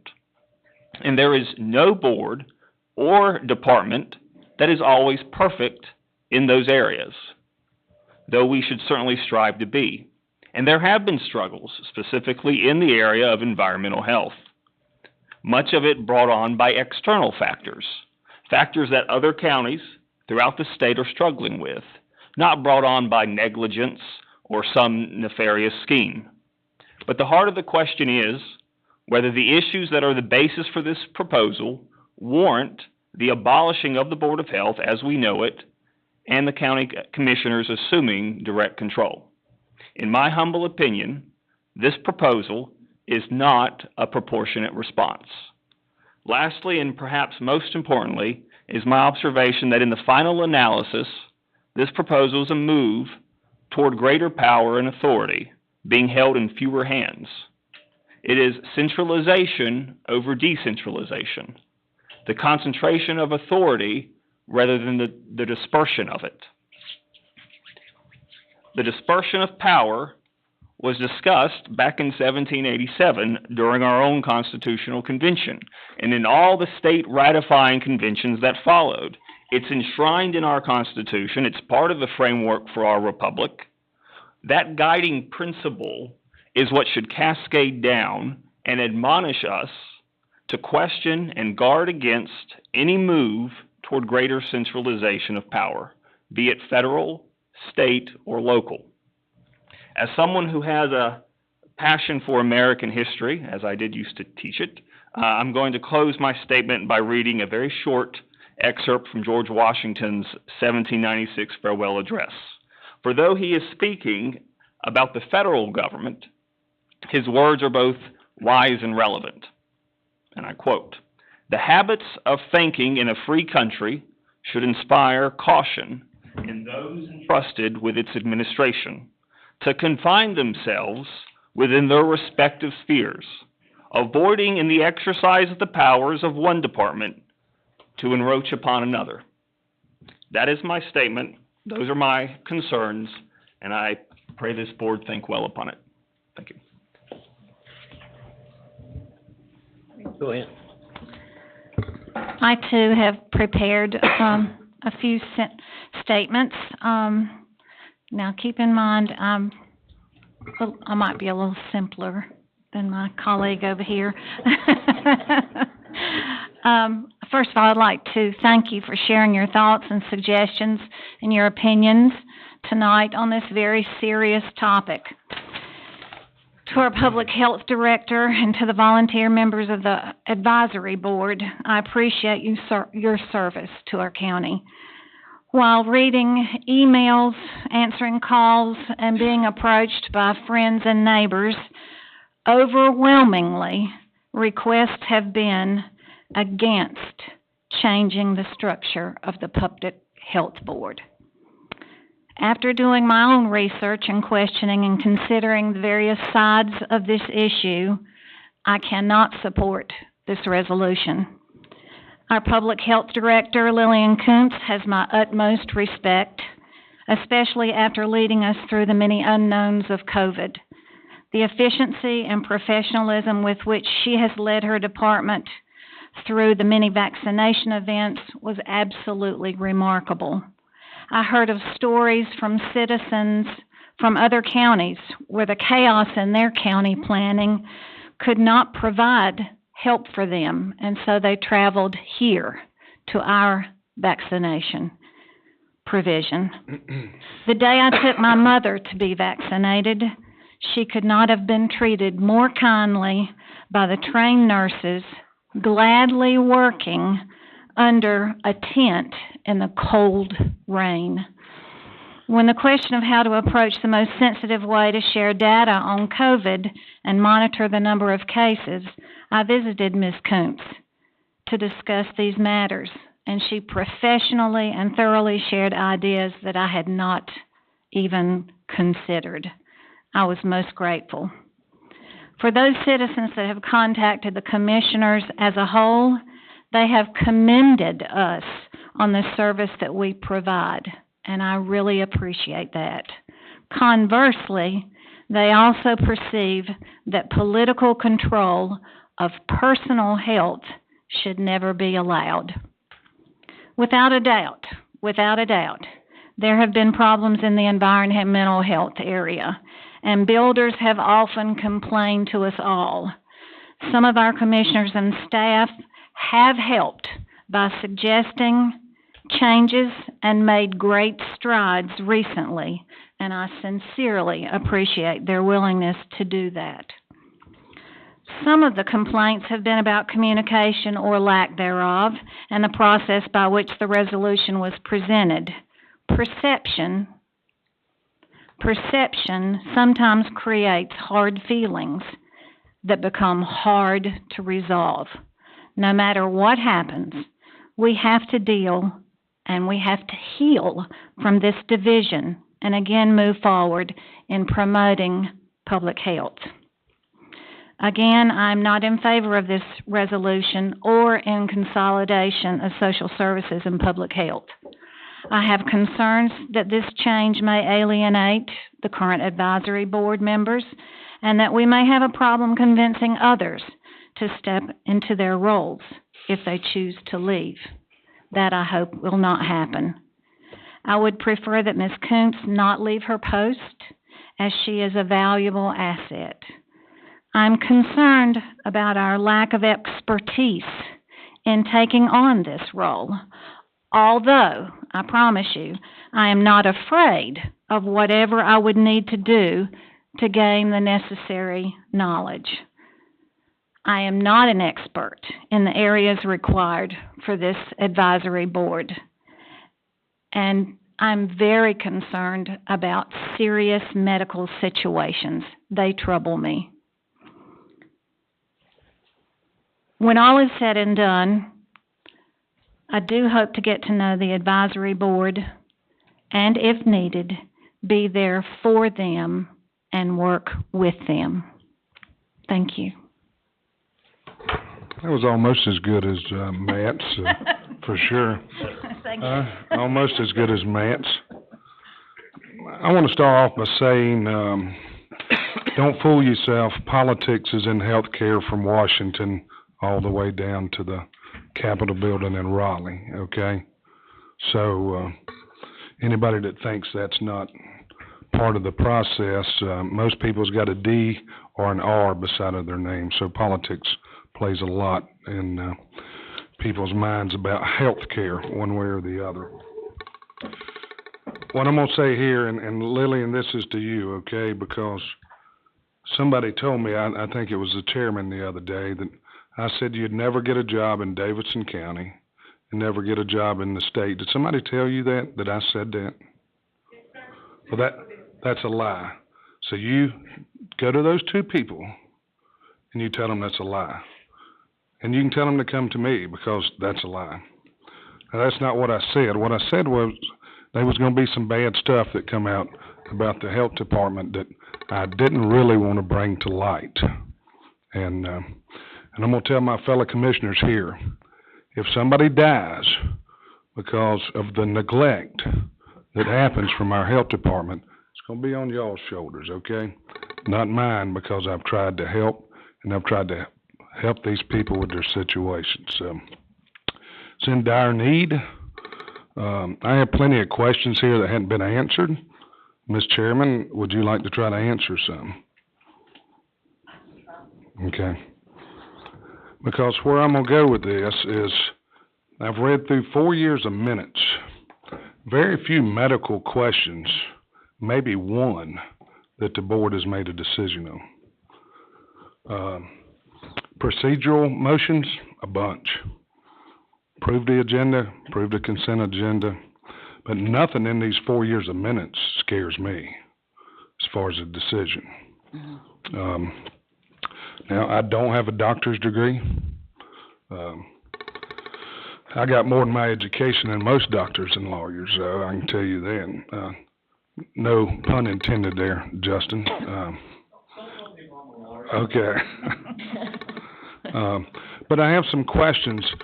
You know, as a board member, and me and Karen sit on the DSS board, and when I heard earlier one of your board members said they didn't deal with personnel. Well, we deal with personnel. Right. Do y'all get, at your meeting 5 times a year, do y'all get a vacancy report of how many people's that you're vacant is in your department? Yes. You do? We get a number. I'm not talking about a number. I'm talking about a vacancy sheet that shows which department and how many people's vacant. Because I've seen none of that in the minutes or the agenda.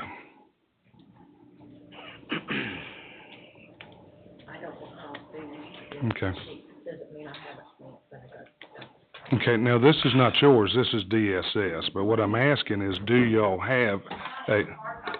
It's been reported, you know, how many vacancies we have in Now, what I've been reading, you got one out here, and you got one here, and one's coming in, and you're fixing to hire two, but no vacancy report, you know?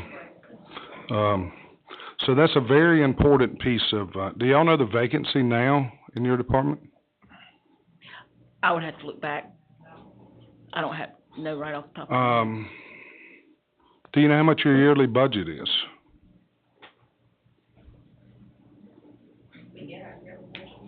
Yeah, how much is it though? I don't have it, like Becky said, I don't have it in my memory. I'd have to look back at our minutes. Is it $2 million? Is it $4 million? Is it $5 million?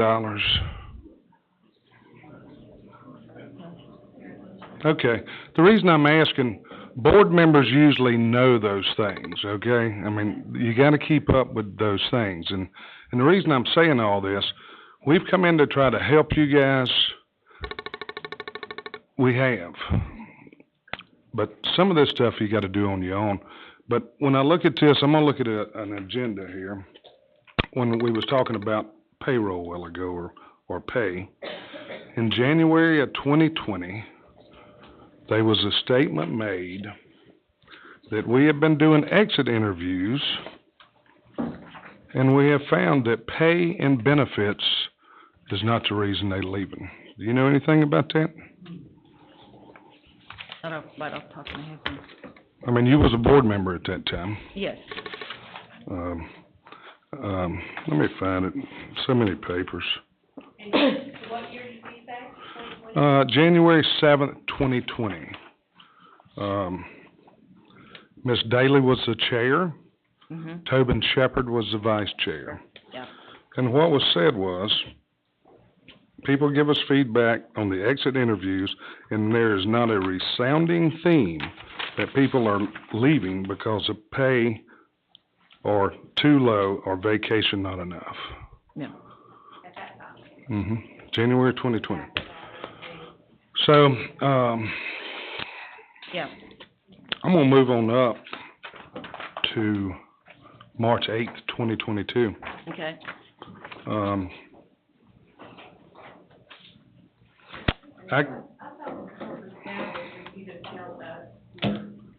Ma'am, my question is with her, okay? My question is with her. I'm just asking about the order. I'm sorry? The chairman said that you all were gonna give us your No, position, and then we would discuss it. He's got the latitude to present what he has. He's not presenting these questions. He's That's presenting presenting. as part of his presentation, so he has the latitude to do that as commissioner. Environmental recruiting, staffing, I'm gonna move on up to, March 8th. Let me see here. Old business. Someone asked, I guess Ms. Kuntz, on March 8th, if y'all had received a letter back that y'all had sent North Carolina Department of Health in your March 8th meeting of 2022. Do you know if y'all have received a copy of the letter or any respondents back to that letter? We haven't held a regular meeting since then, but Lillian, have we received a letter back? No, you can come up. You can come up. Because I read that in these March minutes that y'all had sent a letter to the North Carolina Department of Health asking for some relief on how to hire employees because they're very hard to hire, can't get them, not enough of them out there, Right. and asking to relieve the education or some of the educational parts. But anyhow, I'm sorry. Commissioner Yates, I'm sorry, was that to the REHS board or was that to DPH? REHS board is different. DPH? It was to DPH, okay. We did not receive a letter back from that, no. But in between, and since probably 2020, I was a part of a statewide organization, multifaceted organization, directly looking at the concerns with hiring environmental health staff, which I did tell the board during meetings about how the progress was going with that.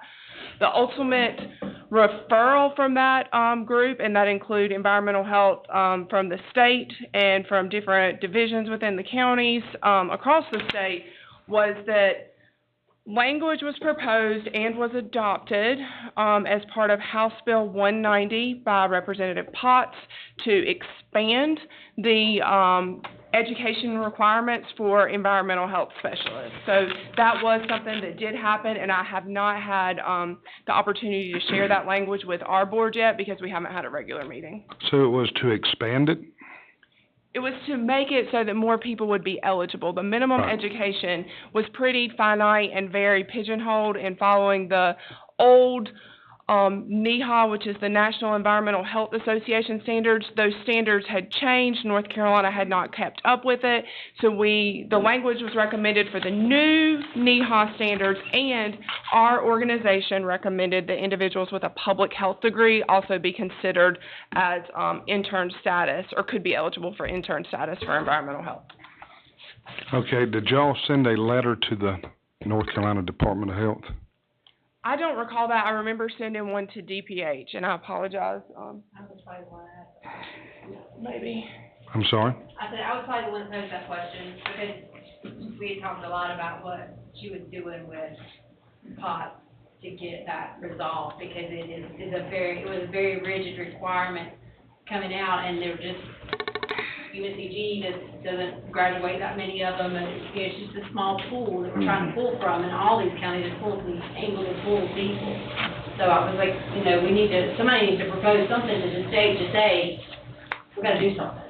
The email that you sent me, or Casey or somebody the other day, that had the letter in it, I thought that one went to the REHS board.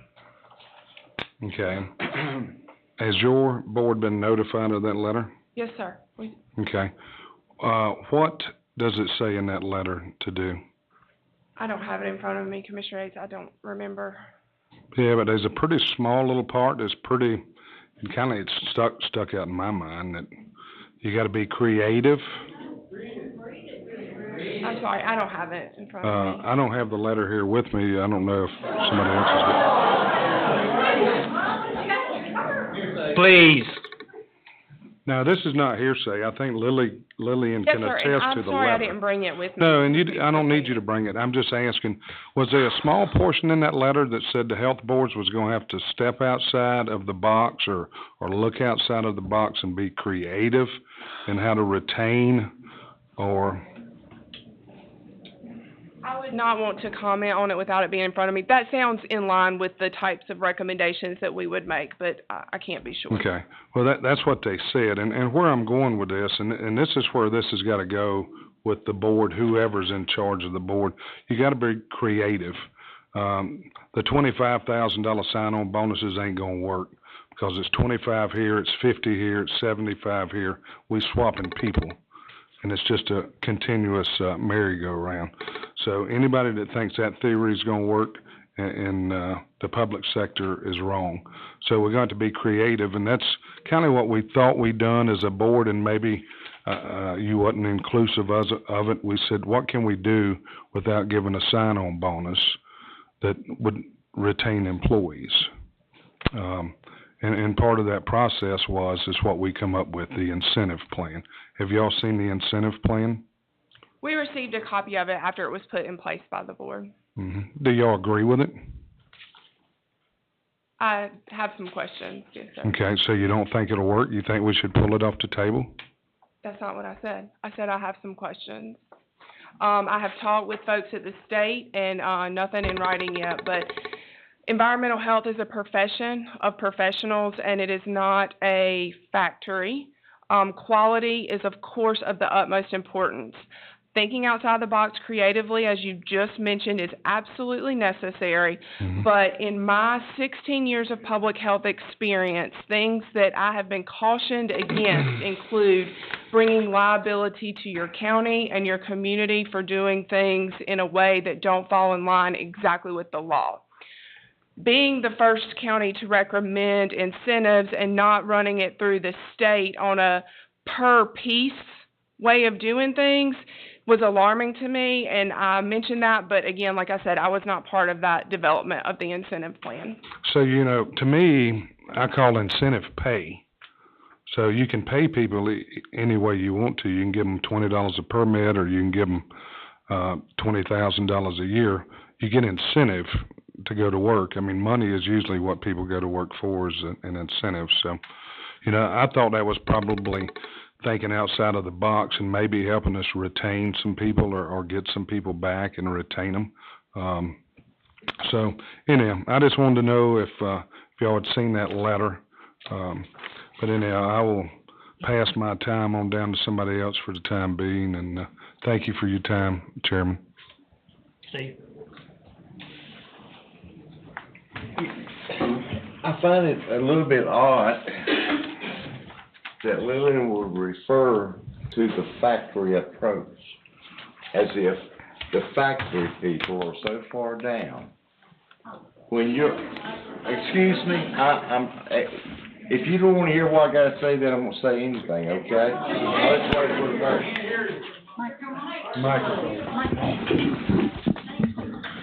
I apologize. Sorry. I hate this bang bang.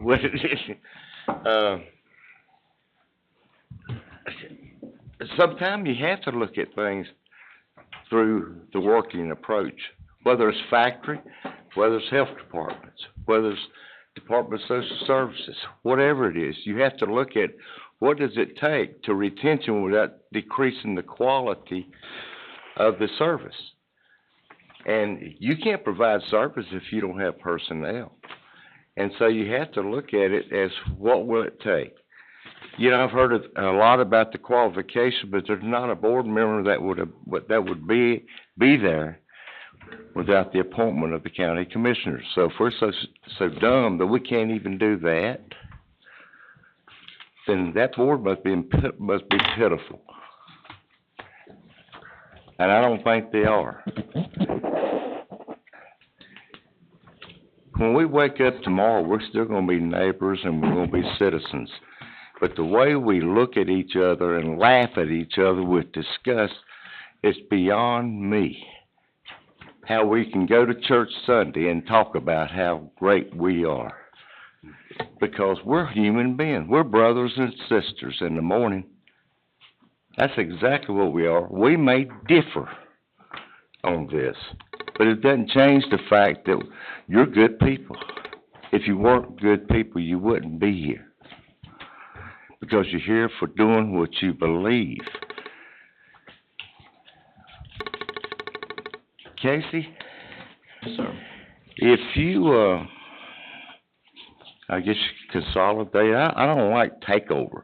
Consolidate the health department. Would it streamline the process for efficiency with regards to services provided in a lot of areas? Would it streamline that, make it more quicker? Well, I guess it would depend on, Commissioner Mizell brought up the 4 counties that's tried, and maybe they had or had not had luck. What it would essentially do is allow this board the governance function of public health, seeking the advice required by law from the advisory committee. Would that make it more efficient in the sense of the appointed positions, which I'm one of, and the public health director answering to this board, receiving essentially same governance input? Then perhaps. But again, it's been tried by 4 counties. I don't know, nothing about those 4 counties as far as how their results or why they disbanded it, or if only one is disbanded and the other 3 are intact. I don't know. All right, I'm going to ask you another question. Chuck, you're going to have to answer this properly. We've taken a lot of action that has benefited with regards to bringing people back. We've taken actions that are looking at retaining people. Do we have a legal right to do any of that Yes. and put it on the board? Would you tell me what that is, since you told me before we did not? I don't recall saying that, but let me try to address the first question first, if I might. Use your mic, Chuck. Yes, sir. And I'm not talking about the normal budget process. Right. The director of the Board of Health has certain authority that is set out by North Carolina General Statute. The director has certain authority that is unique among the county department heads. There are a list of 20 or 25 different areas of responsibility and authority that the health director has. And one of those is the right to contract. And that is unique in that our other department heads don't have that. You know from our typical agenda that our consent agenda is often crowded with contracts from different county departments that have to be approved by the Board of Commissioners. Now, in my opinion, that authority to contract is concurrent with the authority of the Board of Commissioners to contract.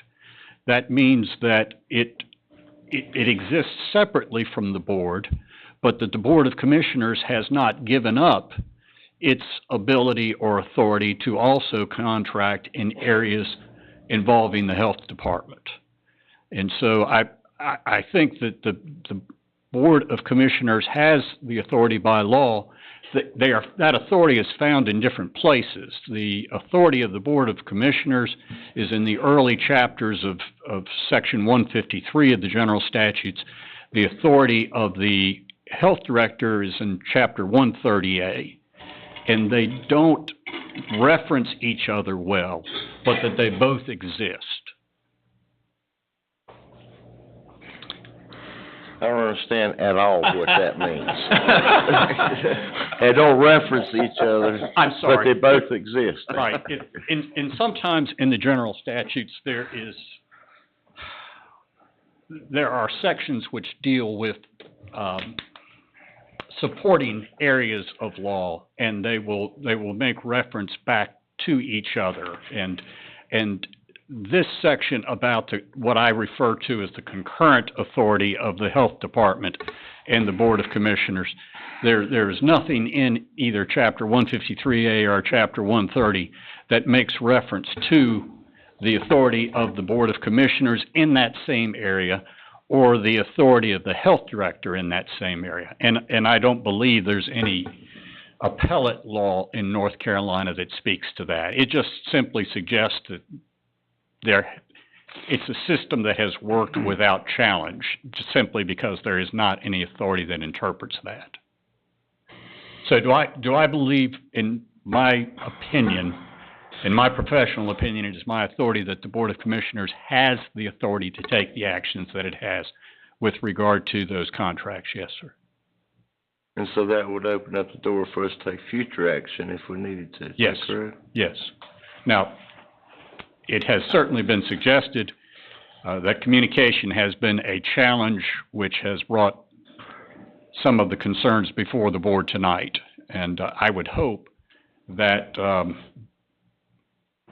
that issue would be resolved, whatever the resolution is with regard to this issue. Well, my feeling is this, and I'll close, Mr. Chairman. I didn't take the time to write down all the things that y'all wrote down. What I wanted to do was listen what people had to say. I still feel like that together, I hear people say, well, they had this problem all over in multiple counties all over the state. I don't want to hear that. I want Davidson County to be the leader. And I believe we could if we worked together and figured out that we can, in fact, work together. There's not a commissioner up here, let's just be honest, that's qualified to make health care decisions for the health department. Nobody up here is submitting that.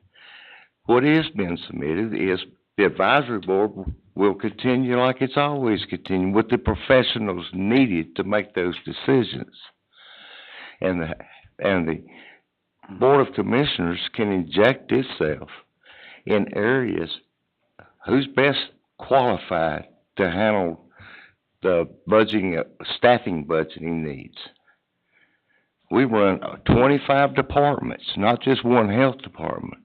We got jail that we're looking at, that's gone up to $92 million.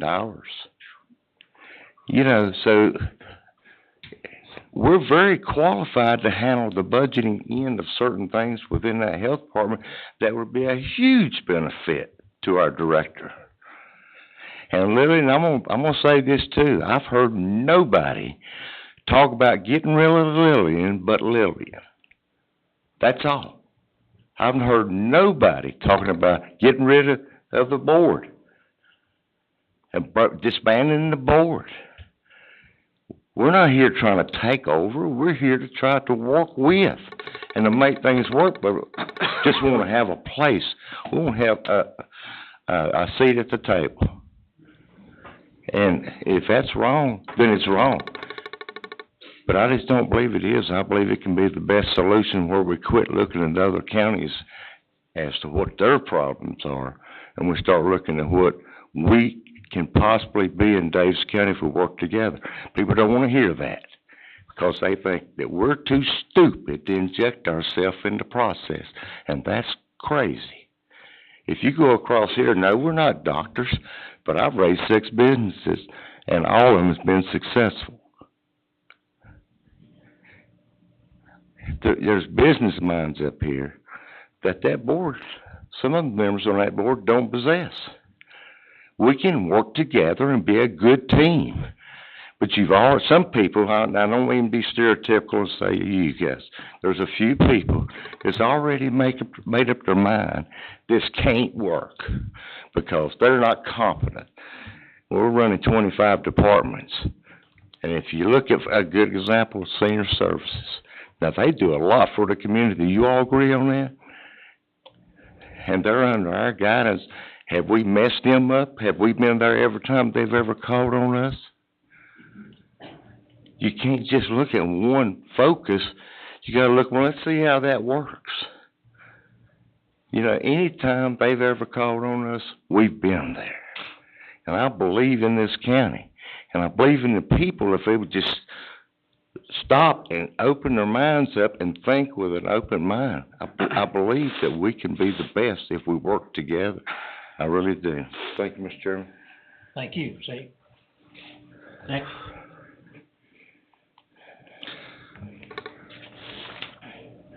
I'm gonna say this.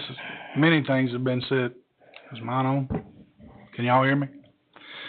There's been many things said that I said. All right? And Lillian, I'll look you straight in the face and tell you, I have no problem with you whatsoever. I respect you. I respect what you do.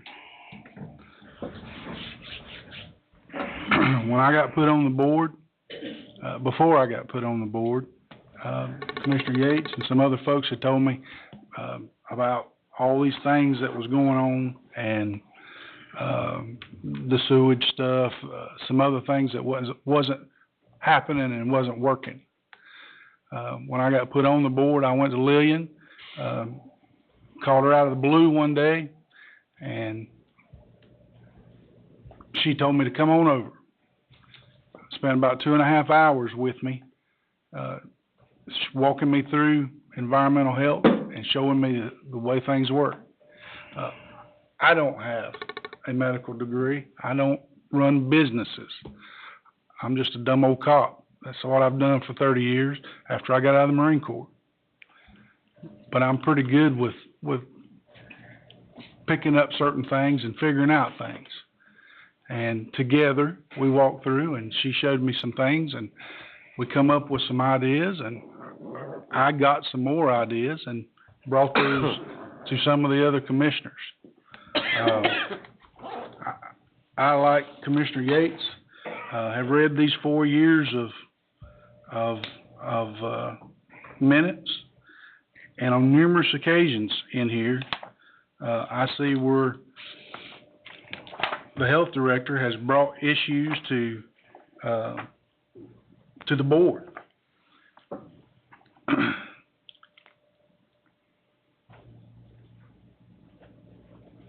I don't speak eloquent like some of these other folks. I'm just a dumb old country boy that says it the way I feel, okay? So that's just what I'm going to do here. It seems to me that a lot of times when she was bringing things She was bringing good ideas and things that needed to be done, but it was like, for whatever reason, nothing else was being done. Like there's a day in here where they were talking about child suicide in the schools. When that report was given, the question was asked about some data, and they said, we don't have any data. To me, there's a concern there. I'm not saying y'all as a board did something wrong. I'm saying when you say there's child suicide that's going on, that's a problem. I lost my daughter in a car wreck. That was absolutely devastating to me. Lord. So I couldn't imagine knowing that one of my children actually took their own life. So when I look in here and I see things like there's no data, I just wonder why there's no data. Again, I'm not blaming y'all. I'm not blaming anybody. I'm just asking, in my mind, I want to know why there's no data. I want to know why, like Todd said, the board didn't go into some kind of an emergency meeting and dig into this. That's just me. I'm a doer. When Lillian told me the day that I was there, she said, I believe the way she said it was, Commissioner Shores, you're the sixth set of eyes that's been here and nothing's been done. What does that tell me? It tells me ain't nobody helping. So I'm going to jump in it and I'm going to do whatever I can do to help. In no way, shape, form, or fashion did I mean that y'all are dumb, y'all are not doing your job, y'all are horrible, we can do better. None of that's what I meant. What I meant was, I'm going to jump in here and something's going to happen. We're going to get this so we can get this thing fixed. We're going to get this so that people don't have sewage running across their yard. We're going to get this fixed so that people are not having to wait, 54 months is the first time I heard of that one, but 10 months. I know there was one specific case that Lillian looked at, and it was over a year old. It was back in 2021. And when I asked her, she said, Commissioner Shores, we're doing everything we can do. We got files in desks and cars. It would take me forever, because I asked her, I said, can you tell me how many more fell through the cracks? Because that was the word she used. That one fell through the cracks. And I said, how many more fell through the cracks? She said, I don't even know how to get you that information. That's where me and a couple other commissioners were trying to figure out, how do we get that information? If she can't get it, how can I help her get it? How can we help her get it?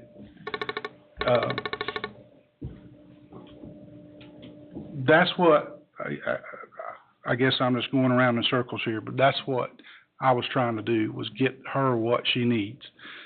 We come back, we found out some ways to change some things. Yes, money's an issue. Money's an issue with everything. Police department's down with people, sheriff's department's down with people. Everybody's losing people because of money. So I was willing to do whatever it took to get that, to make sure that the health department had what they needed, that Lillian had what she needed, and her people had what they needed. None of us up here have any will against anybody on that Board of Health. We're just simply trying to help, and I think we put some things in place that are bringing these folks back and is helping, and I hope it helps, continues to help in the future. I guess that's really all I've got to say, Mr. Chairman. All right. I've got one question, Chuck. Yes. I remember reading this, but sometimes my memory just kind of blends. But the Board of Health, when they make a rule, it has to do with the Board of Health and health issues. So there's a certain process that they go through. If the Board of Commissioners takes over the Board of Health, we have, upon us the liability, I guess, for lack of a better word, of making sure that any of the decisions we make that have anything to do with health has to be identified that way, and any of the decisions that we make legislatively has to be done that way. Is that correct? Yes, there was a article that Jill Moore with the School of Government had published, and I think one of the earlier presenters tonight had sent that in the form of a letter to the board, but it sets out in that article, which is entitled, "If the Board of County Commissioners assumes the powers and duties of the local Board of Health, what new powers or duties do the commissioners acquire?" And rulemaking authority for public health throughout the jurisdiction, including municipalities, is one of those authorities that the board acquires if it assumes the duties of the Board of Health. But there are restrictions on that. The Board of Health's authority to adopt rules is limited to matters related to public health, and at least some of these limits would apply to the Board of the Commissioners if they choose to adopt a local public health rule. There are statutory procedures that have to be followed. It would require a new process to be adopted by this board. It's not the same process that we are familiar with in adopting ordinances. I thought I read that someplace. Yes, sir. Chris?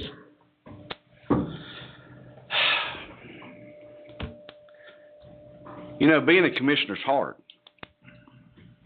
We wear our heart on our sleeves.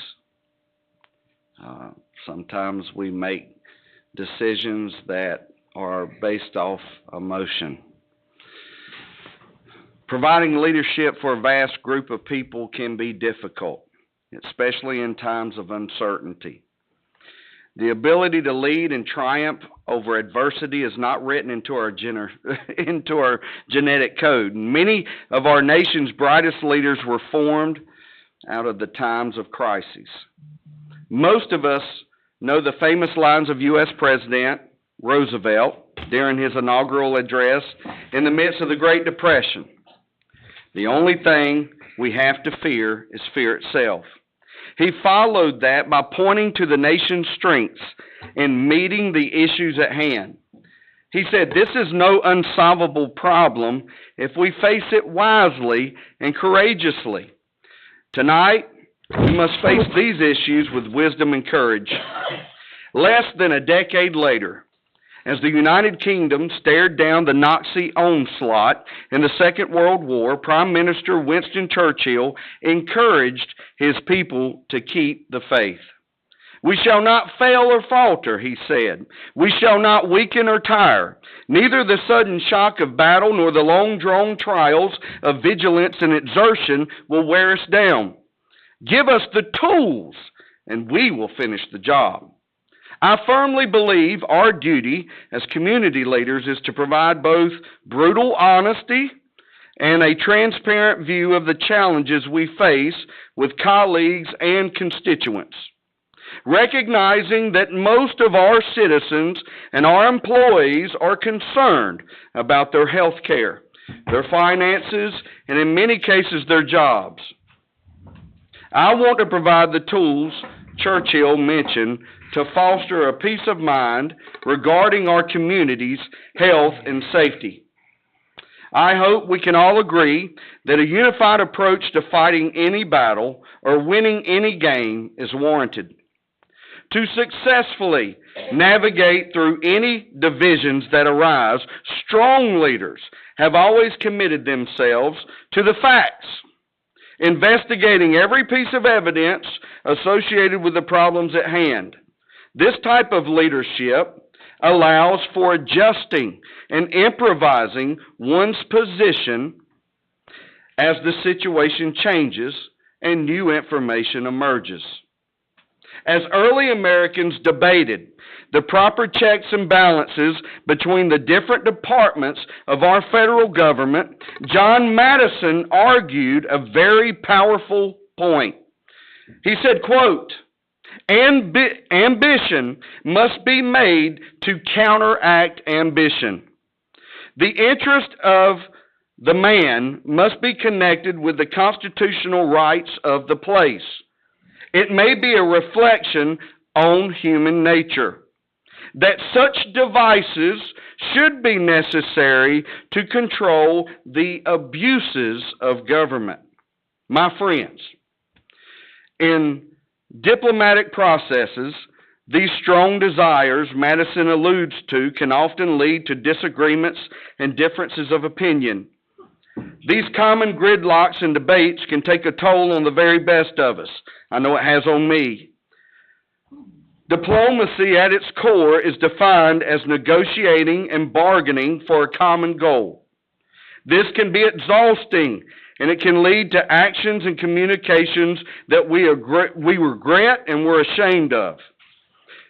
When tending to the critical and fragile balancing act of emotional intelligence, we must all begin with a thorough and honest examination of ourselves and our motives. A wise man once said, if you as the leader falters, everything falters. Everything else, including your organization's mission statements and ethical beliefs, become vulnerable. Remember the old saying, actions speak louder than words. We, speaking of all of us, will be remembered for how we manage ourselves and others in the course of our duties as elected and appointed officials. We can't afford to falter in our leadership. If we collectively want to know what will prevent us from faltering tonight and in the future, there is only one thing to do: study the past. Tonight, I've quoted some of the nation's brightest leaders, and I will issue my closing statement with the most important one yet. This is a lesson I needed to relearn myself as a county commissioner, as a pastor, as a father, and as a husband. In Matthew, the 20th chapter, Jesus tells his disciples that leaders should not boast of their authority over people. Instead, whoever wants to become a great leader must first lower himself to be a servant. Christ wanted his leaders to realize that serving others is the only way to lead with a pure heart, free of malice, pride, and arrogance. In looking at the issues of hand, all sides have acted out of emotion and caused relationships between the two boards to be strained at least. I have participated in this process. I shared my thoughts and viewpoints on consolidation with my fellow commissioners, with the citizens of Davidson County in an open meeting and county management, but not once did I reach out to Lillian and the Board of Health for your expert opinions, and for that I apologize to you all. Servant leadership, as Jesus taught, is something that I strive to exemplify throughout my life. I know during this process I have failed at this goal. I have failed greatly. Tonight is my first step to rebuild a collective trust and faith in our capacity for strong relationships grounded in love and devotion to the citizens of Davidson County. I render my opinion and my authority in saying that taking over the Davidson County Board of Health isn't the right thing to do. And I publicly support and appreciate our director, Lillian Koontz. And 30 days ago, I was one of the leaders striving for consolidation because as an HR professional, I thought that putting everybody under the county's personnel resolution was the right thing to do. Today, I stand repentant, and I ask you all for grace, for mercy, and for forgiveness. As your government official, and as a servant leader. That's all I have, Mr. Chairman.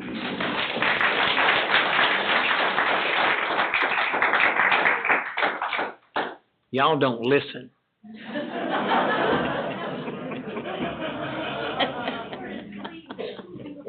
And if you go to reading something, I'm leaving. I'm It's not reading 11:15 right now. I may read some stuff here, but I don't have anything written down.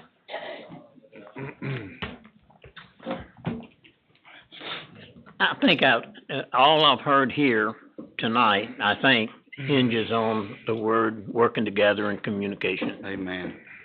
And I think that we've been shy of being able to do that. I don't know whose fault it is.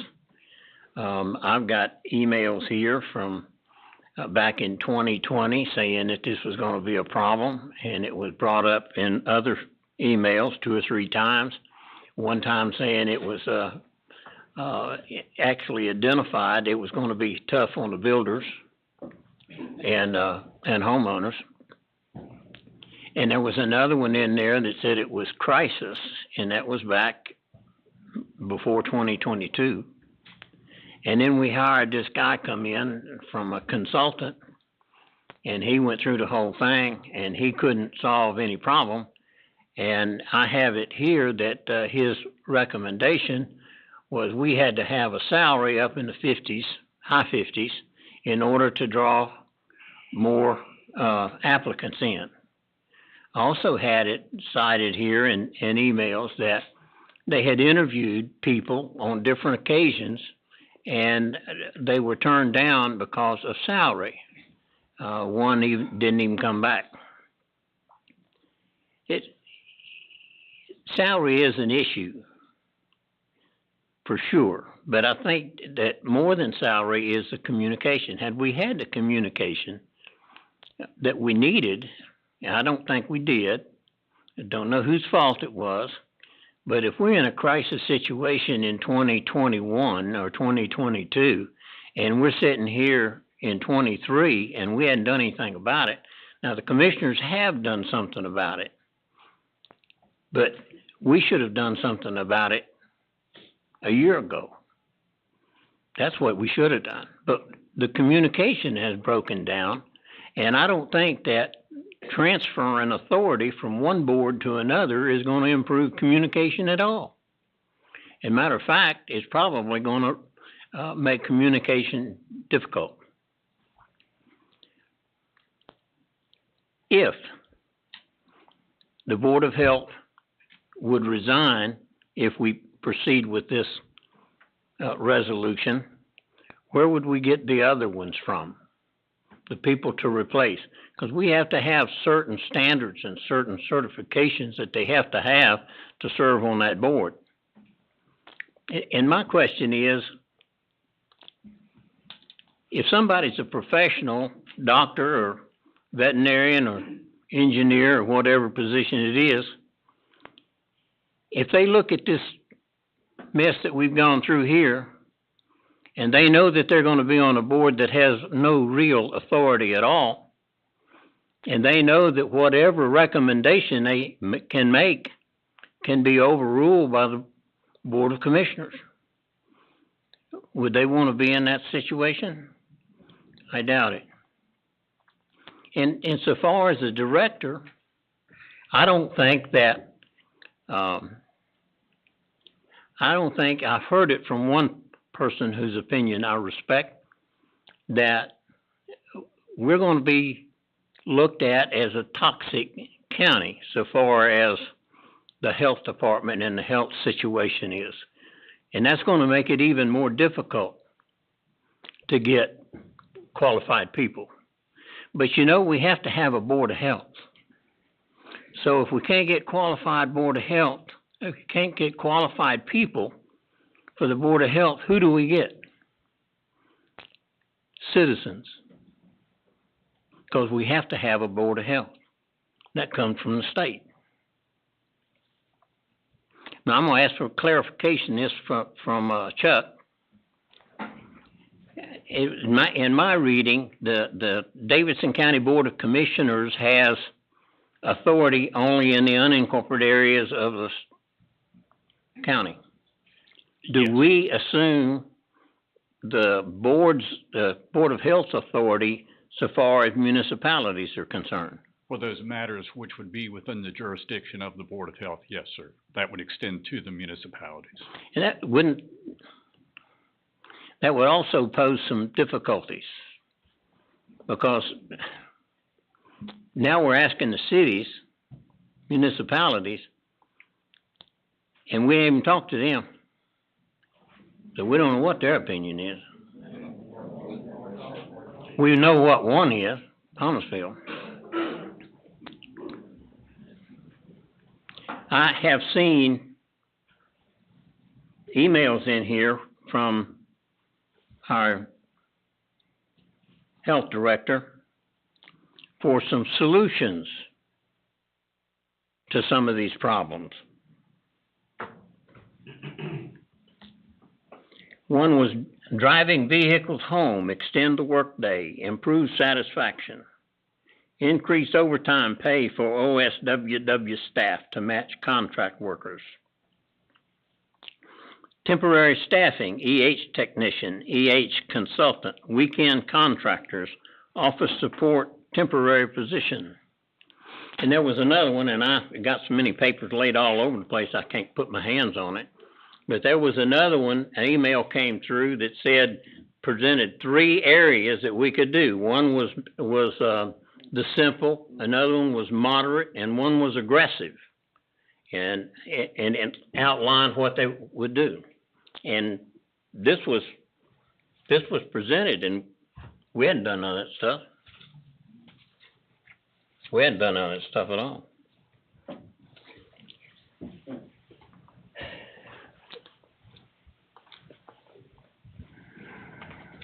We need to have better communication. And the only way to get better communication is to get the people who make decisions together. And let's talk about it, and let's get some suggestions. The county commissioners have already made a decision to up the salaries to about $58,000. We wouldn't have got the people back from Rowan County on what we was paying them the first time, because that's the reason they left. So we've got a situation where we could have got, whenever that consultant came back and said we need salaries in the high 50s, if we'd have done it at that time, we wouldn't have some of the problems we had, and maybe that gentleman wouldn't have sewer in his yard.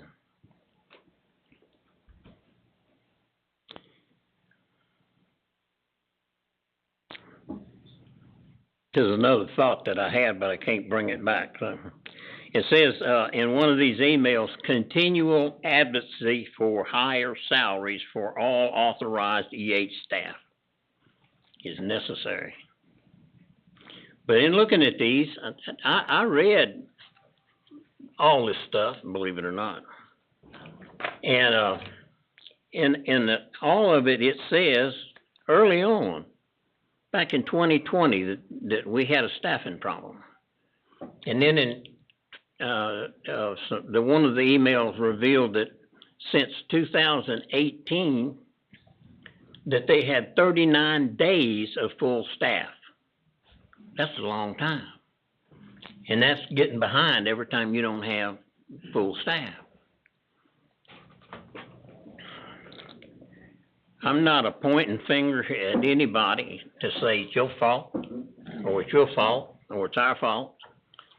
But I can't see how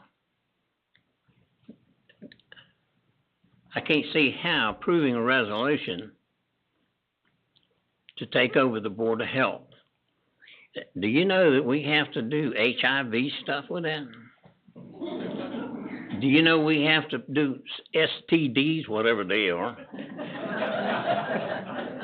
And we have to make decisions on all those things. And I'll stop there. I'll open the board for discussion. Thank you. Well, thank you. You do a good job. Thank you. You got questions? You said you had some for later. I ain't gonna ask any more questions. These people's been around here long enough. I agree. I've been around here long enough. There's a saying sure. that the mind can absorb only what the rear can endure, and I think I'm about like that. So do I have, y'all don't listen. So do I have a motion to either approve or disapprove? Mr. Chairman, I make a motion that we I'm sorry, you're right. That's what I just say. We're gonna close the public hearing, and we're open for, motion, and Matt was starting to make a motion. Mr. Chairman, I'd make a motion that we deny that the Board of Commissioners assume direct control of the Board of Health. Is there a second? Second. Any discussion? Questions? Cast your vote. Now, here, if you vote yes, you're against the resolution. You got that? Yeah.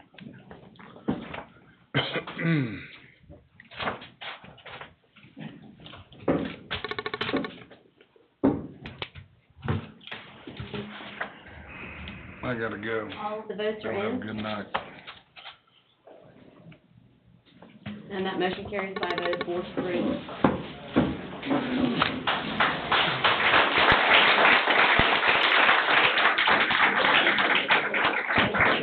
Motion adjourned, sir. Thank you. Yeah. Anybody wanna stay can stay. I didn't hear